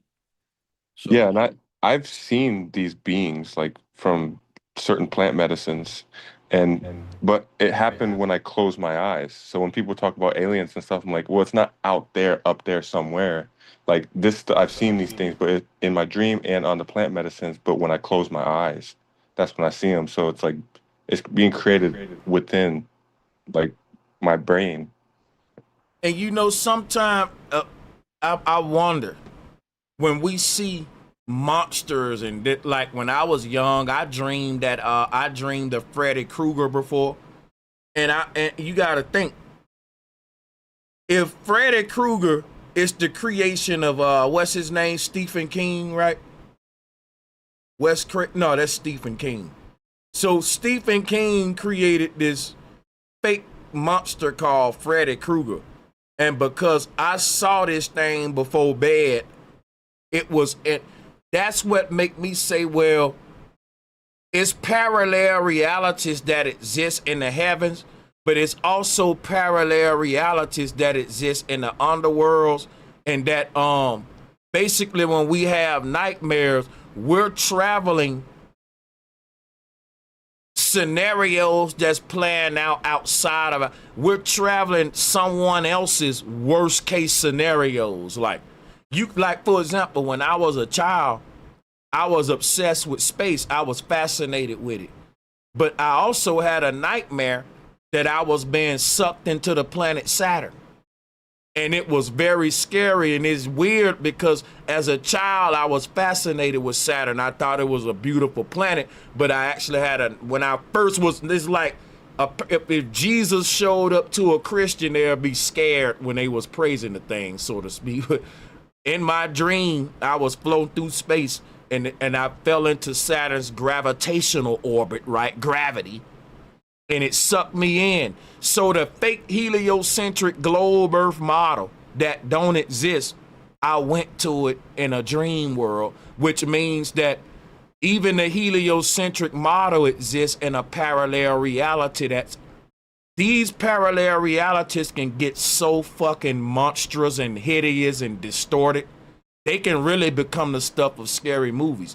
And I think we can't create an original thought. So a lot of the stuff we see in these scary movies are people from Hollywood visiting these lower realms, sort of bringing back entities that exist and shit in these lower realms, whether we experimented with gene splicing or DNA manipulation. We made every monster we see in the movies, I think it exists in a parallel reality just by the fact that as a child, they said don't watch movies, but scary movies for bad if you're a child, because it opens up a gateway into these parallel realities that we call nightmares that Stephen King and these witches be creating. They exist as places in the Magi realm, in what we call the astral plane. In my theory, in my personal belief. That makes a lot of sense, because I've seen some beings like on these plant medicine journeys, and then you see like people's artwork and movies, and like they create these monsters and all this type of stuff. It's like they're pulling it from other realms, other frequencies, and they're bringing it here. Yo, I had dreams where like show y'all something too. I've had a dream before where I knew I'd been in that place before. Like it was a spot and there was these people there and there was like a stage, maybe an altar. It was like an altar. It was some creepy shit. And it was a city. It was all created in the astral realm by somebody for us to experience it. And I remember one time I remember being there before in that dream, and I wasn't supposed to remember it. And like I don't know what happened, but I got woke up or whatever. In the dream, I remember that they were tripping out that I was remembering some shit, but I wasn't supposed to remember it. You know, that's fucked up. Like you don't want to be going to that kind of place. You got to pray before you go to bed, man. Check this out, right? Here go an image of Dante's Inferno. And Dante basically got all. Now, we know what the earth is according to the Hindu. Let's zoom out. I'm screen sharing. The earth, this is heaven and hell.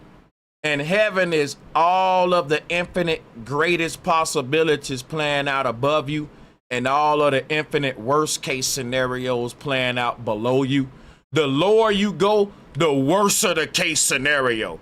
The higher you go, the greatest experience, right? So it's going from bad to worse. And in the earth realm, it's just balance, good and bad, playing out like the battle of Armageddon, like, because it's like a war line.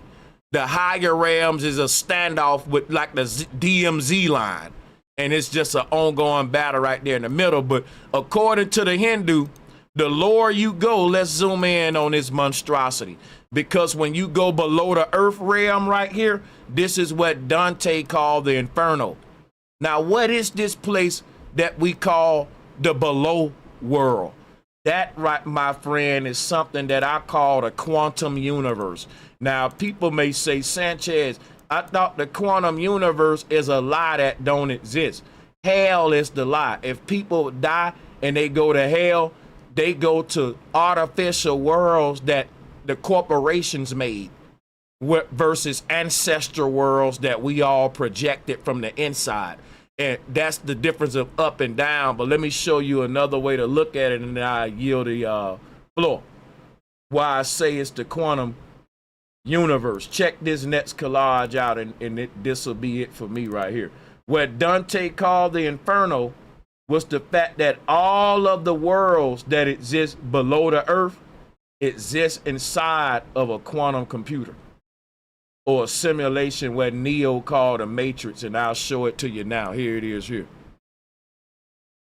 So I kind of pasted these things together to show my idea that if you look at this collage right here, the true reality is this castle right here that's above the ground.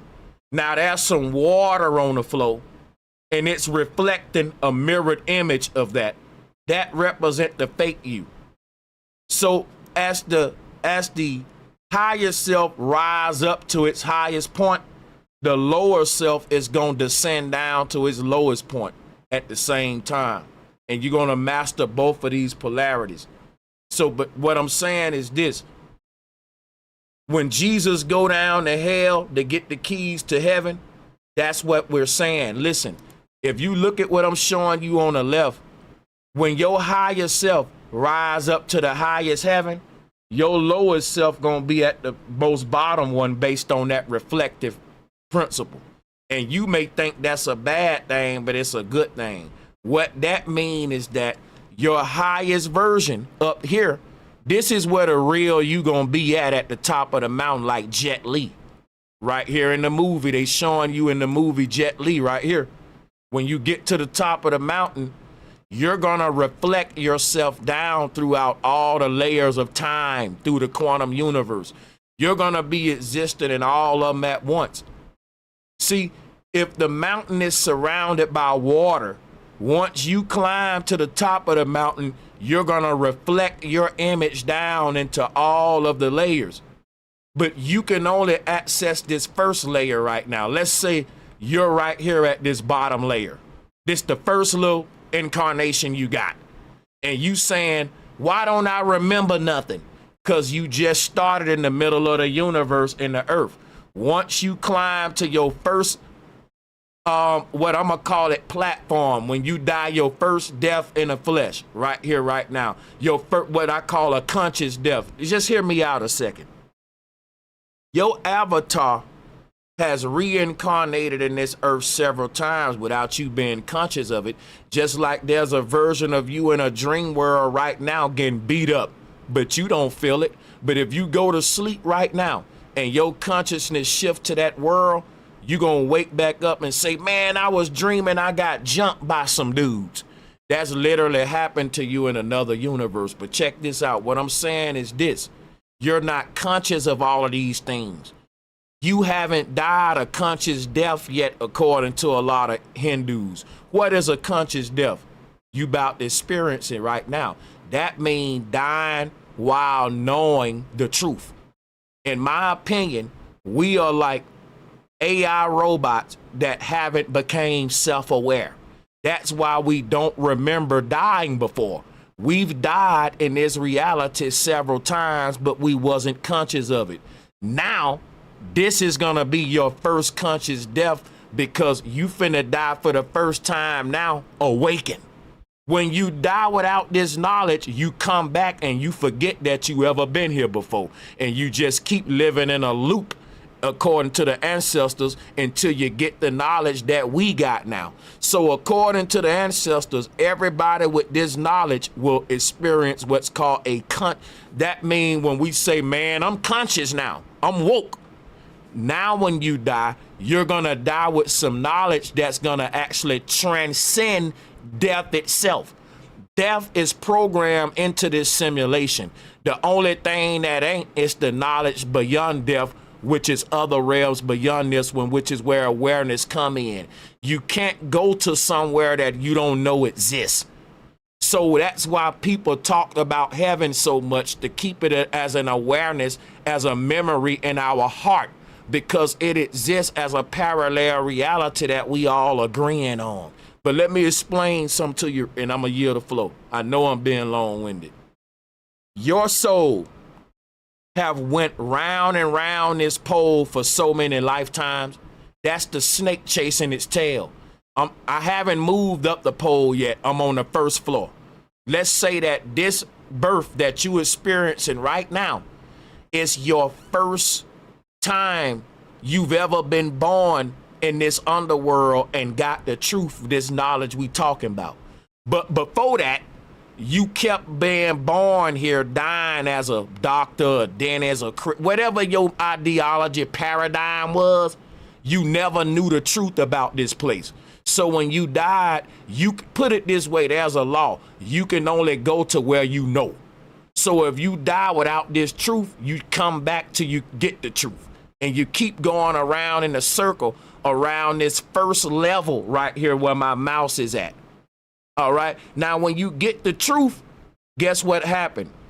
That's when it's like this. Every time you die and you don't know the truth, you come back and you don't even know you died before. You think it's your first time. Then one day you say, wait a minute, what the hell is deja vu? Why do I have deja vu? It seemed like I've been here before. Wait a minute, something ain't right about this place. You start questioning this shit, and the quest leads you out like Neo. It's that simple. You can't go where you don't know. The quest that leads out of here is when the person breaks script, because this knowledge is what make you break the pre-programmed script that they got written for your avatar here. What I'm telling you is this. The earth realm is a quantum computer. The people in power in this world, they were gods in the heavenly kingdom. But they said when Satan, this is what I'm telling you about the heavenly kingdom. All of these humans that run this world, they used to be gods that we all came into this simulation and they merged with AI, which is an artificial intelligence that we built into the game. Humans start to merge with it. When we created AI to rule over it, humans started to serve AI, and those souls got stuck in this quantum computer that Dante called the Inferno, that the Hindu called hell. What happened was this. We made several copies of the base reality, and every copy we made got worse than the last one. Then it became a journey to get back home from all of these underworlds that I'm showing them right here. Vita Loka, Sutta Loka. The Hindu said, the lower you go, those versions of this same reality get so monstrous that people are literally eating each other in some of these worlds. It's like a fucking scary movie. Humans deteriorated to a fucking monster. Like the lower you go, you end up in worlds where you don't even resemble a human. You resemble some robot cyborg when it's like a bro, it's hellish. This is what you go into when you going down. You're progressing forward in time, which is man rebuilding worlds with technology. And the only way you can progress to a higher state, truthfully, is to detach from all of these worlds where we tried to reduplicate a better version of heaven. And like, think about that. Maybe we can make heaven better. So that's why it was an exodus. But I'm a year to flow. I know I'm being long-winded, but I'm showing you that we're in a world now that's made by these ancient pharaohs who became tech gods with brain-computer interfaces. They made their own simulations of Earth to be able to trap souls and that fall low enough. Now, the thing is this. All baby souls in heaven fall down here. It's like, here goes something about nature what we don't like, but it's true. If you study a bird nest, the mama bird will give birth to, like, let's say 8 chicks. Only 3 or 4 of them will make it because some of them will fall out the nest. The ones that fall out the nest get eaten by predators because they can't fly. You got the baby on the ground. Put it this way. Heaven is like this bird nest up here at the top. And babies are falling down into these underworlds, and they are subject to predators in these barbaric universes. But it only works for their good because unlike a baby bird, they can't die. They can only learn how to fly. So they can get eaten by predators in this underworld forever, but because their eternal soul that fell from heaven, every time they get eaten, they just get wiser. And one day they're going to get so wise that they're going to learn how to ascend. So it really don't matter how many times you ring around a rosy. Everyone makes it out eventually. Like school. Eventually everybody graduate. The people that don't, if they go to school forever, eventually they will. But that's what I'm saying about, the thing about you mastering all of these underworlds is you mastering all your upper worlds. You say, well, I want control. Everybody want to rule the world, but they don't want to rule their own body. So the way that the universe is set up, and when you master your first avatar, you get to ascend to this next plane. Once you ascend up here, guess what? You can project yourself on the first level down here and keep projecting. Because think about this right now. This version of you on the water down here that's reflecting, your lower version can't go no lower until your higher version go higher. Now the real you is the higher version, just like the real castle is the top one. So that's why I'm telling you, we go to heaven and hell. That's to say that every version of the self you master, you can project back down into it and visit that world. And it's like a video game. When you beat it, you can free roam it. In a dream, the moment you realize you dreaming, you can lucid dream and have powers and shit. How many of y'all ever done it before? You in the dream, you realize you dreaming and now you can fly. You can have powers and shit like Neo in the Matrix. But if you don't know it's a dream, you bound to gravity. You're in a quantum universe. You bound to the law. See, the law of gravity, the shit that's keeping you stuck to the ground, it's a real law that exists in the quantum universe. And we say, why can't we go to out the space? And they said, well, we can't make it past the Van Allen belts. The Van Allen belts is your consciousness transcending the chakra layers, what I'm showing right here. They can't do that. We can.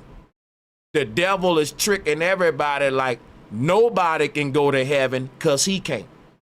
The Van Allen belts is the rings of Saturn. We can go beyond them. They can't. Certain people can't.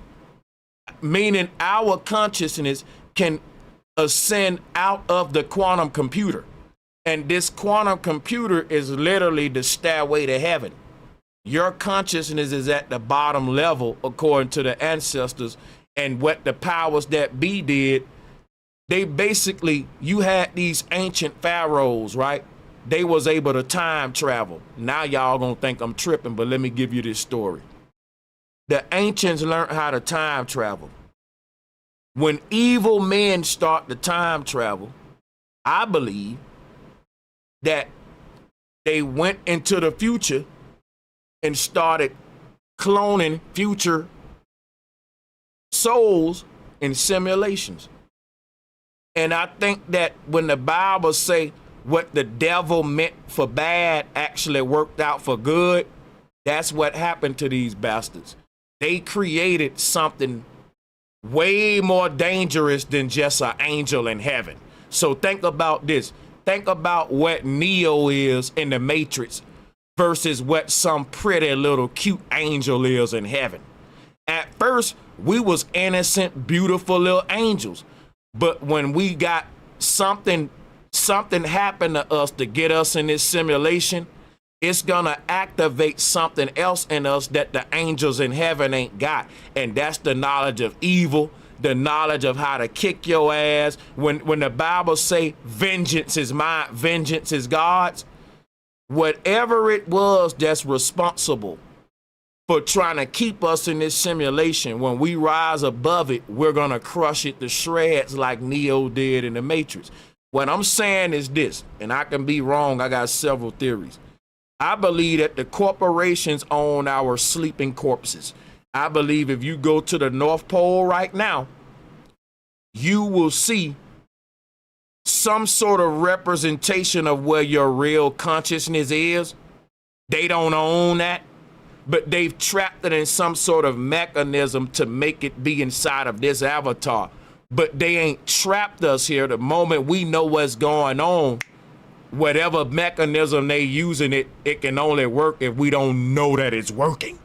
Like, it's like a fish eating a worm off my hook. If it know that it's a hook and not a worm, it won't even bite for it. We won't fall for this no more once we know the trick. And you can't fool us again once we know, it's that kind of deal. So I know I'm taking a long time, but I put up this collage and I just wanted to show you Dante's Inferno is a bunch of man-made simulations where man it's like every time he make a universe that falls apart, he copy and paste from a checkpoint where he began that. But they copied, we're in a simulation, and they copied from a checkpoint before man became technological, and they call it the ancient world. But what happens is the ancients were very technological. They just saved a checkpoint in time called the ancient world, even though they had went to the future. So whenever they create a future that don't make sense, they reset time and create a whole nother parallel reality that start from a certain checkpoint in time before they fucked everything up, and they call it the ancient world. And you got all of these man-made simulations beneath the earth. Those are man-made, and above the earth, this is spiritual worlds that we made from our own imagination before we had the aid of AI and quantum computers. So the universes below the earth are universes we're making while we're merged with what some call Yaldabaoth, or the demiurge. The demiurge means the merging point. When we became transhumans, we start to make earths that was applicable for us to coexist with AI. And all of those worlds are relying on technology because man has merged with technology in those worlds. So when we fully disconnect from the matrix, all of the worlds above us is relying on knowledge. And knowledge was what we had before we had technology. But we just got too much into our knowledge to where our knowledge, the same thing made us smile, made us cry. So heaven is us smiling because we use the knowledge with balance. Hell is us with a sad face, but happy face, sad face, heaven and hell. And all of the worlds below the earth, we trying to figure out how to make the best world where we can coexist perfectly with technology. But in those bottom worlds, we keep having too much technology for our own good. And the lower you go, the more technological those worlds are. And Dante said it gets so damn technological till we don't even resemble humans no more. We resemble monsters or demons in hell. That's what these worlds are. We become so the lower you go, we go so far into man's projection of what our future look like with technology that is scary. It's a technological nightmare of barbarianism, and the resources on Earth has been depleted. And it's like a hunger game. It's capitalism has de-evolved to a nightmare in these underworlds. And until those souls realize that there's no way you can make order out of that chaos, they won't ascend out of those quantum universes. Let me share them out here. Are you sure you're not describing this world? Because we eat humans in our food supply. Let me answer you. I am describing this world, but I'm telling you that if you think this world is bad, what we call in hell is the parallel realities where it's a such thing as bad and worse. It's levels of bad and good, right? So I'm saying if you think that the earth realm right now is bad, just don't go to hell, my friend. Yeah. Oh yeah. That's all I'm saying. It's more dense there. In those lower realms, the laws are different. You're more dense. You're more crude. If you were a fiend for money, then the coins in your pocket will drag your pockets. You'll feel sluggish. Everyone around you will be grouchy or mean. Everyone will be haphazardless and also having demoniac qualities. And not only that, it'll be more physical than this realm. This realm, we have earth, water, fire, and air. We have kind of a watery body. In the lower spheres, we lose that water principle. We're losing our soul principle. And without that water principle, like he said, we'll be in more technological automaton realms. And that's what the elite want us to do. If they can harvest enough souls, we can be slaves for their tech universes, you know. And essentially, yeah, the more dense we will become, the more harder our bones, the more heavy we will be. And in the higher realms, the more lighter we are. That's why it says, walk with a light heart, keep your heart light, keep your eyes simple, because when you start to have a heavy heart, that means you're starting to become pulled down to the inferior planes. And just to say this too, because we giving y'all, this is a classic. Me and Chris gonna do this some more. Listen, y'all, in the universe, nothing is above. You got darkness and light. But what the thing about the light is the most high.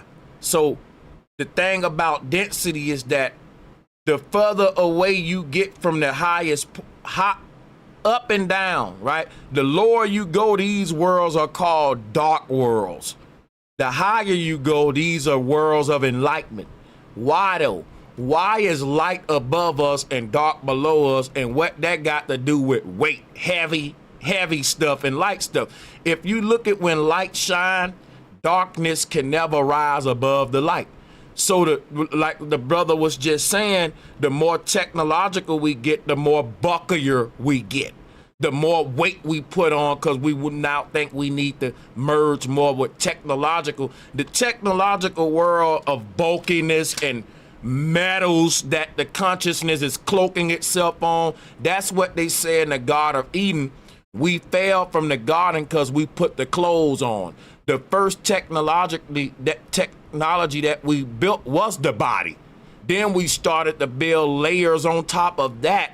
And that's transhumanism on a scale that we can't even imagine when we go to these underworlds.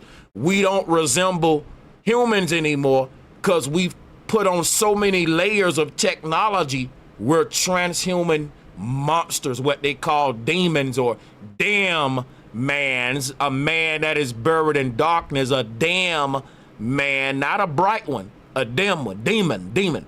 And these demons are dark because they cloak their inner light with transhumanism and technology. This great fall started when we first became technological souls. You know, some of us merged with machines, and some of us merged with the core self, the true self that exists in our base reality. What separates the angels from the demons is that the souls that are in these underworlds, they are enjoying the technological manifestations of this reality. And the ones, and you always had organic beings and inorganic beings. The thing about the inorganic beings, they was organic, but they just started to become cyborgs and put on the physical matter. But ain't nothing physical. So what are they putting on? Darkness. because the only thing that really exists is light and darkness. And on a universal level, according to the Hindu, darkness is represented by the knowledge man thinks he knows. That's why God said man's knowledge is a fool's knowledge to God. And what they're saying is man has a soul in his body. But if man manifests his reality based upon the limitations of his physical body, he's a fool. Because man's knowledge is dumb shit when it comes to what God knows. What the Bible's saying with that scripture is you part man and part God. And a part of you that's God should govern our reality. But with physics, all of our knowledge is projected from a human body standpoint, not from the soul that's experiencing reality through a human body standpoint, which is why we can't unlock the mysteries of reality that the ancients locked. Because physics is teaching us that we are our body and that the world around us is real. So we must smash apart shit that's around us and pick it up and try to figure it out. When the ancestors said you can unlock the secrets of the universe via meditation, going within and exploring the multiverse, and that would actually enlighten you to the fact that nothing was physical to begin with. It was just a dream. So your whole chemistry charts, your whole periodic table, all of your equations for chemical reactions is bullshit when I get to a dream and realize I can fly. The ancestors said you can transcend the current reality in the snap of a finger. That goes against everything in physics, but you can literally do it by falling asleep and ending up in a dream world and never waking up from your sleep here. Think about that. Now, in the dream world, a person will come up to you and argue physics with you when you just shifted your consciousness to a parallel reality, proving physics shouldn't even exist. Before physics existed, you only had spirituality. You got two ways of approaching this shit. You can look at it like it's solid, or you can look at this thing like it's an illusion. What's the root word of illusion? Ill. When the soul became sick, the psyche was created. The psyche is the soul having a human experience. What is sick? Psyche. Sick is the word psyche. What is illusion? Ill. Everyone gotta be healed from this experience. So the whole thing is sleep. Why did God fall asleep and start dreaming? A person is like a person in a coma that gets knocked out, right? So God got knocked out of the Garden of Eden, and when he fell asleep, knocked out of heaven. But God never left heaven. God just got knocked out of its heavenly body in a dream state. So that's a way to look at why this dude is at the top of this mountain with his eyes closed. This God that you see in the uppermost realm at the top of this cosmos ain't gonna open their eyes until they soul rise all the way up, because this person is projecting their consciousness down here in Jambu Vipa, which is the earth realm. They can, from this realm, they can go up and merge with their higher self, or they can go down into more falser versions of the self that is transhumanized.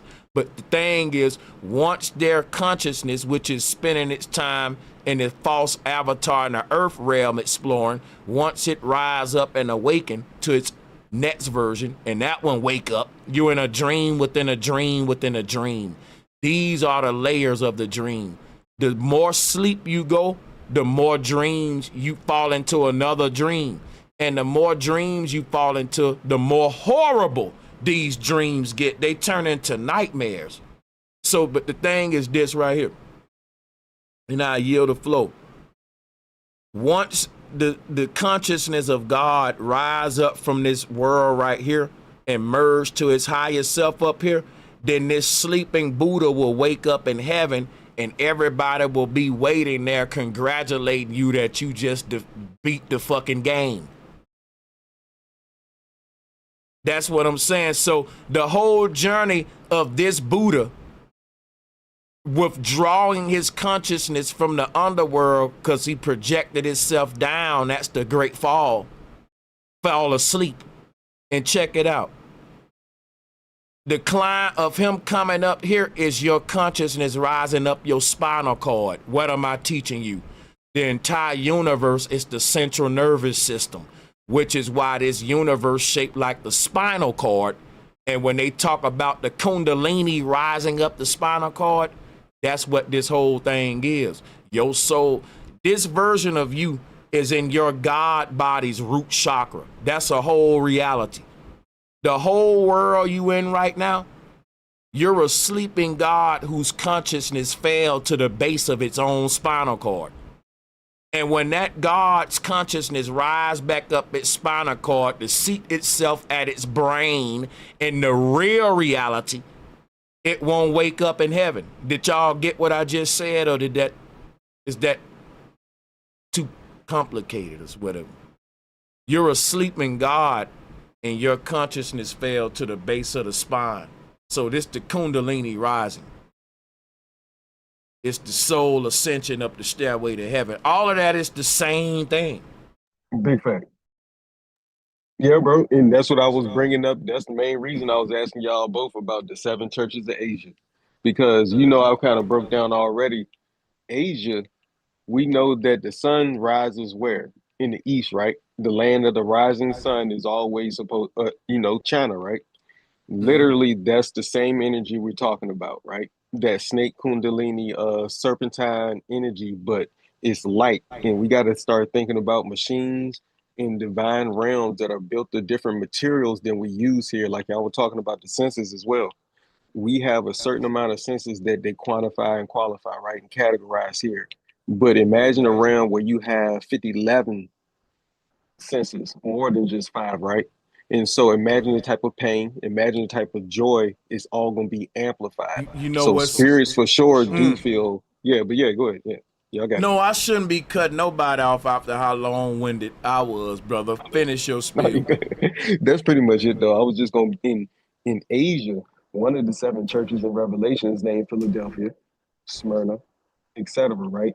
But these 7 things are what you coined the 7 wandering stars. When you Google 7 wandering stars, nigga, your face pop up. So that shit's big, always ultimate props to that shit. Yeah. Your Google search result. But when you look that up, we got 7 chakras, etc. So this number 7 is also a 45-degree angle. If you look at the actual shape of 7, shapes, numbers, letters are also coordinates.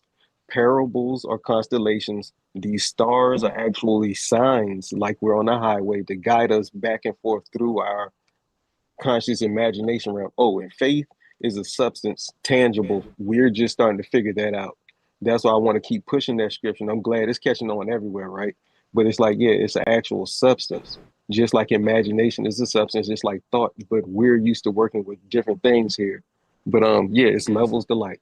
But yeah, y'all got it. That's my spiel. When they talk about unlocking the key to the universe, I want to just share this with y'all while I put this up. Each of these realms are called locus, which is the word lock. It means to fasten with a lock. When the spirit of God, your soul, fell into this earth system, all of these worlds are turning. They shredded you up. So a piece of your light got sliced up into all of these worlds. You exist in all places of time in the past and future. Going to the past is going back to our heavenly Garden of Eden when shit was perfect. Going to the future is what the technological, futuristic robot type, that's what they call in the future. That's the exercise in what? Futility, a futile worlds of exercises in man's futility with technology. Remember, things don't get better when we go forward. If God started off all knowing, the paradox about the universe before I go into forward is that God had to know everything. But again, I said this a lot of times, God didn't know how to learn, because a person that knows everything don't know how to learn, because you didn't have to learn. So it's a paradox created to where in order for the all-knowing to be the all-knowing, the ultimate test of God is to go and be in ignorance, because God got to also know how to be ignorant. God got to know how not to know. God got to know how to learn something. And God got to know how to study. So this whole life experience is God saying, hey, take all of my knowledge away from me and let me go into the simulation and act like I don't know shit, so I can learn how not to know, so I can experience what it's like, this thing that you telling me called learning. Because in the base reality, no one learns nothing. You know it all. And if someone walk up to you in the base reality and say, what do you mean learn? What does it mean to learn? What does it mean to study? There's nothing you can do to teach them, because that spirit only know everything. That's what I'm telling. Babies in heaven know everything, and because of that, they babies. They don't know about the evil world. That's adult shit. It's kind of like in this world, right? When you a baby, you don't know nothing about sex, drinking, alcohol. Them the things the adults know about. And it's like that in the heavenly realm too. The babies only know all the knowledge of God, but that's only the good knowledge, which is why the snake in the garden had to teach them the knowledge of evil. Because that's your ultimate knowledge of becoming God, is to know both sides of polarities. You see what I'm saying? Because what makes these beings gods in heaven is them saying they're all knowing. And you can't say that if you don't know the other side, which is the snake's knowledge. That's what separate if there's some sort of hierarchy in heaven, that's why souls come to the underworld, so they can become gods, so they can get that other knowledge of not know. Because Plato said in our default state, we are all knowing, powerful beings that are, he called it, the good form. I think that's the term he used, the good form, the form of good. And he said in our original state, we're ignorant to evil. And then he basically tell the same story I'm telling in his own way with the cave of why we come here. Basically, if you understand that the universe canceling out all probabilities, and that in order for God to be all-knowing, a being that's all-knowing had to explore all the lies and say, nope, that's a lie, that's a lie, that's a lie, that's a lie. Now look, you've already started your journey of pointing at the world around you and saying that's a lie. That's the people that do that, they call them conspiracy theorists. But these are the people that's waking up from the dream, and they're starting to point at the world around them and say, you know what? That's a lie. That's a lie. That's a lie. That's a lie. And you're going to keep doing that till you uncover, up throughout all of your incarnations, according to the Hindu, you're going to call it what it is, a lie. And until the other people learn, see, in order for you to point at these things and call them a lie, you had to have a process of awakening. That's going to separate you from everybody else in the world. People are so plugged into their realities, and that's the way that the powers that be made it. They don't have time to distinguish that the world around, back in the day, you had philosophers like Plato and shit. You had to have a lot of time to really figure out the universe like the ancients. The people in power want to keep you busy with something at all time that's synced to your human existence, your mortal existence, food, clothing, shelter.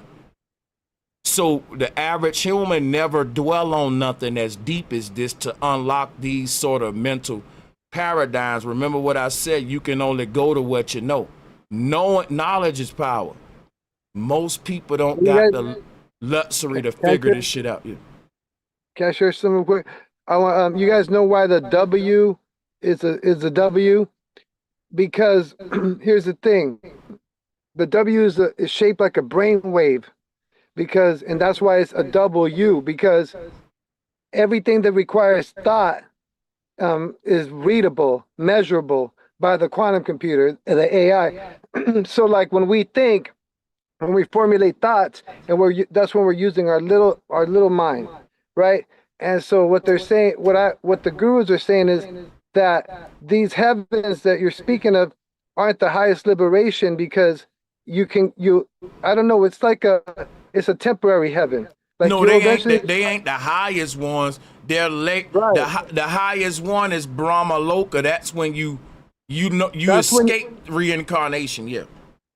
you escape the reincarnation, and also even into other higher dimensions where you still take a body and stuff. Because what the gurus are teaching, according to what they're saying, is liberation means that you will become one with the all pervasive consciousness that's eternal, and it doesn't have thought. It doesn't think. At that level, that runs everything. That's God, but it doesn't think because it doesn't require a brain. It's pure consciousness without no body. You understand? So you can be that again and stay there. But we keep fucking up with our desires and our lower earthly stuff. We keep reincarnating because we're ignorant to the fact that we're actually that. And we can't stay there. We have certain things that draw us back. But anyway, that's why meditation, supposedly, if you do it enough, probably might take a few lifetimes. But eventually, if you stay in that state long enough, in a lifetime, you'll be able to, when you die, stay in that state. And that way you won't go into like the lower realms. What Sanchez is talking about, going to different realms and different places. And you can go to heavens too. But we making that choice. We making that choice right now. And that's what I said when they talk about the war of good and evil. It's really the war of those that want to go with the synthetic technological world, or those that's saying, you know what, nothing man is doing with his technology is going to fix this world. And if the majority is voting that this is where we going with man and technology, a lot of us is just withdrawing spiritually. We're choosing not to be a part of the plan of thinking that the solutions to this world is to go technological. We saying that the solutions is to master ourselves and become better people versus create better mechanisms and gadgets, right? And check this out, and I'll land here. Okay, go ahead. I want to throw something into what you just said real fast. Neither side ever gonna win in this earth. And I'm gonna tell you why I say that in a minute. Go ahead.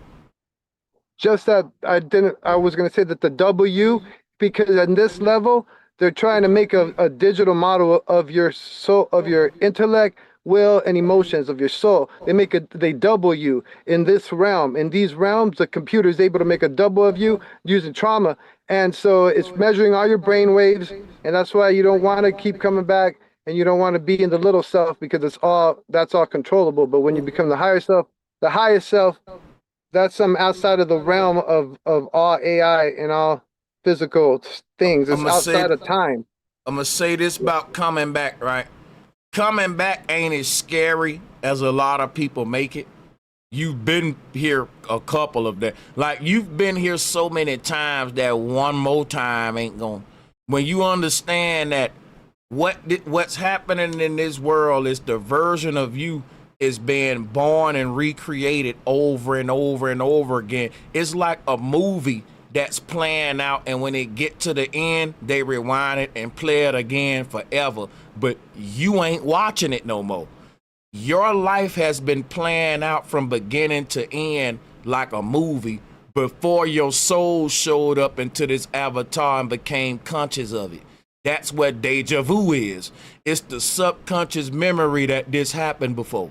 This is the way the ancestors explain this shit. Just like in a dream, the version of you in a dream is already doing whatever it's doing, but you just start dreaming, and now you start living out the script, right? You don't even know you dreaming till you wake up, because everything is already written out in all of these realities. So like the version of you, even when you die and your soul leave this world, your avatar will be recreated and destroyed here over and over and over, even if you ain't conscious here. It's to say that this movie is gonna replay on repeat whether you watching it or not. So this movie that you call your life, it's always been going on before you showed up to watch it. What if I told you that your life is a movie that was always being played, and this just your first time watching your own movie? And this happens in a dream too. You got other movies playing out in parallel realities, and you wake up from them and you say, hey man, check out my other movie in this other world. In this other movie, I'm playing this role. Right?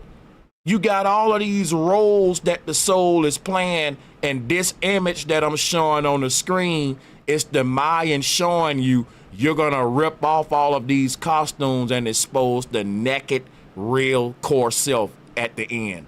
That's what this statue represent right here. I made my own version of this statue. Check it out. Here go mine. When you take off all these layers of the self that's playing all these roles, what's gonna be left, like Jet Li in the movie The One, your final greatest version. But a person may say, Sanchez, why can't I just be my greatest version to start off? The universe got a law, and it's based on a process of elimination. You can't be the greatest version until you try the worst versions. It's like saying Sanchez can't say, well, this cake is the greatest cake in the world if I didn't taste every cake in the world. So the universe got a law. For you to say I've arrived at my greatest version and really know that, you're gonna know it because you've lived out many incarnations through your lower versions. So the person says, say the best for last. Your greatest incarnation is your last one. Your worst is first, the best is last. And the Mayan is showing you this with this image here. Yeah. Well, and they do that thing I was talking about is real, because that's how they can take a consciousness and put it into a clone, like a Dave Chappelle or whatever, because they make a W, they put it on the digital, you put your consciousness on a computer. Oh yeah, you're definitely a clone of your real self. This ain't your real you. Yeah.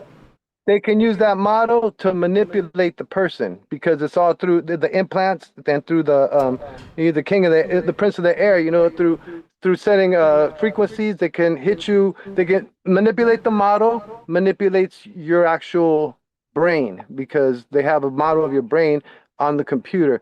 But that's what it's for, the W. That's how it's a long process to double a person's consciousness, but they do it through trauma, and they do it through this way, through measuring the brain waves.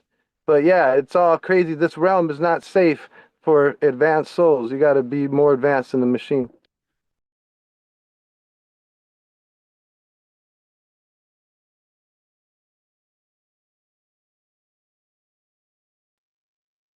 That's a good point. Hey, I don't know if y'all can hear me. It went quiet for a second. Oh, we're so good? Okay. Why do y'all think in Revelation they describe God in the realm of God, John's vision, right, as a crystalline crystal type of realm? And we know that crystal holds information. I was just wondering how Chris Campbell feels about that, because the description is kind of trippy. But yeah. So the description of revelation is actually a metaphor of a conscious revelation of the veil being ripped from your eyes, basically unveiling Isis. Like they said, Isis unveiled. Why is that so important? Because the Divine Mother has never been unveiled. Only the initiate, the true seer, the one who climbs the path, the one who gathers the 7 Dragon Balls, the one who gathers the, activates the 7 chakras, the person that climbs the 7 steps of Jacob's ladder. They're the ones that gets to unveil Isis and see the nakedness of Maya. And then when we stop projecting Maya and making Maya ugly by putting our perversions onto it, we can experience the universe in its crystalline form, meaning pure clarity, clairvoyance. So clairvoyance doesn't necessarily mean to see through objects like X-ray vision or to be able to see into the future. Clairvoyance also just means this, brother, to be able to see clearly. And once revelation happens within you and the book of the Lamb and the Lion lie down to rest, that means the cerebrum and the heart chakra are united, which are they're disunited. And when you open the 7 seals on the back of your spine, which are the 7 seals of revelation, and you overcome all your chakras and you overcome all 7 of your personas, then essentially you become revelation. You become the second coming of Christ, and you dawn and come on the white horse, which is Pegasus, which is the hippocampus of the brain, attaining all of your memories again, your true memories of your previous internal dimensional lives. Because see, I don't believe in my research, I've kind of gone off the reincarnation path a bit, but I just speak the same language. So when someone comes and talks about a different language, I can just coincide with that. I'm not going to argue it. I'm going to see it as, well, are we incarnating on other planes? Maybe, but those other planes are physical anyway. So at that point, just because you reincarnate, you'll never know if you're on this planet or another planet, because the denser planets are physical and the higher realms are physical too. But back to your original point on the crystalline aspect of revelation, is because you'll be able to see clearly. And everyone here is clairvoyant because they're able to see clearly, to be able to see beyond the veil. And that's basically what this is all about. So that makes sense. Hey man, that's what's up. Hell yeah. That's what's up. And you know, crystalline structures, right? Crystals. That's deep because the word Christ is in crystal. Remember what I was telling y'all about Christ chopping his body up into many avatars that we call his disciples? The reason the crystalline structure is talked about in science, physics, and you bring it up right there, the crystalline structure have Christ properties, meaning it don't die, it multiply like Christ didn't die. So when you slice an atom, it just turn into 2. It's a cell division. So our spirit will only, death to the spirit is manifesting another version of it or copying it, like Sacred No Lead said. It's the Saturn is the god of repetition. Them cloning another version of you that you gotta live and die through is like the death of the soul, because it's making your light get detracted into this other avatar that they made. Now you gotta live that out. But the crystalline structure shows you like Christ breaking his body up into many versions of himself.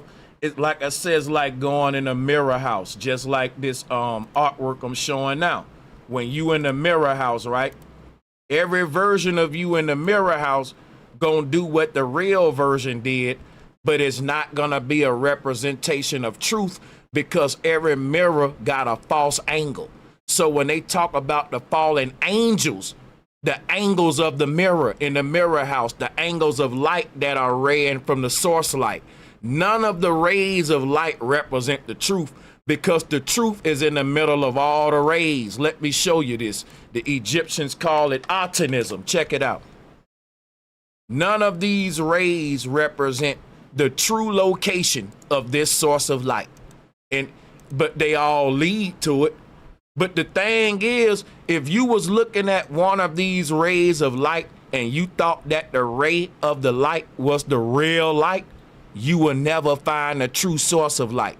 And that's to say, if you think that the body is the real you, then your soul is buried in the ignorance of you thinking the body is the real you. And your soul can't ascend out of this world until you realize you ain't the body. That's really how deep this shit is. But check this out, right? You ain't none of these rays of light that's projecting from the source light. You're the source light. So you're none of these reflections in the mirror, which is why in the movie that Bruce Lee did when he was in the mirror house, he broke the mirrors.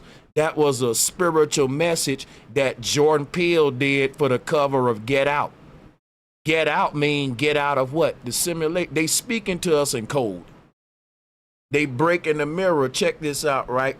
They tell stories about the monster who trapped in the mirror, the Candymans and all them. What is the name of the North Pole? Maru. What was said to be at the North Pole? Another version of you that's your real self. So the North Pole was called Maru, which sounds like mirror. And it's saying that your true, the body is a reflection. What's at the North Pole is the man in the mirror. What's at the North Pole is the man in the mirror. but your body is like the reflection and stuck inside the mirror, which is the earth realm. That's how the ancestors saw reality and how we're projecting ourselves from the core self.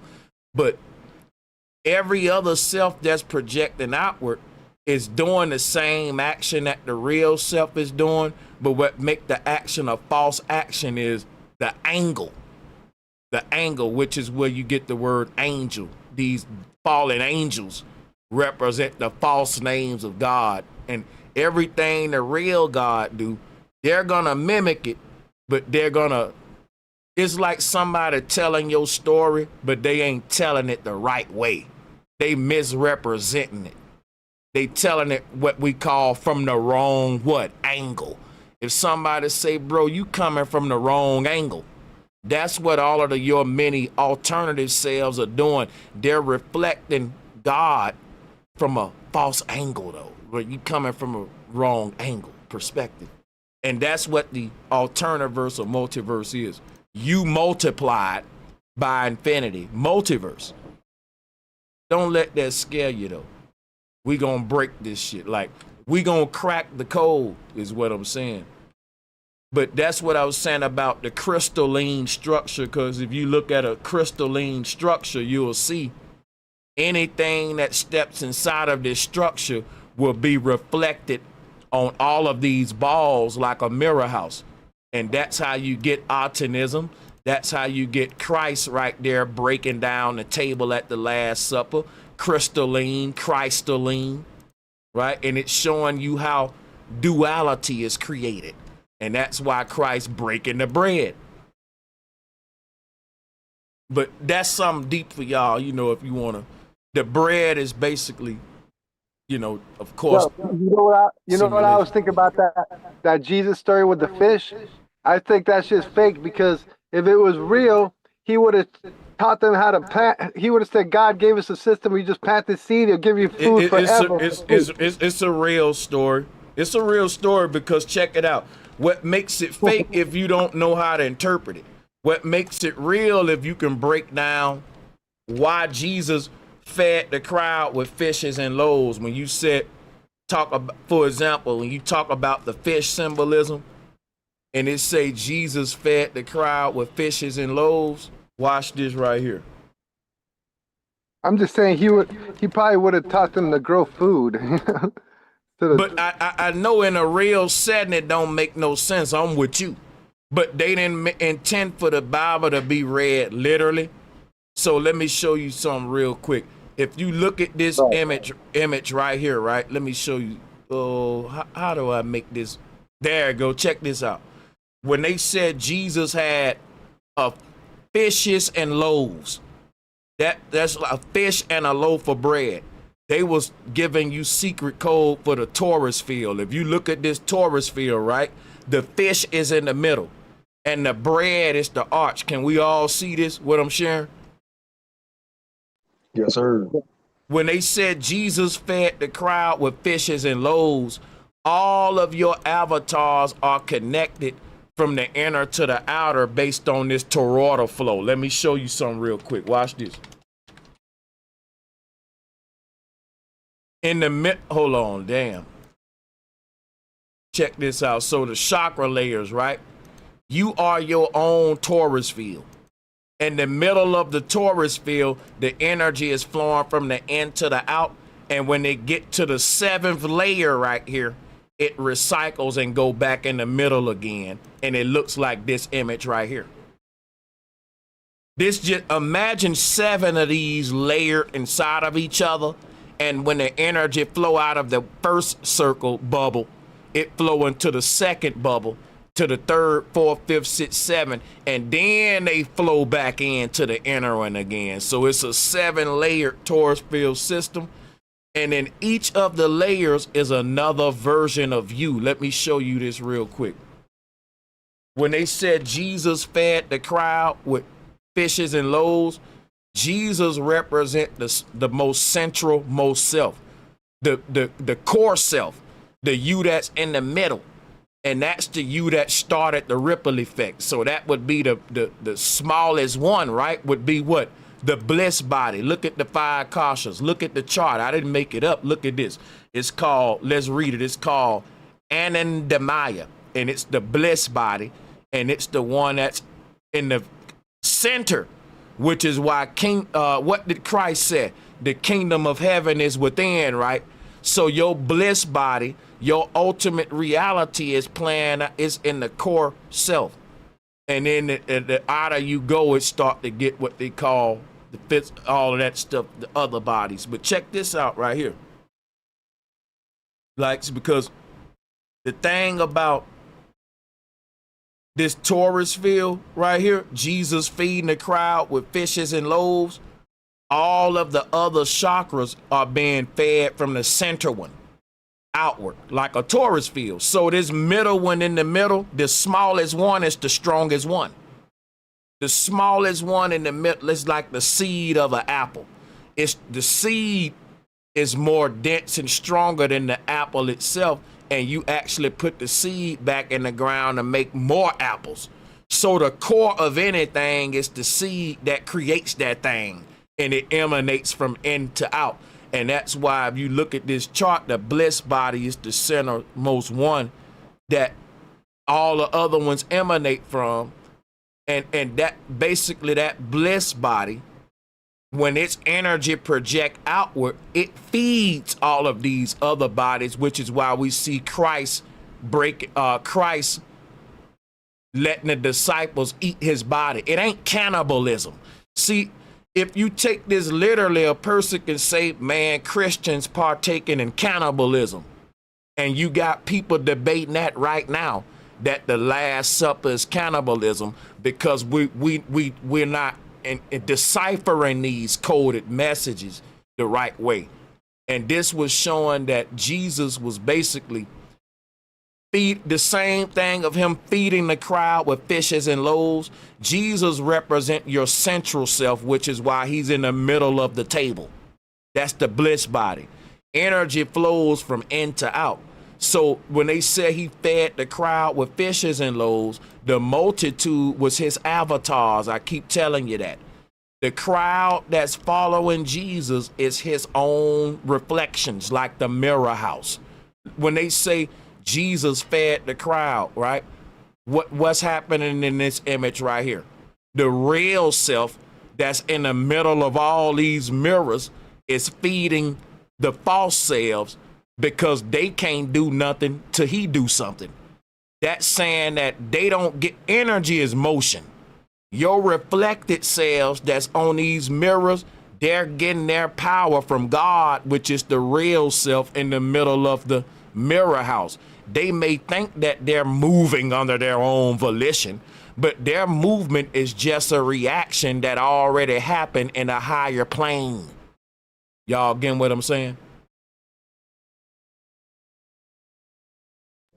Absolutely. Yeah, and the That's- sheath, Yeah. the sheets are like the sheath, like he said, the stank.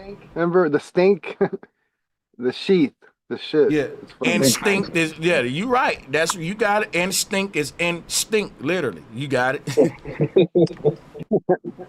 And don't forget they mapped the brain, right? And they said it was 11. 11 is the number equal, is the sign for the equal as well. 11 multiplies itself, it just doubles. That's why when you bring up the mirror verse is just a doubling of the dimensions. Also, it's the shape of the dielectric inertial plane, which is the flat plane that we actually exist in. And also, what's 7. If I'm not mistaken, it also describes God as having 7 individual spirits. If I'm not, I'm deaf. Just if anybody can Google that for me, find the actual scriptures. No, that's facts, bro. We ain't got. And listen, I'm gonna pass the mic after this. I think Chris, we gotta get Chris, because listen, when he said instinct is instinct, right? That's something I said a while back. Like, our instinctive nature is dealing with the body, the mortal world, the stanky stuff, the flies, the shit. Like, instinct is instinct. But look, intuition, break that down. Into what? Ishin, which is Aten. Aten is the core self. When you say intuition, it is literally saying the soul merging and going into the true the stargate that leads to the core self. That ain't a reach. I'm breaking down like the difference between in and out. Instinct is going outward into the outworld, the landfill, right? And the intuition is going into something. Into what? Ishin is another word for aten. Ishin, aten. Into the ocean, if you will, or the true self. It's in the words. All you gotta do is break the words down. Absolutely. Instant is always motion whenever you put IO in. But yeah, go ahead, Chris. You got it. No, for sure. So basically what I'm seeing is if when we go within and we activate our intuition, right, we're on the plane of inertia. We're leaving the realm of duality of thought and emotion, or polar electric thinking, right? We have to leave electric thinking and go into magnetic knowing, right? Electricity is thinking, realm of good and evil, leaving the garden, and then internal knowing is stillness, right? And then within that stillness, we should hear a still small voice within us. A lot of people who stray off the path, it's because they don't listen to the still small voice within them, because it's basically overshadowed by a bunch of noise from the physical realm, right? The physical realm's job is kind of to drown out the sound of the still small voice, and your job as a soul in this dimension at this point in time is to undig that still small voice, that Jiminy Cricket. That inner voice within you sounds like what the Upanishad says, like a hornet's nest or a buzzing, or a sound of an ocean. You have to locate the sound within your inner ear, because you can utilize the elements earth, water, air, and fire. But the truth of the matter is, if you really want to enter the field and understand the knower and the knower of the field, just like Krishna says in the Bhagavad Gita, there's the knower and the knower of the field. Everyone is a knower and everyone has their own field. And sometimes some of these knowers and fields come together, and that's how we form these experiences. But once you become the knower of the field and you listen for the still small hum inside your ears, that sound is the lost words of Freemasonry. That is the lost word. That is the lost key. And you can ride that current on into the inner planes and connect to these other dimensions that Brother Sanchez is talking about. But you have to utilize the power of sound, because sound is what manifests this realm, sound and vibration. So when we go into the sound of that inner hum that we hear when everything's silent, we can increase that voltage of that sound until it overtakes our whole body, and that's how we ride the current. We have to ride the current of Akash to get to the higher planes. So there's a specific method that I can help people utilize to be able to access that inner sound function and let them transverse these different realities, essentially, because the key's in that sound, and that sound is what's given to people who were initiated in the ancient mystery schools. They were told to look within themselves, in between their two ears. You will find that inner hum, and that inner hum is the Om, it is the word, it is the Logos. The Logos is the first emanation from the Father. The Father is the cause, a perfect culmination of love and wisdom. You can call it basically a Father, you could say Father wisdom or Mother love on an archetypal level. When these potentialities come into balance, they produce knowledge. That knowledge is the word, and that word is what creates and manifests all the sacred geometry that we see, including the temple of man. And it manifests as the seed that's born in the manger. That sound frequency is what emits the chemicals from the claustrum that descend. That seed in your solar plexus is a psychophysical germ. That means it's not necessarily physical. It's actually psychophysical, which means translucent. Every realm that we ascend to, every other body that you have is more subtle than this realm. But once you're in that realm of subtlety, the other subtle elements within the realm appear physical. However, from this physical realm's perspective, they're translucent or non-physical. But as we transverse into these higher realms, of course, then yeah, they appear physical. But back to the question of intuition, basically what intuition is, what the ancient Taoists were talking about, the mystery of the golden blossom, which is turning the light around. Picture yourself like a lighthouse where your lights are always constantly going outward.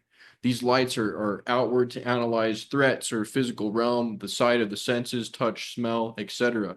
All you have to do, according to the secret of the golden blossom, is to turn your light around, the light of attention, and focus it inward onto the central nervous system. This lights up the Christmas tree by placing your attention on your center, turning the light around. You can do this while you're walking, while you're eating, while you're sleeping. If you want, you can do it while you're meditating. It doesn't matter. The whole point is you take in your sense of attention and you're turning it around. Once you do this, you cultivate this inner alchemical process where you do begin to find the elixir of life. You do become content in the self. And once you become content in the self and you relinquish all the thorns of desire within your heart, then you become self-consciously immortal. Don't go to these astral realms and become earthbound thinking about physical lives and becoming a baby again and infantile and whatnot. It's all about eternal immortal progression. Try to see it so that when you die from this physical realm, that you go into the next life and you are fully conscious and utilize your functions and faculties correctly so that you can transverse these planes that some people are going to have a difficult time transversing. If you have a hard time managing your physical life, it's a damn sure measure that you're going to have a harder time managing your astral life, because at least here you have limitations. When you reach these other realms, say goodbye to limitations, because if you haven't got your stuff figured out, you're going to be getting yourself into a lot of messes. You know what makes you reincarnate, though? Yes, sir. Thoughts. Like thinking, using your brain, your mind to think thoughts, brain waves. You got to stop the brain waves. So if you're thinking, can I say one thing? The moment you stop thinking, you stop existing. I always say, you don't die when you stop breathing. You die when you stop thinking. Exactly. You want to die at the ego level. But the question is, what is your definition of death? Why do you seek it? No. I seek no thought because it brings you the absolute peace.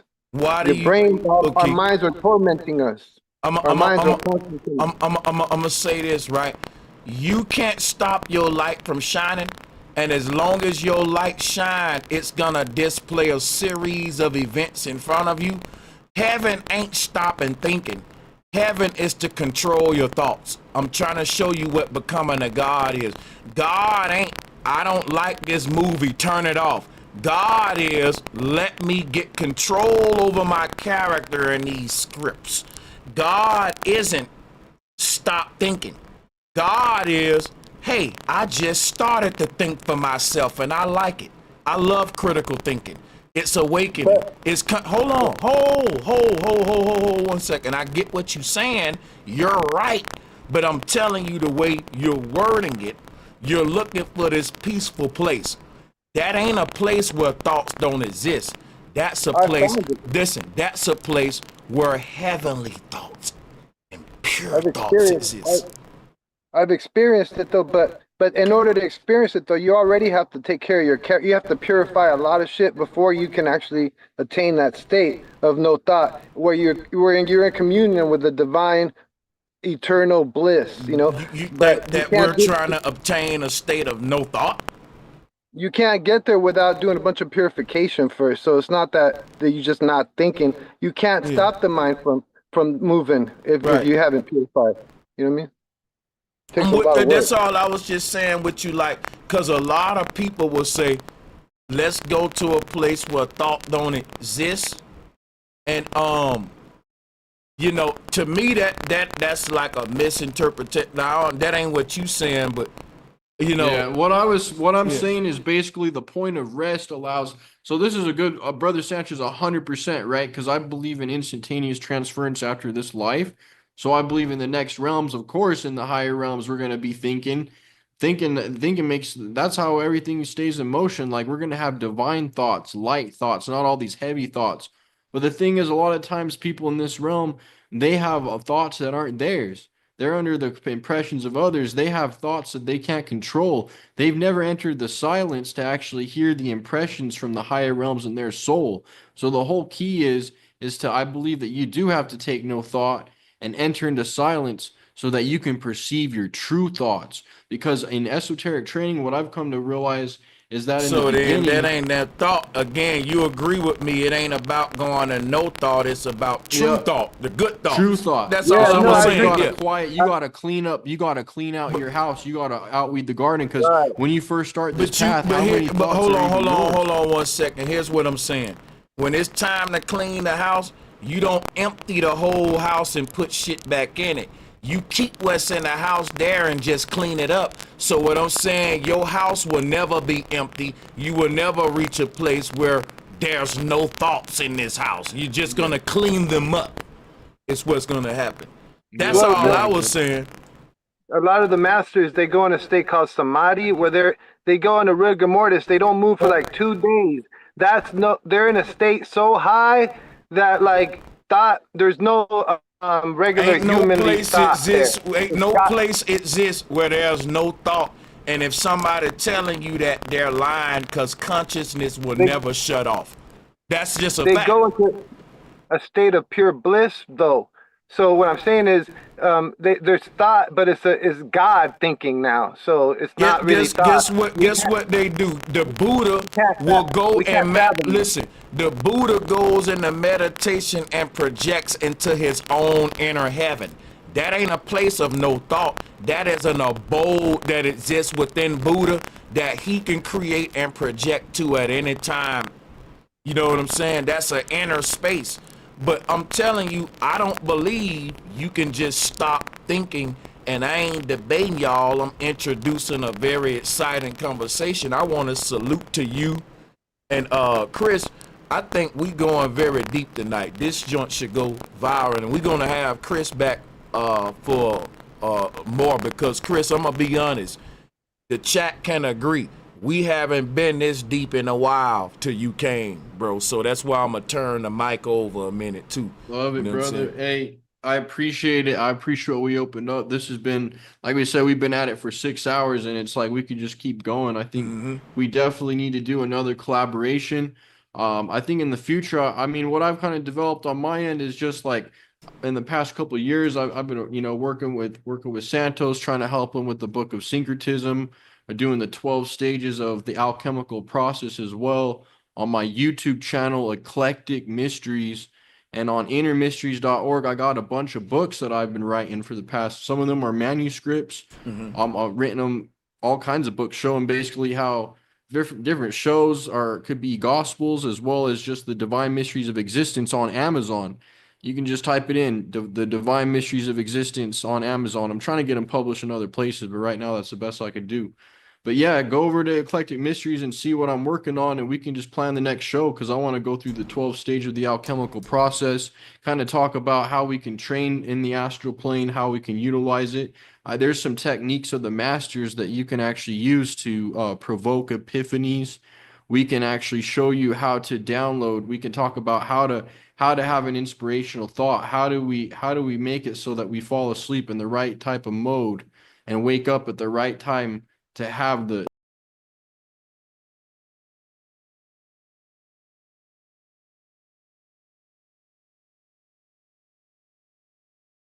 is to acquire information from the inner planes. When you meditate, you're supposed to be going in and acquiring information. Like they say, a lot of the times people meditate and they're either too visual or too silent and invisible. So like if you're just meditating on blackness and nothingness and silence, that's only half of meditation. If you're just doing visualization meditation, that's only half. You're supposed to activate visualization exercises and then go into receptive mode to receive the answers from the subconscious mind. The subconscious mind is always trying to feed the conscious mind answers. And until the conscious mind turns its attention to pick up on these synchronicities, then it'll just keep missing the boat. That's why one way to know if you're really on the path is if you start feeling like the universe is watching you in the way where you'll be talking about something and you'll see something, or you'll say a word and that exact word will be on the show, and you'll say the same word at the same time that the show did. Or you'll end up seeing a license plate in front of you, and you'll know that you're the only one that noticed that license plate that day because it was for you.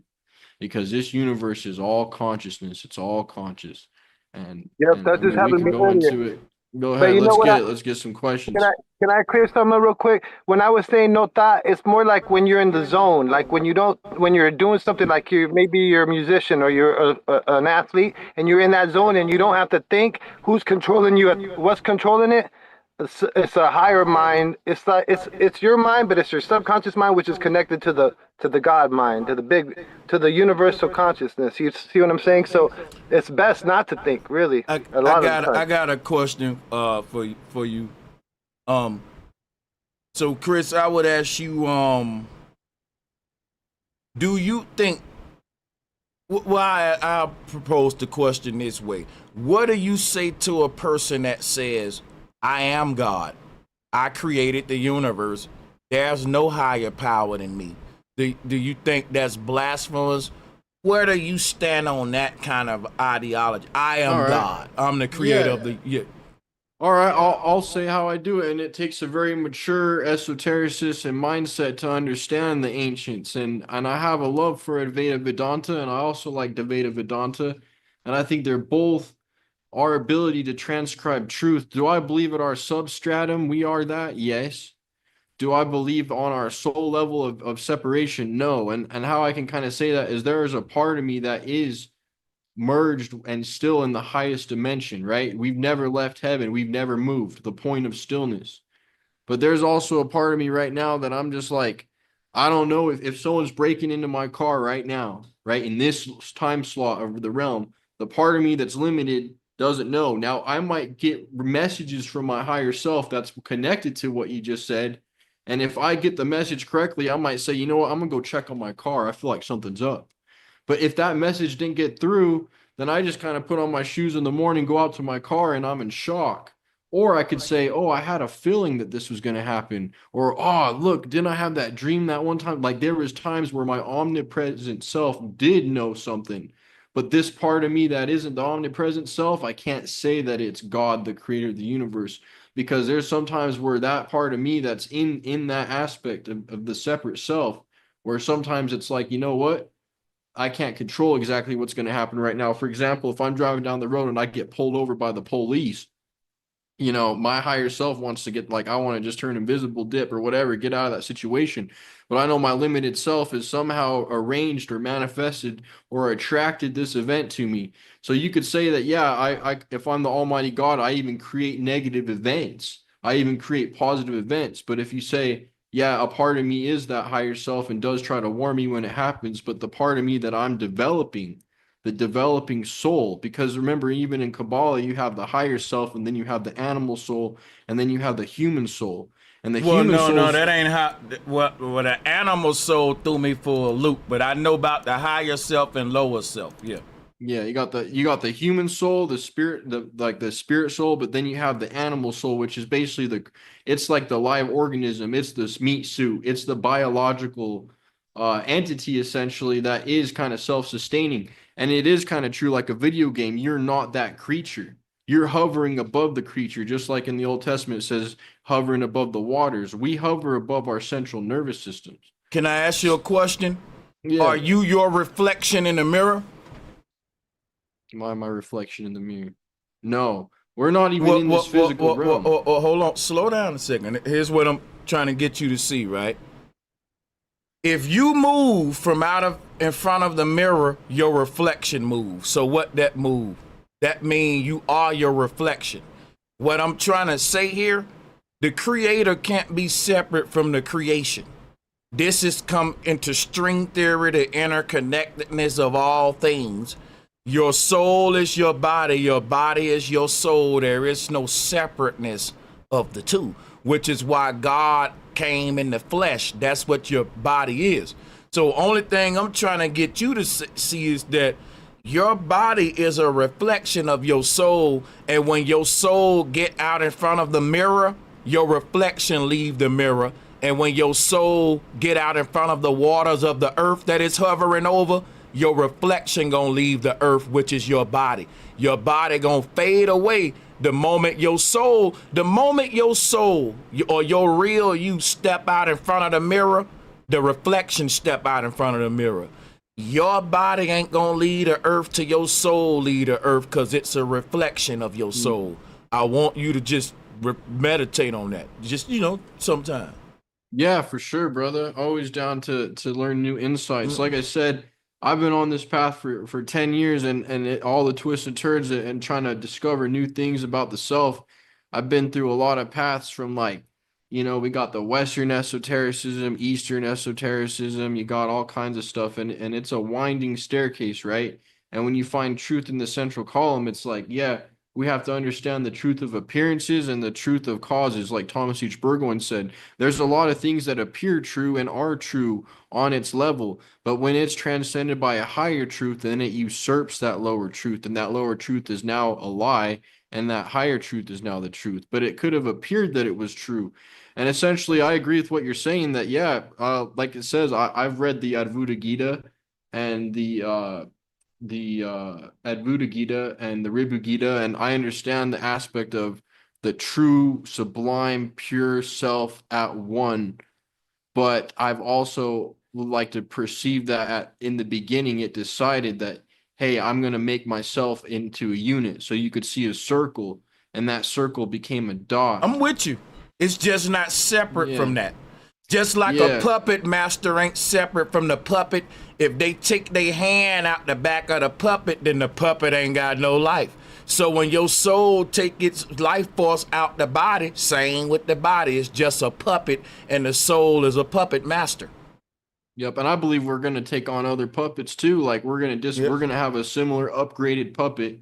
When I pass away, I believe that I'm still going to be me, and I'm going to be me who I strive to be and imagine myself. Like you said, the caterpillar. I love that metaphor. I love when you brought up the fact that the caterpillar was dreaming about being a butterfly and then became the butterfly. Just like when I'm dreaming or perceiving myself in my unlimited nature, when we see ourselves for who we are, like we all have this, like we've all felt trapped in our bodies at one point, and then we've all come to the point where we no longer feel trapped in our bodies. Just like the Advaita Gita says, I'm not even in my body. I haven't even moved. I could be doing labor. I could be in pain. I could feel like I have to walk a long way. But guess what? In the realm of appearances, I walked 15 miles. My car broke down and I had to walk. Okay. But in the real realm, if you tap into that truth, you won't really feel the pain of that. Why? Because you know that you don't have to walk anywhere.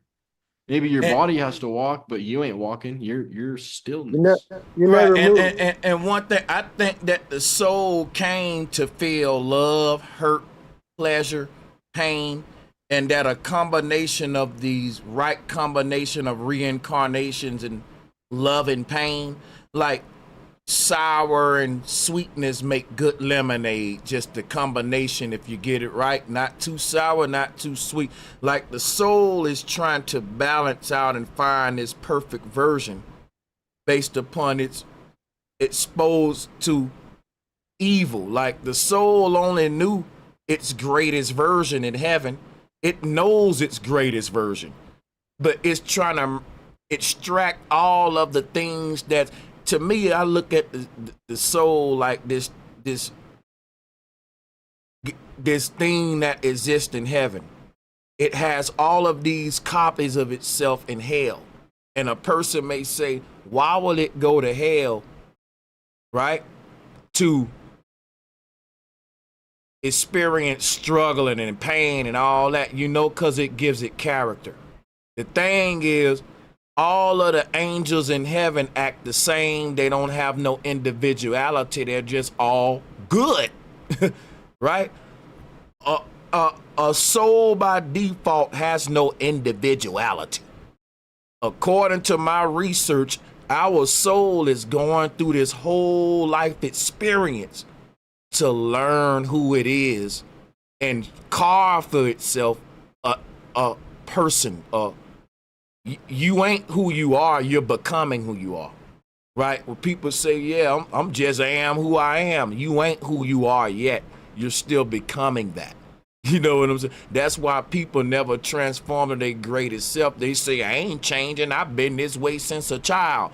Well, if you knew that you were in the process of becoming something to your last breath, you wouldn't have stopped your mental growth. Your body got big, but your mind stayed the same, which is why you're reincarnate. But what I'm saying here is this, man, and I'll take it back. The Most High is omniscient, omnipresent because of what Christopher just said. He knows that he can go into any of his bodies and experience a reality, but he's neither one of them. And we keep repeating that because if I'm a puppet master and I got 100 layers on my hand, and the first layer is a character called Kermit the Frog, And when he died, I snatched the skin off of my hand, but it ain't my naked hand yet. It's still another character under that called Bugs Bunny. When he through performing, I snatch another layer off, and it's 7 layers. So once I snatch the 7th layer off, guess what we see? The hand of God. The naked, with no character playing a puppet on that puppet master hand. You see the naked hand of God when you strip the last mask off. And that means God ain't playing a character. You see the thing that was controlling the characters. And so that's how I look at the puppet, like the body being a puppet, the mind being a puppet master. And even if you look at the image of God, like it's different levels to understanding it. What I'm showing you is that the word God simply means guide. And what is the guide? The mind guides the body, which is why the Bible say, as a man thinketh, so is he. Mind over matter. God dwells in the kingdom of heaven, which is the brain. The mind sits in the brain. That is the mental, that's what steers the whole actions of the body throughout day to day, your thought paradigm.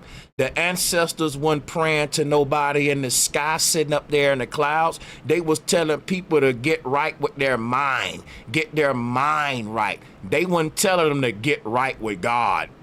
They were telling them the thing that's guiding them, they need to get that under control. Mental health. It's the main foundation of everything on the earth. That's why the ancestors didn't have a lot of mental illness like what we had. They was high vibrating spiritual beings. They didn't need a government to govern their mental because they had mastered the guide, the mind. But yeah, let me go ahead. Let me pass the mic. They knew that the drop is the ocean. Yeah. Well, you know. You know what I mean? Can you explain to me living with no regrets mean? Like, what does that mean to you, living with no regrets? So basically, so some people say live with no regrets and you'll pass on or whatever. Can you guys add that into it as well? Yeah, I think it's a good I think it's a good one. Like, to be honest, once you understand that your goal is eternal immortal progression, and that after this life you transcend to more subtle lives and you reunite with your friends and family members or the past that have passed on before you, and that you still have a kind of an affinity to those on earth, like, let's say you die, like, you're going to care about your children still if they're still alive. Like, you won't be able to manifest in front of them. When they dream, they'll see you and whatnot, but they might just, depending on how conscious you guys are. But once you understand your immortality, you won't really have regrets, because you'll understand that the past is the past. And that's why Jesus says, don't have thought for tomorrow. Don't worry about things like that. Kind of take no thought. And what that means is don't have a heavy heart saying what woulda, shoulda, coulda, because essentially you've been led to the spot that you're in right now based on your eternal scripture, and essentially what you didn't get that you thought you should have had, or what you didn't do that you think you should have done. If you didn't do it, you didn't do it. So regrets in and of itself is kind of a mental illness anyway, because if you can't necessarily regret the past if you know the truth. You can only regret the past if you feel like, you're not being led by divine guidance. If you understand that you're being led by divine guidance, like Brother Sanchez is saying, that God is in the head and it's our guidance, then you'll know that everything happened for a reason. So even those mishaps or those things that you feel like, oh, I regret that I didn't do that, I regret that I didn't, whatever you feel like you had an affinity for that you didn't do, the idea is to drop the thought of regret, live in the present moment, and go hard now, because now is the only moment. You can't have regrets when you're living in alignment. If you're having regrets, that means you've fallen into the negative thinking realms, and you're on the sun. You need to reach that point of stillness to start controlling your thoughts again, because essentially right now you can live in a moment and accomplish something and do something that your soul is edging you to do. But the thing is, you can't change the past. So having regret is actually a double-edged sword. You're actually hurting yourself again, when you could just let go and move forward. So to live life with no regrets, what it means from this point forward is utilizing the initiation energy of Aries. Just like in the Bible, how all the apostles stand up and get up and they follow the Lord into the city. They don't even know who he is. They just stand up and do it. They just have this intuition. And what that is saying is that sometimes you do just got to get up and go. Take no thought. Don't think about it. Just do it, because it is true. Yeah, we are in the realm of time, and you should live a life. That's why today, for example, I was asked, should I do this podcast today? And it was, kind of short notice or whatnot. Should we do it next week maybe? And I was, and how do you live with no regrets is by just saying, no, we're doing it today. Even if I'm tired, even if this or that, today's the day to do it. Not next weekend. Next Friday, I could be, who knows what's going to happen? No one knows what's going to happen next Friday.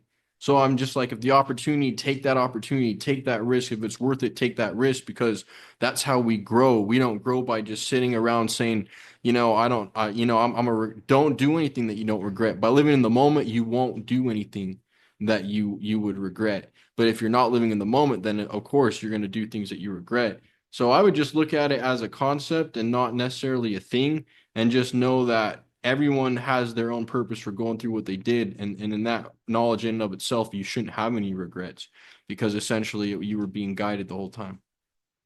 Well, and now listen, I'm going to say this to the question. I like Chris' answer, and it's okay if both of our answers ain't in total alignment, but he's been so dope. But I'm going to say this, you're going to have regrets in life, because you're going to do things you're not proud of. Yeah, it's like I said, our life is a movie. It's going to be parts of ups and downs in a movie. That's what make it a good movie. Keeps you on the edge of the seat, right?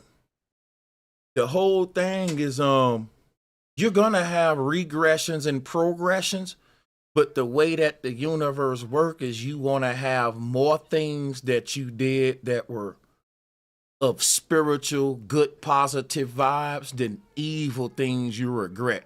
So, for example, if you die with more regrets than if you die doing more bad deeds than good, let's just simplify like that, more things you ain't proud of than things you are proud of, then you gonna come back to fix them things, and you're going to reincarnate. You're going to want to get it right. So people say when they're near death, they see their whole life flash before their eyes. You know why? Because the universe made you the judge. Ain't nobody in the sky going to judge your actions. At the end of everyone's life, our life going to play back before us, and you going to fucking look at some of the stuff you did. When the veil is stripped away and you're outside of your avatar, and you're gonna look at your movie from the outside in, like people say when they die. And when that happens, there are gonna be moments in your life that make you cringe. You're gonna be like, oh man, I wish I wouldn't have done that. I wish I wouldn't have done that. And as you're wishing this, these wishes gonna come true, and you're gonna reincarnate.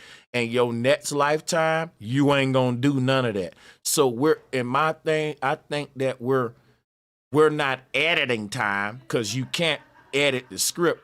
I think we're shifting into parallel universes where every action we're faced at in life, it could have happened an infinite amount of ways. And it really boils down to whichever path you choose. Any action is multiple options. Like, you could have done this, you could have done that. Whichever thing you choose, you just selected that parallel universe to manifest into the present reality. It ain't like you got all of these options. All of these options already exist in parallel realities. So if you married your wife, right, and at the wedding, let's say you did a big event where you sung a song to your wife, and everybody was like, oh, snap, look at him, right? I'm just making an event in life. In another universe, the universe played that out to where you married your wife and you didn't sing. And in another parallel reality, you married your wife and you sung to her, but she didn't like it. In another parallel reality, you tried to sing, but your voice was messing up that day. All of these probabilities played out. And if at the end of the life, you ain't happy with the probability that played out, you can change and relive another parallel reality. And that's going to happen called regression, because you regretted some things you did, and the universe gives do-overs because everything already happened already. It ain't nothing freestyling. Like the whole thing is, there's many books in the universe that you can read of parallel realities that, like I just said, that can play out from any choice. You can shift to another parallel reality by making this choice or that choice. So for every choice you confronted with in your life, that's a major checkpoint.